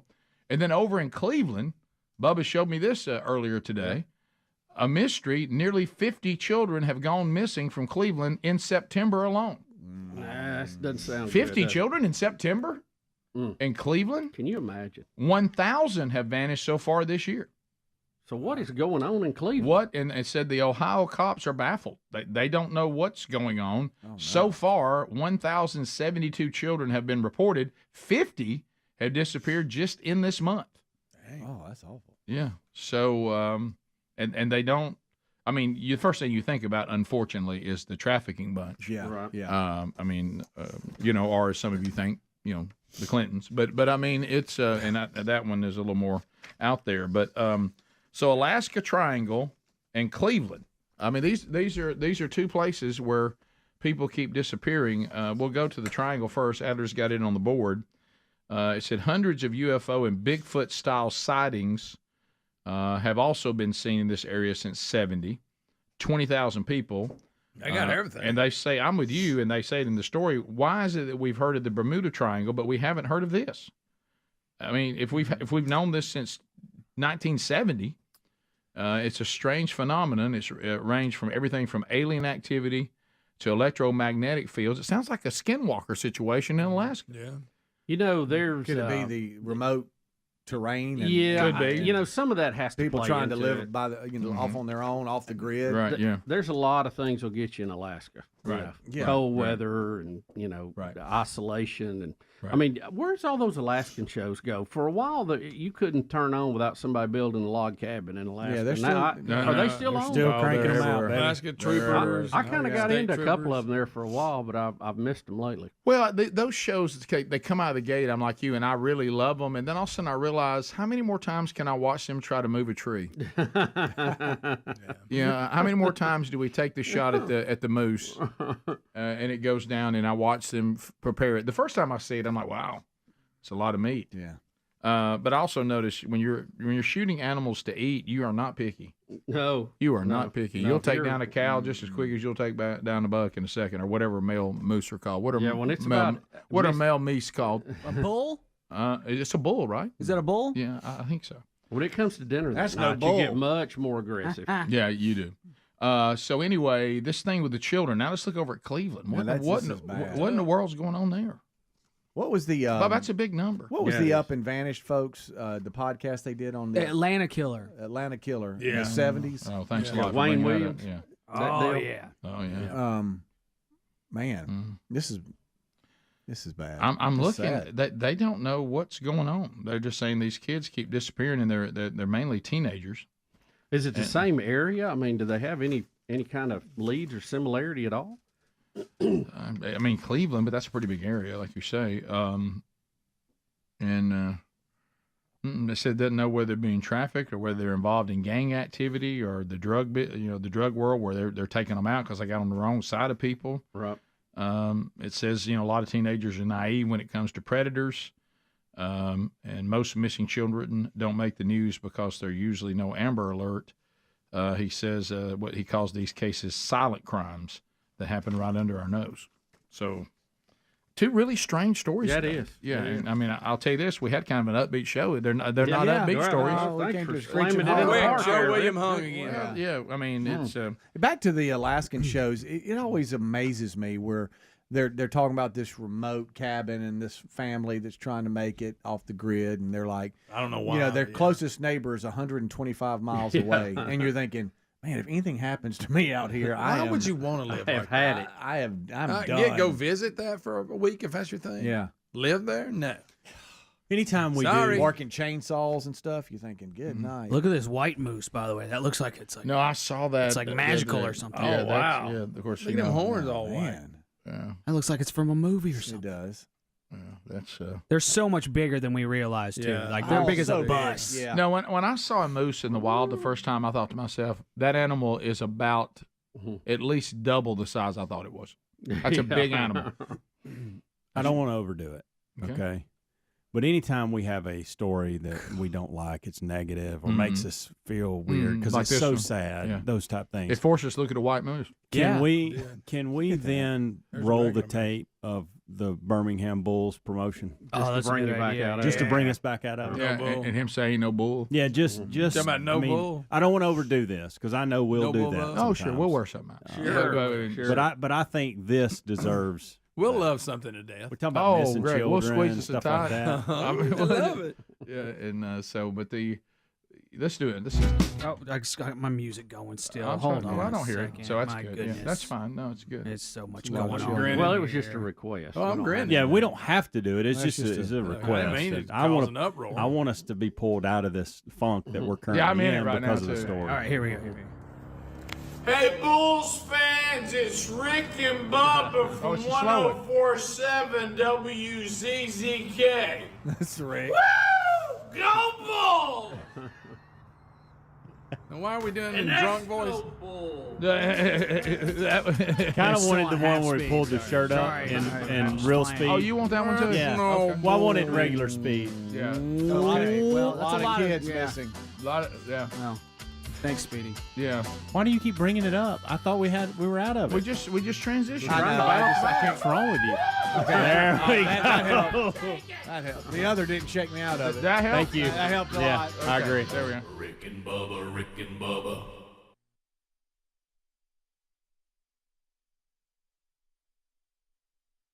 Calls are next. All 10 lines are available. The first phone troll of the day at 866-WE-BE-BIG. Rick and Bubba show.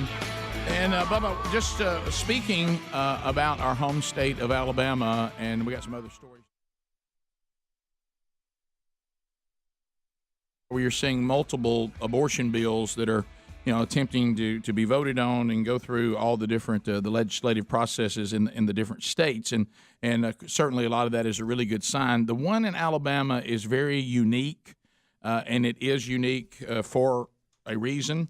And so I had some people asking me about some of the things that even were in the news yesterday concerning this, and I kind of want to, because yesterday same thing. I said, look, I want to be completely educated on what's happening here, so that we know how to communicate that. We've been given a platform to do that for people to understand, because what Alabama's going to do with this bill will affect the rest of the country. It could potentially be an historic, huge moment for the country. So it does matter to all of you. We're constantly asked sometimes to talk about different things in Alabama, and some things we do, but if we don't really think it applies to the rest of the country, we try to minimize that as much as we can. But in this particular case, this is a historic opportunity that is before us. And so here's where the people of Alabama need to help the people of our country who believe that we need to address this issue of abortion on demand, then it's, because it's never enough. We went from trying to have a debate on where life begins, and now we're to the point that people say they don't even think it begins after birth. So we've completely lost our way on this, and this is a time for us as humane people, take away anything other than we've got to finally have the conversation on where life begins. Okay? That conversation needs to take place like it had to take place in this particular bill, is taking on the Dred Scott ruling that we had to come back and change as a country because it was immoral.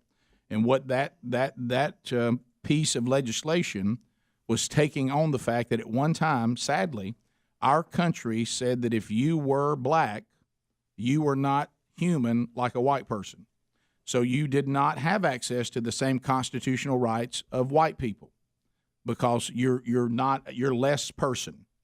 Well, we realized how immoral that was, and we overturned that when we realized that we had lost our way. Well, the same opportunity presents itself on Roe v. Wade, where life begins. Roe v. Wade said that the fetus, as some people call it, we do in the spiritual views, and now even the scientific biological views, we know that it's not part of the woman's body, that it is its separate DNA, it's separate everything. And so we declare that you can go ahead and abort this baby no matter what if you don't want it, because we're declaring that it's not a person. Well, now we know, of all the sonograms, all the technology, all the science, that we were wrong about that.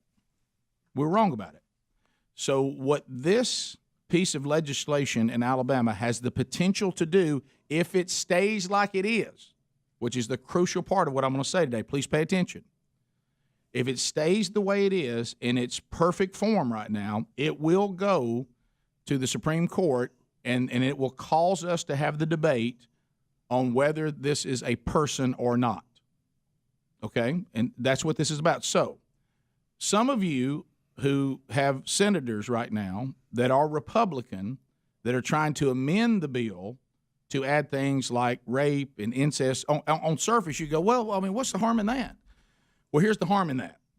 If the bill does not get before the Supreme Court clean, just like it is, because it's written the way it is on purpose, we're taking on the debate of personhood.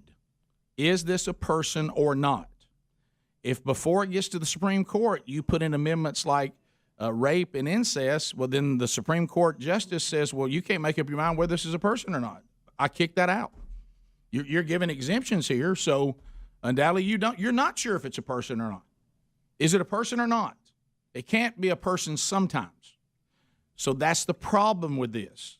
You must put extreme pressure on your senator, especially if he wears an R, because they're trying to dumb it down right now.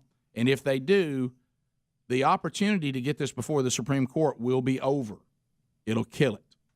Okay, now you can certainly still do better in the state and take out most abortions, and I certainly understand why you would think like that. But this is bigger than that. You can always come back after it's gone through the Supreme Court and personhood debate has finished, and then you can come back and put some exemptions on it afterwards. We can't put them on it on the way there. because if you do, you'll kill it. So you have to understand that point. If you don't understand that point, we're going to make a huge mistake here. Okay, it'll be just like all the other state ones that will accomplish some things, but it won't accomplish the ultimate.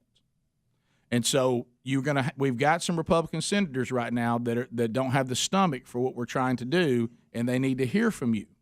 If you believe that our country has been presented an opportunity by God Almighty to understand what we're doing and to right this wrong, this bill must go through the state clean, just like it is.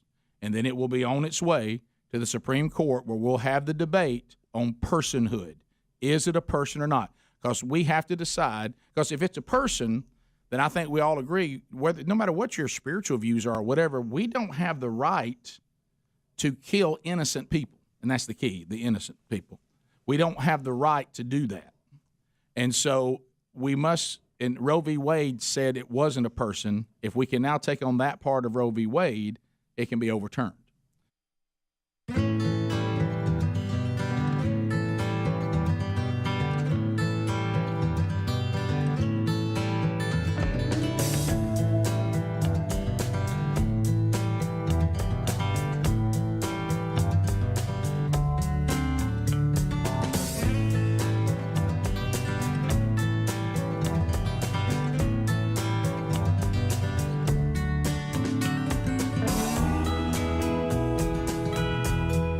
It is 7 minutes past the hour of the Rick and Bubba Show. Thank you for being with us. The gang all here today. Speedy, the real Greg Burgess, Helmsy, Eddie Van Adler. I be Rick, and right there, be Bubba. I be Bubba. Thank you all for being part of the Rick and Bubba experience. All right, so we start this hour an update on the world of AI. Rick, I don't have any AI theme music that I can think of. Well, we need some, don't we? Because we're going to have a lot of this. Let's see where AI ends up. And, so we've talked about technology gets ahead of the law a lot of times. Oh, yeah. And we have, I guess, what I think is one of the first rulings by the U.S. Patent Office on AI-generated stuff. Mm-hmm. A U.S. review panel has ruled that an award-winning image that was generated by artificial intelligence is not protected by U.S. copyright because it is not made by humans. How about that? Or, Rick, is this machine discrimination? Well, the machine can have a Coke and a smile. The U.S. Copyright Office Review Board rejected a request by an artist, Jason M. Allen, for copyright protection for his image, and I don't know how you say this, Rick. Theater, something, which was generated by AI system, Midjourney, in a ruling issued earlier this month. The image, which depicts a futuristic royal court, was the winner of the Colorado State Fair 2022 art competition, generating national attention as the first AI-generated image to win a competition. Now, Allen had filed an application with the Copyright Office to protect that and did not disclose that the image had been created by AI, according to the review board's summary of the ruling, prompting an examiner who was assigned to the case to ask for an explanation of the process used in creating the work. Now, he went on to say that it is and should be protected because, as an artist, he had to input numerous revisions at least 624 times to arrive at the version of the image, which was created again and then edited somewhat in Photoshop. But the majority of it was generated by this program called Midjourney, and that is why the Patents Office, the short of the story is denying it. They said Midjourney's where that was the end of the subject to them. Yeah. The fact he was using Midjourney, which I'm sure that software and everything or whatever it is copyrighted, that he used Midjourney, so you can't get copyright on an image you created with Midjourney. But now I do see his argument too, that he's saying it's just a tool, that I did this, I had to put all this in to get this to come out. And we were talking about, how computers already do a lot of stuff for us. So I don't know if this is the way that this will go long term, or you'll see a turn in that. But at least this is the first, I guess, big rulings we've had out of the Patents and Copyright Office on the AI. Well, I think what they're trying to do, which I think will actually be helpful, is what they're trying to, and we're dealing with it here. They're trying to, they may not be able to stop it. To your point, they're trying to stop a stampede of Poindexters sitting around with Mid-Journey, creating images, throwing it out there, hoping you'll try to use it, right? And then stick their lawyers on you and start suing everybody under the sun, right? Trying to do money grabs like ambulance chasers. Copyright chaser said, "Oh, you used my thing I did. That's copyrighted. I created that on Midjourney. That's mine. You can't use that." And they're saying, we got enough of that going on anyway. If we unleash the AI guys and ladies, and they're going to run around claiming that stuff they created through all these different tools is copyrightable. Right. It's just going to create a nightmare for just people who are trying to do anything. Well, we had the story about the guys in music. They had gone through with AI and had basically copyrighted every possible combination of notes that you could have. Right. And, I mean, it was in the thousands, and they wanted to file a copyright for that so that any song that was written in the future would then automatically be a violation of their copyright. So you can't do that. If you follow this line of thinking, that will not be possible, which I don't think in that case is a good thing to have. Look, if people want to use it and have some fun with it and create things for your office or your house or whatever, you go right ahead. But it's trying have your fun. Have your fun, but trying to sit here and think that somehow Midjourney is going to make you Van Gogh. I got talent too. Yeah, it's not. I mean, you do. You're not quite the same though.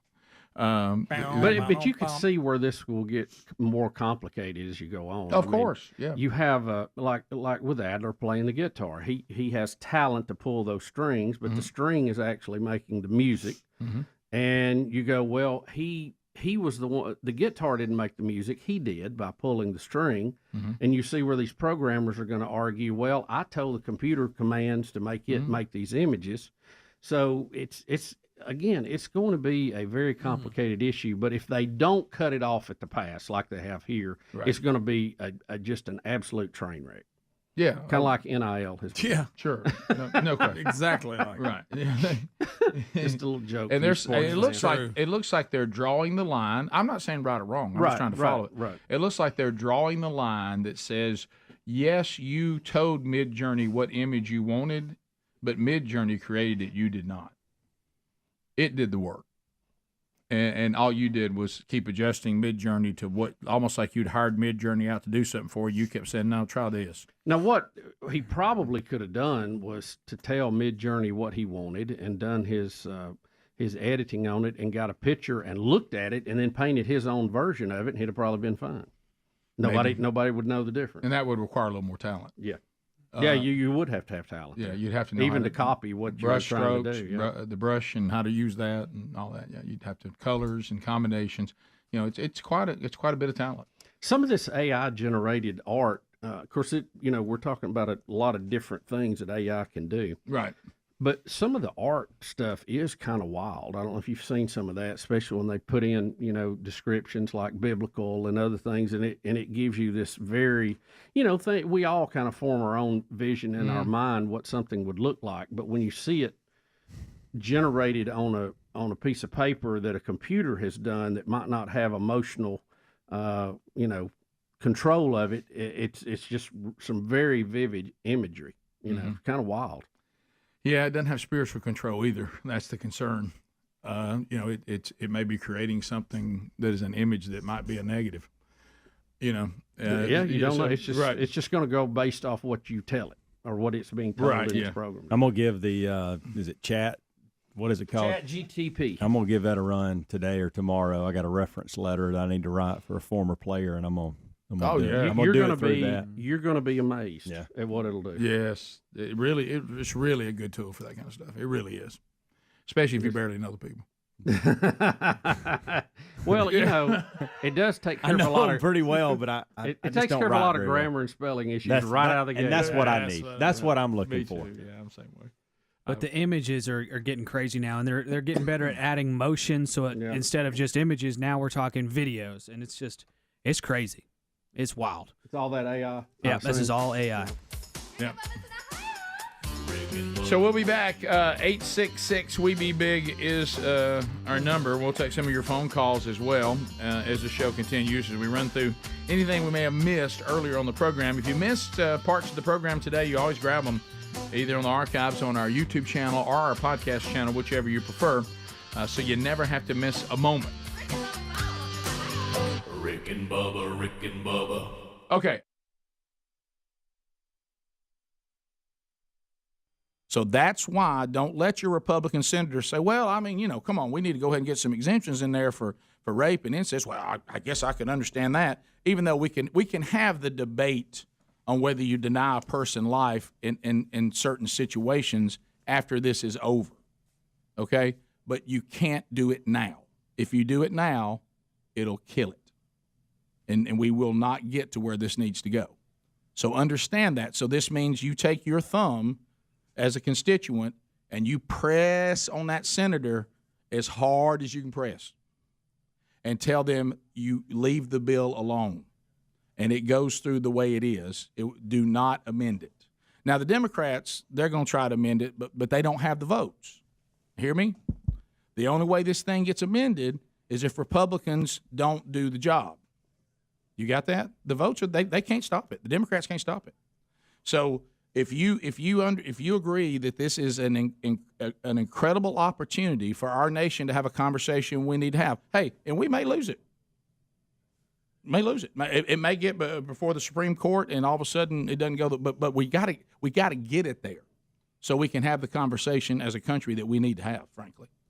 And but so these attempts to amend it are very, very important, and it's very important that they be stopped. Do you hear me? Mm-hmm. That's very important. So if you've got some senators that are trying to put these amendments on this abortion bill, they need to hear from you. And they need to hear from you and say, if you put an amendment on this bill, you will never serve as my senator again in the state. I'm talking about state senators. So they need to hear from you because this is important, because that's going to happen. We're going to come up on Tuesday, and there's going to be a vote on Tuesday, and it needs to go through clean. So that's why. So because I was in Europe, I was like, okay, I'm trying to understand if these amendments happen, how does this kill the bill? And that's how. Because then the Supreme Court guy, justice sitting there going, okay, Alabama wants us to decide on personhood. Well, wait a minute. You've got exemptions here, so I guess it's not a person. Boom, it's over. Mm-hmm. It's over. So that can't happen. It's got to go before the Supreme Court clean with no amendments like it is right now. So put the pressure on the senators who may try to amend this. If that's your senator, put the pressure on them. If you care about this. Now, if that's not what you want, then certainly you've got a right for your voice to be heard too. But what I don't want is people who think this is going to happen anyway with the amendments, and it won't. So how does this play out? If the Supreme Court overturns that, would it go back to the states? If you want to amend it, that's what would happen then. No, if it goes through clean and they were to overturn Roe v. Wade, would it go back to the states? From what I understand, that would be yes. But as a nation, we would no longer be law. We'll be back. Rick and Bubba, Rick and Bubba. After what people are calling the worst rendition of the national anthem, it has gone viral. He is saying, "Look, I got in a bind. I wasn't the person that was supposed to sing it."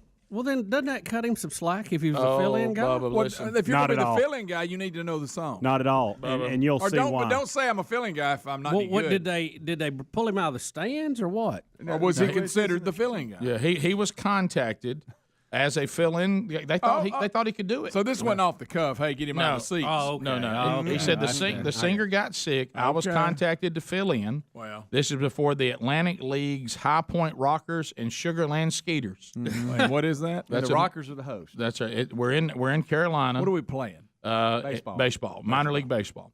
And he said in his Facebook post, which is where we go for information, the heat had gotten to me. My legs began to cramp. By no means was this any disrespect to our country or our organization, nor all who serve it. We should have taken that jacket off. So listen up, Bubba. Here we go. Just enjoy. Okay. Just enjoy. Bubba, look, we even got video. Hey, can you see by the dawn's early light whose... Right. Let me hear you, people. Please. Was so bright, beaming, and He's making them sing. the perilous fight. It's his second embarrassment. O'er the ramparts we You all right, buddy? No. were so gallantly streaming.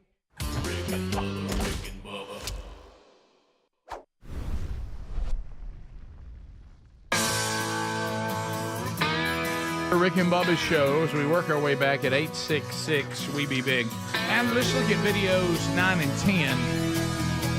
But before we leave AI, and I'm kind of mad at us, and I'll take it first, being mad that this didn't come to us. Somebody said, how in the world did y'all not think of an AI update, the music be Mr. Roboto?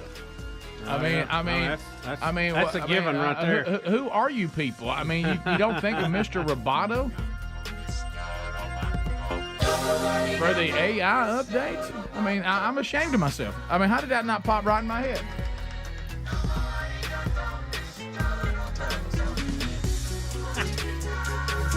I mean, that's what we need right there. Hey, this nigga does not like it. Yeah, well, for AI. I know, I get it. Yeah, That's the point, though. Sticks ain't got no business playing AI song. I know, Greg. Well, let's just pretend it's not them. He does. Oh, great rock band, Run. What do you know? Robots, please you report to the dance and Mark Garnett, y'all exit. Mark, which I disagree with. He said "Babe" was the end of the band. It was the beginning of the end. Right. But they would have never done Mr. Roboto if they hadn't done Babe. Yeah. And he said first time was also a warning. Kind of like that. Then I did too. Had a good guitar solo in it. And Bubba, you liked it all, right? Oh, Mr. Roboto's what brought Bubba into Sticks. All of that. I like all their stuff. See, I like, the variety. I like I like the more rock edge stuff, Yeah. and then I like that one because I just like the whole package. Well, I'm kind of this thing, we kid around a lot, but to me, I know this is a strange concept. I either like a song or I don't. Yeah. And it doesn't matter who does it. That's I mean, true. I agree. If somebody's got a bad song, I don't like that song because that's not what the band normally does. I don't like it because it's just not a good song. Yeah. Yeah. Certain things appeal to certain people and some things don't. Yeah. All right, so out of the animal kingdom, we have a lion attack. Now, this happened back on September the 22nd, and it happened in China. Have you noticed in China? It's not Chilton County. If you get into China, though, these animal shows and stuff, I mean, look out. I mean, it just so we've got a circus lion that decides, and this is the problem. I can't watch stuff Just like this. just ask Siegfried and Roy. Roy thought it was his child. Here's the way it is with these dangerous wild animals. You don't know what given day they might go, today I just don't like it. Yeah. Today, Not in the mood. I know you and I have been doing this routine for a while, but today I don't like it. I don't like it at all.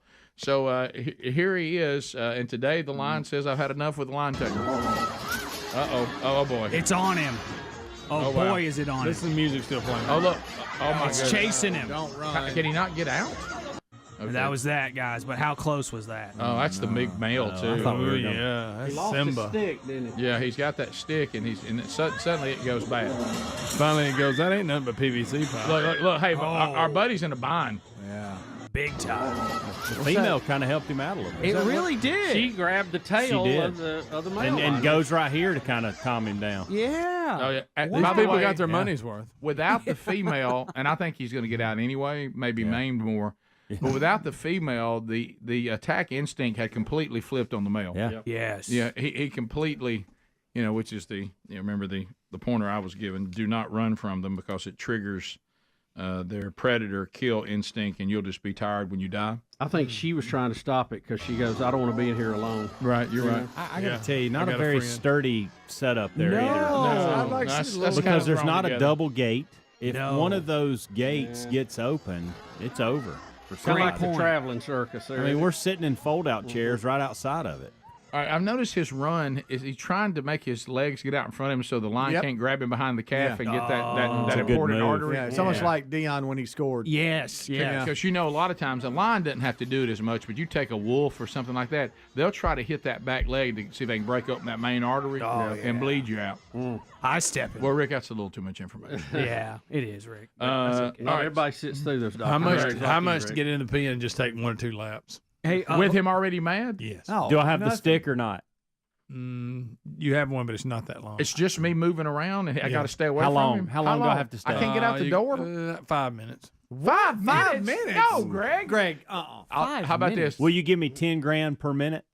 Yes. Helmsy, you're going to die in 5 If minutes. I got the stick, if I got the stick, Greg, I here's think the thing. I can handle it. I would be willing for a reasonable price just to give 1 half lap over to that door to get out.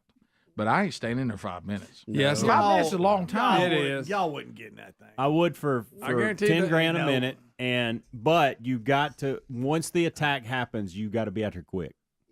Well, yeah, all the little helpers you see them with the long sticks, they they're ain't not gonna opening go that gate. They're like, but stop it. you hope they can get him off of you. You have to he's shoot so him. big. He's so shoot big. the line. Yeah, he's so big. So Get him strong. off of me. Wait till as y'all long as see you do this it quick. Wait till y'all see this one here. I've seen it.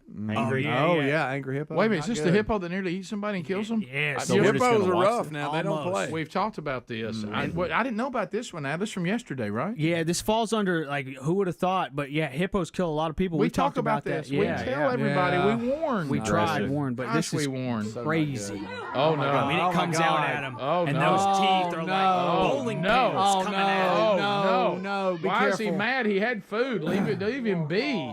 Get out of there. Get out of But there. he's not done. Get out of there. You should No, be. get out of there. You should What are you be in doing? there. He finally gets away though. That right there, he's in trouble if that big big bush time. don't save him. How about those teeth? Oh my goodness! You've seen them how they crush a watermelon. That's a haven't you? big I animal. love it when they crush water. Hey, and a lot I faster mean, than we think they are. You see them in the water. It's crazy the speed that Think they about have. what you could do with them out that big. Oh yeah, think about it all the time. Look at the. I mean, it's like a bowling pin coming at you. Yeah. The size of the tooth. Oh man, that's awful. Goodness. About it all the time. And Bubba, one you want to see right here, and this is baby chimpanzees in captivity. Yeah, I haven't seen this. Adler was telling me about it, but because train they've Animal been, segment. yeah, they've been born in captivity. They have to train them before they let them back out, Yep. and they have to train them to be afraid of snakes. Yeah. So check this out. This is courtesy of the Nobody had to train Smithsonian. Cobra. This is not chimpanzees. These are That's orangutans. orangutan. Oh, I typed that wrong. I'm sorry. I say Would you get AI tangs. to type it up for you? I did. It's Standard A? This is his area. I blame Chat GPT. Sorry. Okay. about that.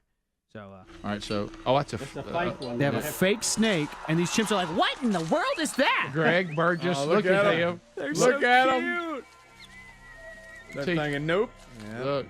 Courtesy of Smithsonian. Just in time, Technisi Muliono comes to the rescue Oh, good, and Technisi's beats here. his special rubber teaching aid to death. So he's beating up the fake snake while the What good's that doing? they watch. It lets them know it's danger, Two Greg. kids have never had snake awareness And how to class attack it. before. Please look how afraid they They are. responded Very observant. perfectly. That is hilarious. How In funny are they primates, getting away from it? recognition of snakes is instinctive, but fear of snakes is learned. Look, I'm like, I Which can't is take why it. Muliono tours this lesson around the forest school groups.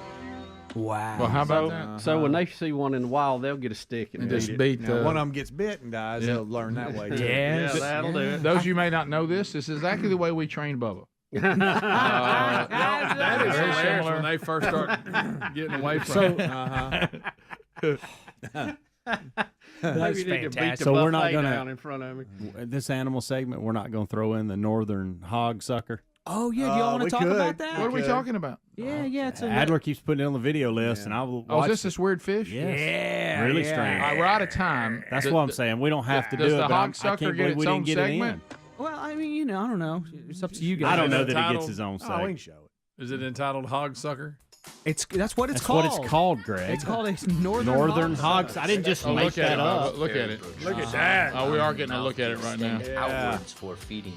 Look at that. The lips are described as papillos, as both the lower and upper lip are covered in papillae. Oh, my goodness. What if you caught that? Wow. It's like you and breakfast. For a right? minute, I thought we were showing highlights from The View. Right. No, it's a hog sucker. We're back. Rick and Bubba, Rick and Bubba.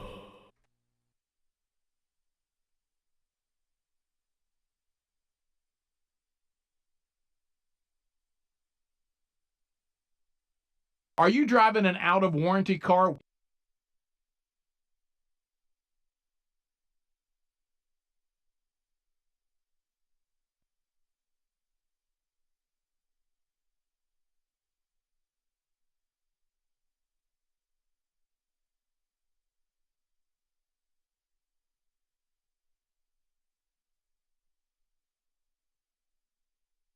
All the moms did out there Really as we good. celebrated Mother's Day. It was fantastic. We had a very, very, very good Mother's Day weekend, and it was, we kind of like what Speedy was talking about in the kickoff hour. The only kids that are still at home, it's kind of their own thing, dear, and they did really good. Got Mom some cards, got her some gifts. It all worked out smoothly. Had a really, really one of those things where, almost like in a game where you wonder if you can win and you make a play at the end that turns it around. Right. I made a play on Mother's Day weekend that was it was really a big turnaround. Was that like Kawhi Leonard draining one at the buzzer that bounces 4 times on the rim? It was very much like for that. Game 7? Well, because of, you have things laid out like you want to try to accomplish, and then some things take longer than you thought they would, and then what you thought you were going to do, now you're not going to do, and here's a backup plan. But what about this? No way that's going to happen. I'm sorry.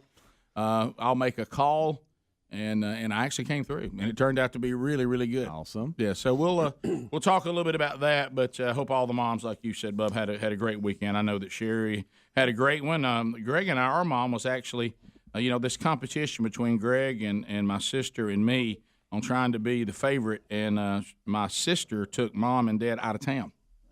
Ooh. So that was yeah. And of course, I don't know whether this. I think we still win this because she took them out of town for the twins' birthday at what's that, Wolf Lodge, Great Wolf Lodge, something like that, where they have the indoor in Georgia water park and all that. Really? What's the Great Wolf Lodge? These wolf things. You've seen this thing. It's some kind of. That's one. Actually, Sin LaGrange. I'm a little out of the loop on Wolf Lodge, Rick. I'll be honest with you. Can I tell you how I got in the loop on it? This will blow your mind. Undercover Boss. Really? I was watching Undercover Boss one time, and they have them. They're franchised. They're not just one. They're all over the country.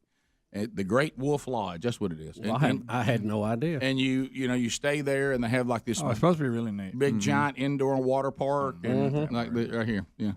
And they have them indoor and outdoor, and it's that's nice. Yeah, so it's the Undercover Boss. I'd never heard of it till I saw it on Undercover Boss. I liked Undercover Boss. I used to watch it. I've missed it. They've changed the time on me. There I don't know where it is. Look at that inside water park. That was all fake. Yeah. look at the size. Yeah, I can't believe some of those people didn't know who that was, especially with a taped-on mustache. Right. You know what I mean? Yeah.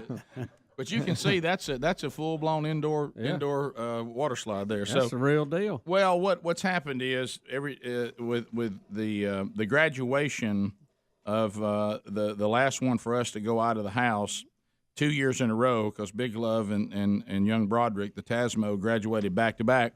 So that's the same weekend of the twins' birthday. So everybody's coming to the graduation. So a weekend early, they went and did something. Mom and Dad got involved in that. So off they went. So Mom was actually gone. So that's when you try to make the cards arrive at the right time. And 1-800-Flowers sent Mom a bouquet of flowers, try to get it to arrive. And then you think, when are you leaving? I needed to come on Saturday, but all of it seemed to work out. So it was good. Very, very smooth Mother's Day weekend. Yeah.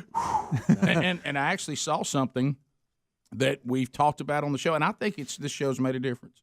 I really do. Our pastor, now he may be run off. He may be out of a job today. Our pastor went after the mothers and went after the women yesterday. Oh, really? He did. Good for him.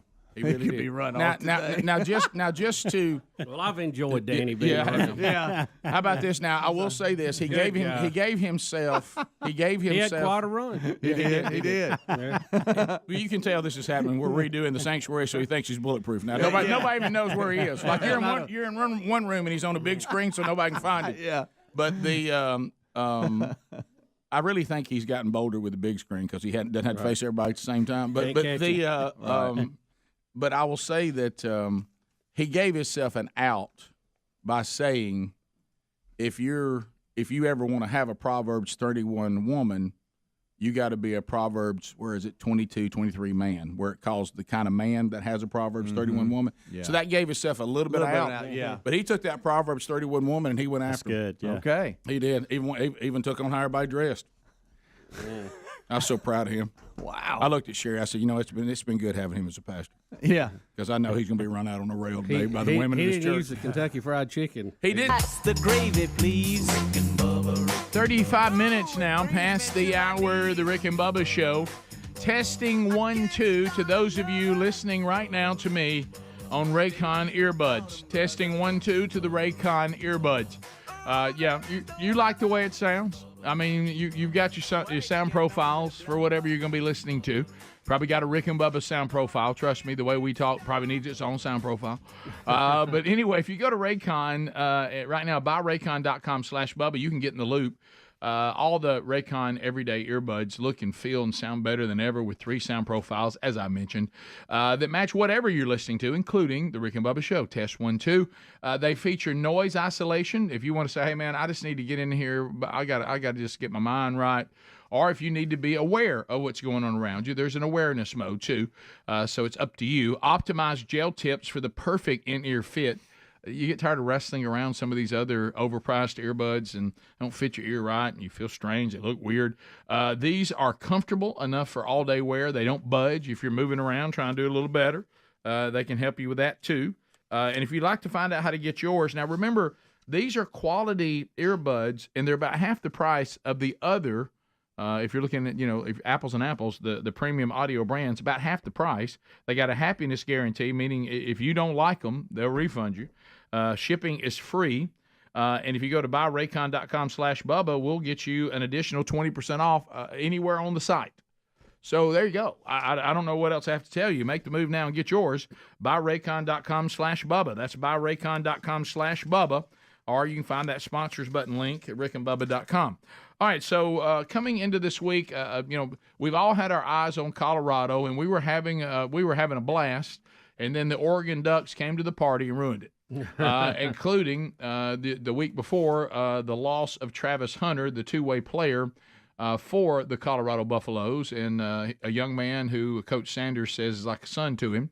And so going into USC, it's going to be interesting to see how Colorado. What would y'all define as hey, that was a good bounce back?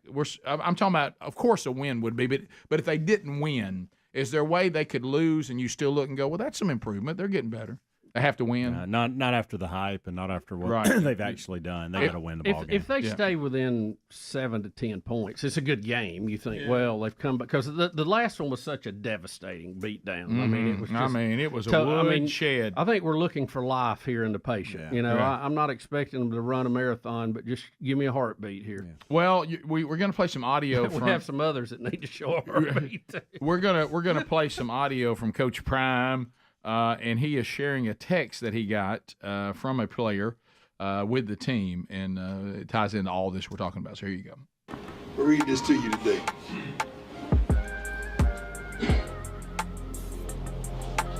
I need to play this week. We need to get everything we can so I can get back on the field. I'm not taking no for an answer. Who you think sent me that? How did you know that? Because what?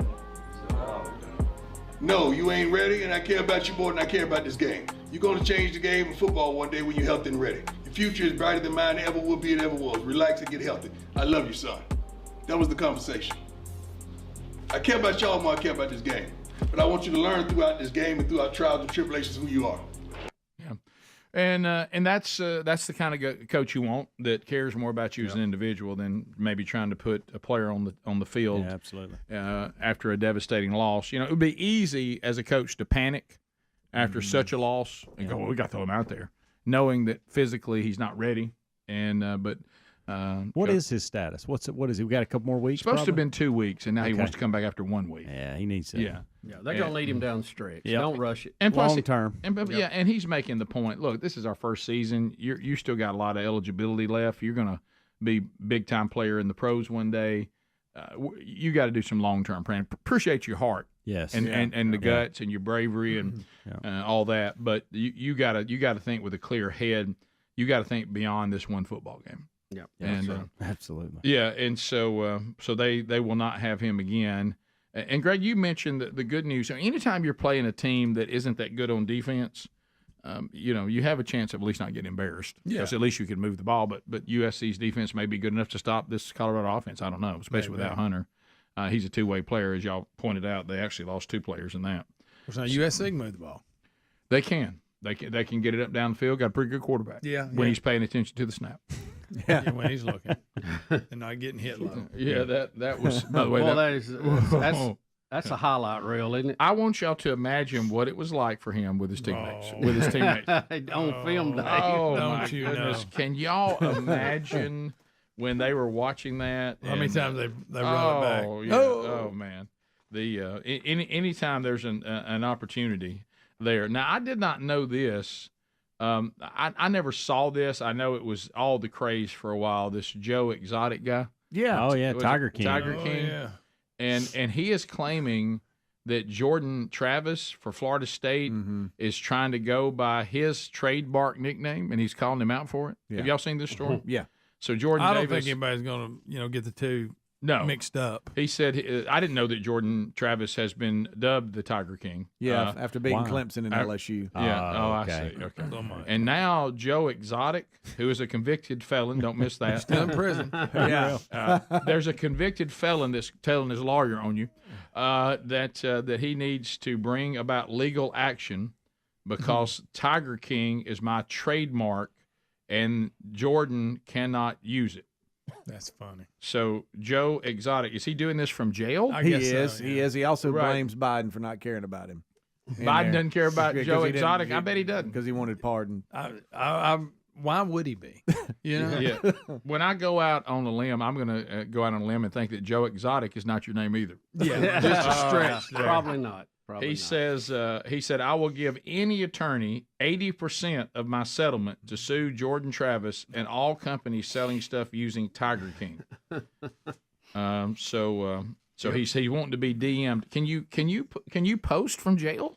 I guess so. Right, apparently the one he's in a white collar jail. I guess so. He's wanting attorneys to DM him, Rick? Yeah, yeah. So he said that this quarterback was only 6 years old when I became the Tiger King, and it's my trademark, my intellectual property. Good. I'm sick of others cashing in on my trademark. And then he goes back to what you said, Speedy. Even though President Biden cares nothing about me wrongfully being put in prison. So that's when he goes and he'll give 80%. So whatever, if you're a lawyer out there, you want to try to get Tiger King some money, he'll get you 80% of it. The deal's out there. Right. For the taking. Somewhere off in the distance, not far from the penitentiary, there's an Alexander Shannara. Yeah. Billboard just I'll waiting. take it. Just waiting. Call me, Tiger King. King. Look at it, for 80% of it, you almost kind of want to try it. How long is he in jail for? I'm not sure. Who knows? How does he even know this is happening? Yeah. Obviously, he's watching game They day. watch him. Yeah. Call me, Tiger King. Let's see. Don't you know people all over the country right now are like, man, I'm down to Shannara or Morgan & Morgan. I don't know which way to go. He was sentenced to 21 years in 2022. 21 years. So basically his life. Well, he won't serve that. What he'll serve? Maybe 5 years. Is he in there for trying to hire somebody to kill somebody and then animal cruelty, I think? Yeah, they hired two different men to kill. I will tell y'all this. I never watched it. That Carol Baskin had it coming, though. She did. But when y'all were, I think that may be one of the most bizarre storylines. It was. At the heart of all this are exotic pet owners. with these refuge places for wild giant cats. There were some characters on there too. Right. But I mean, does it concern all of us that people this outlandish are between us and beasts that can kill us? I know. You know, because you start thinking, well, they'll get what they deserve. But once the cats kill them, then they're free to come get us. They're all that stand between us. A weird show. Can you imagine that was in your community a few streets over? Oh, no. I mean, yeah. All right, phone calls on any topic. You're running the show now. You know, maybe you'd like to talk about the cost of transportation. I don't know. But all 10 lines are available. Any topic, all kidding aside, is there for you. Old Helmsy, old Coach, heading in there to wrap up the hour at 866 We Be Big. We'd love to chat with you when the Rick and Bubba show continues, Lord willing, right after this. Rick and Bubba, Rick and Bubba. That one, that was Brother Gaines, but that was one of the best ones. But he did take on that Proverbs 31 women dress their age. Okay. Took on. Look, the Proverbs 31 woman, and like we always do, it's a very, very high standard. So what do we do? And he talked about this. Well, that can't be it. God don't really call us to that standard. But what you don't understand, he's called you to a standard that can only be achieved by his power, not your own power. That's where you always mess up. And I certainly did that for a long time. We'll be back. More Rick and Bubba next. Rick and Bubba, Rick and Bubba. As we get ready for a busy week, a lot going on. I've got high school graduation going on this week. All right, got the finals. It got my oldest son who just ended a tour with Spamalot. It ended in Anchorage, Alaska. So somehow tonight, between here and Atlanta, I'm taking that car back to him. And we're switching cars. You know, the car that caused the never-ending tag problem. The never-ending, and I'm taking the legal car back to him.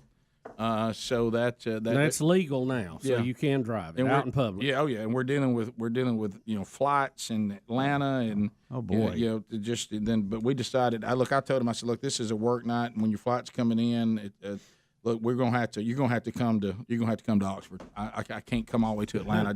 I just not the time you're gonna be landing. I mean, that's gonna put me back home at midnight. Hey now. Anyway, we got all that going on tonight. I will say this with Mother's Day this past weekend, and thankfully it was a pretty low key weekend and got a lot done. But it was the pressure, and I heard Speed talking about too. When you hand the Mother's Day, and I really did. I just handed it off to the two sons that are at home.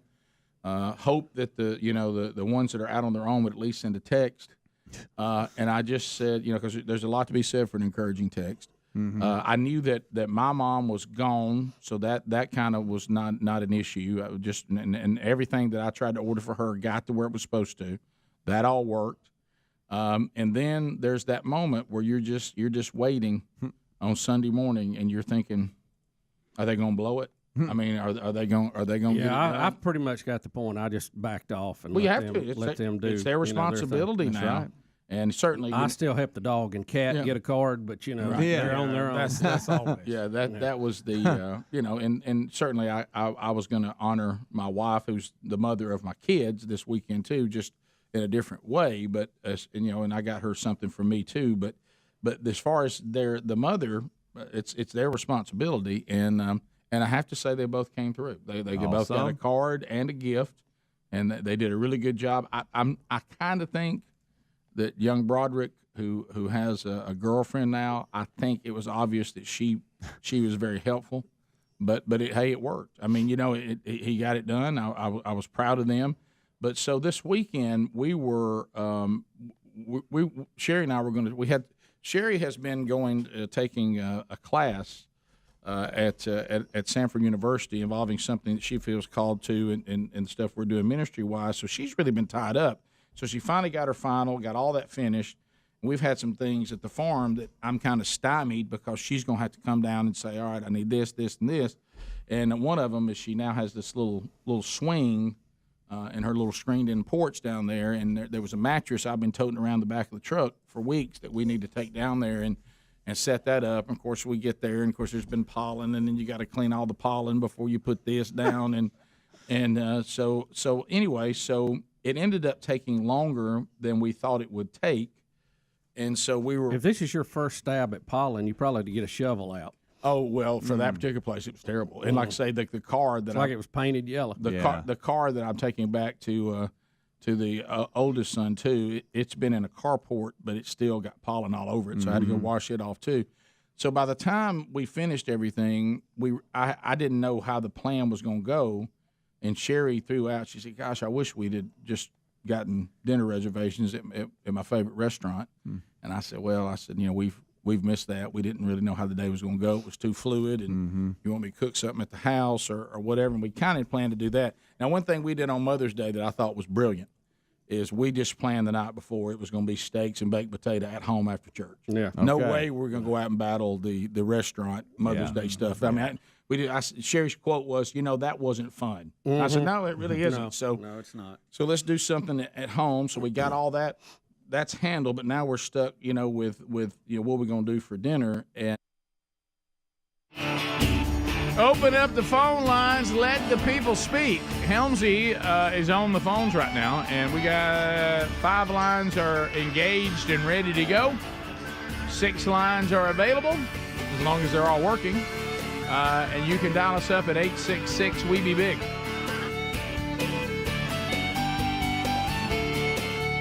So we'll go through the final topics, wrapping up the hour. Anything's available to you right now, and you are kind of dictating where we go. So let's start with Mike out of Florida. Mike, welcome to the Rick and Bubba Show. Appreciate your patience, buddy. Go right ahead. Hey, guys. How's it going this morning? We're great. We're great.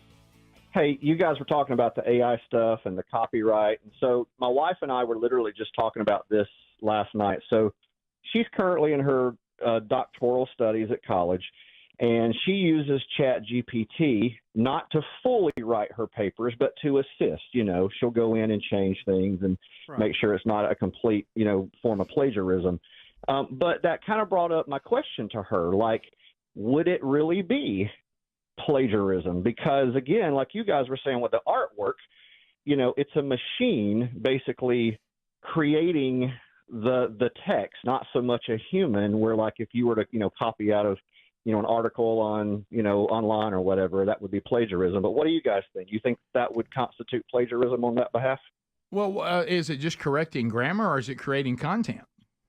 It's creating content, and it's correcting, because you plug it into ChatGPT to do that. So let's say, for instance, again, she can kind of take certain things that she's researching, plug it into that. It kind of like, will do a lot of the hard work for her.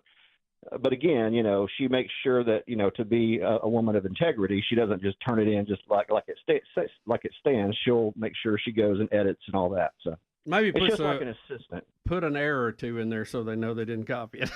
Yeah, I think if it's exactly. if it's helping you lay out the paper and get everything right. The only problem is I have to go back to this, Mike, and I'm not talking about a lack of integrity. No. I'm just going back to if I'm said professor, we all know what the professor is trying to accomplish. They want you to write something. If that professor wants me to know how to use proper grammar, and that matters, and that's part of my grade, and that professor wants me to produce content to achieve what the professor is trying to get me to get in the class, and I use a machine to do all that for me, I think that's wrong. But if you're using it just to organize it or to get the paper right, but the content and the grammar, if that's what they're after. Now, if they don't care about the grammar for a grade, then sure. I mean, let something help you with the grammar to be sure the grammar's right so the paper flows. But if I think you got to go back to be honest about what the professor is after, and are you being honest or dishonest in the way that you're accomplishing it? I think it goes back to that. Yeah.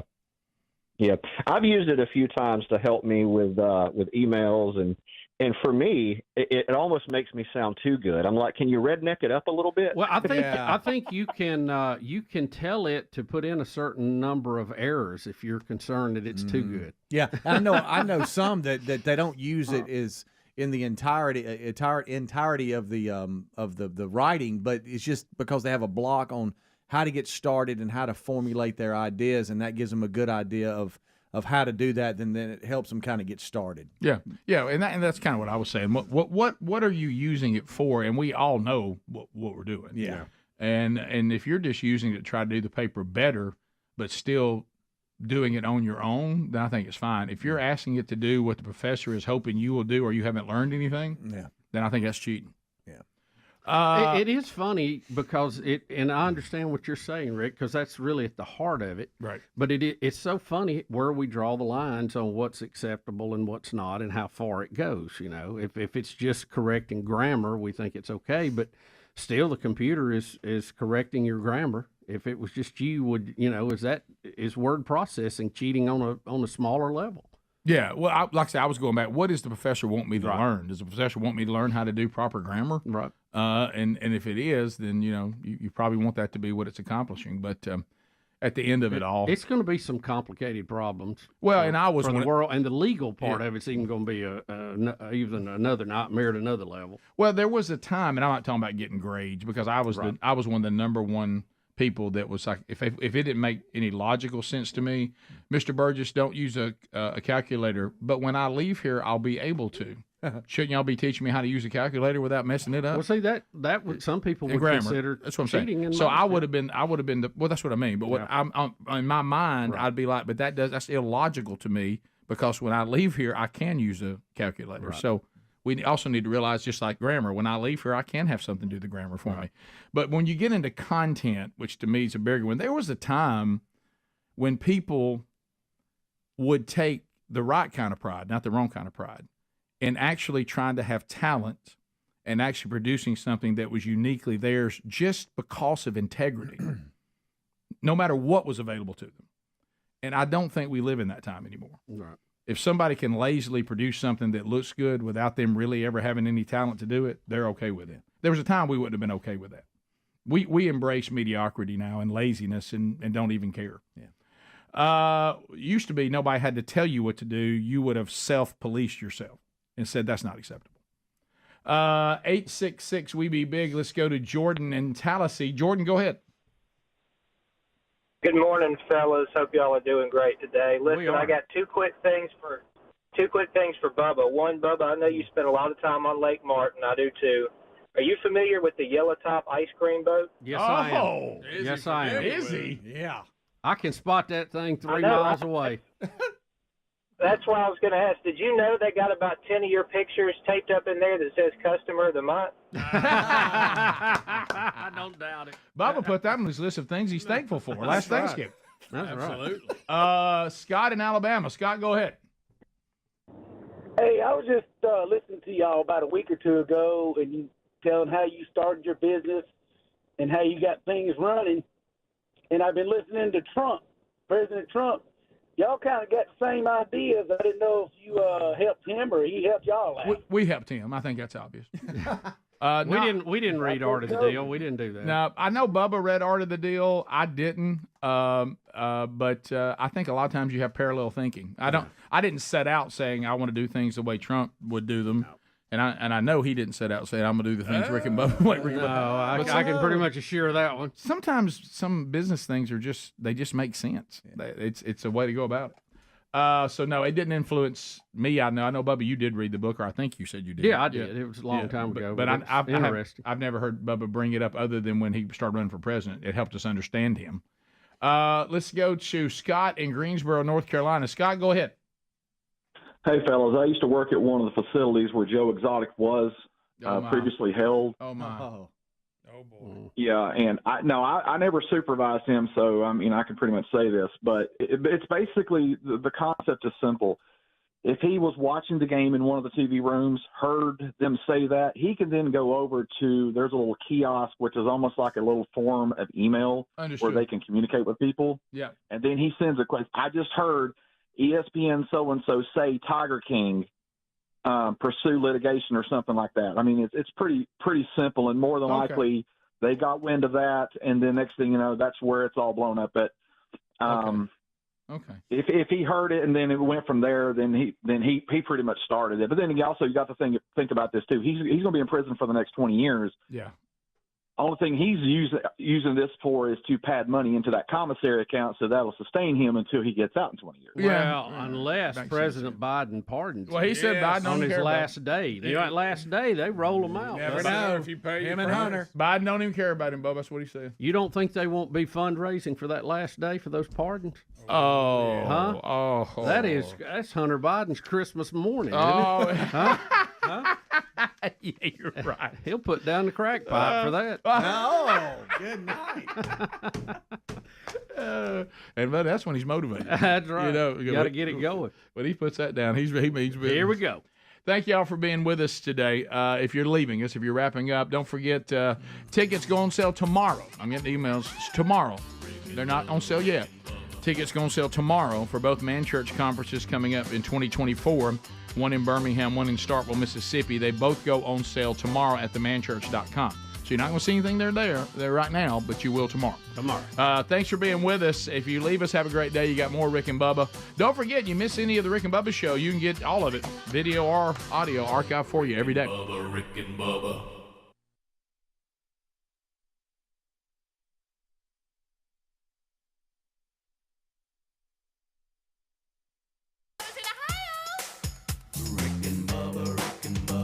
Pass the gravy, please. Rick and Bubba, Rick and Bubba. Ooh, it brings me to my knees. Rick and Bubba, Rick and Bubba. I can't start another. Rick and Bubba, Rick and Bubba. Day without 'em, brother. Rick and Bubba, Rick and Bubba. Ooh, there is no other. Rick and Bubba, Rick and Bubba. Working on their blubber. Rick and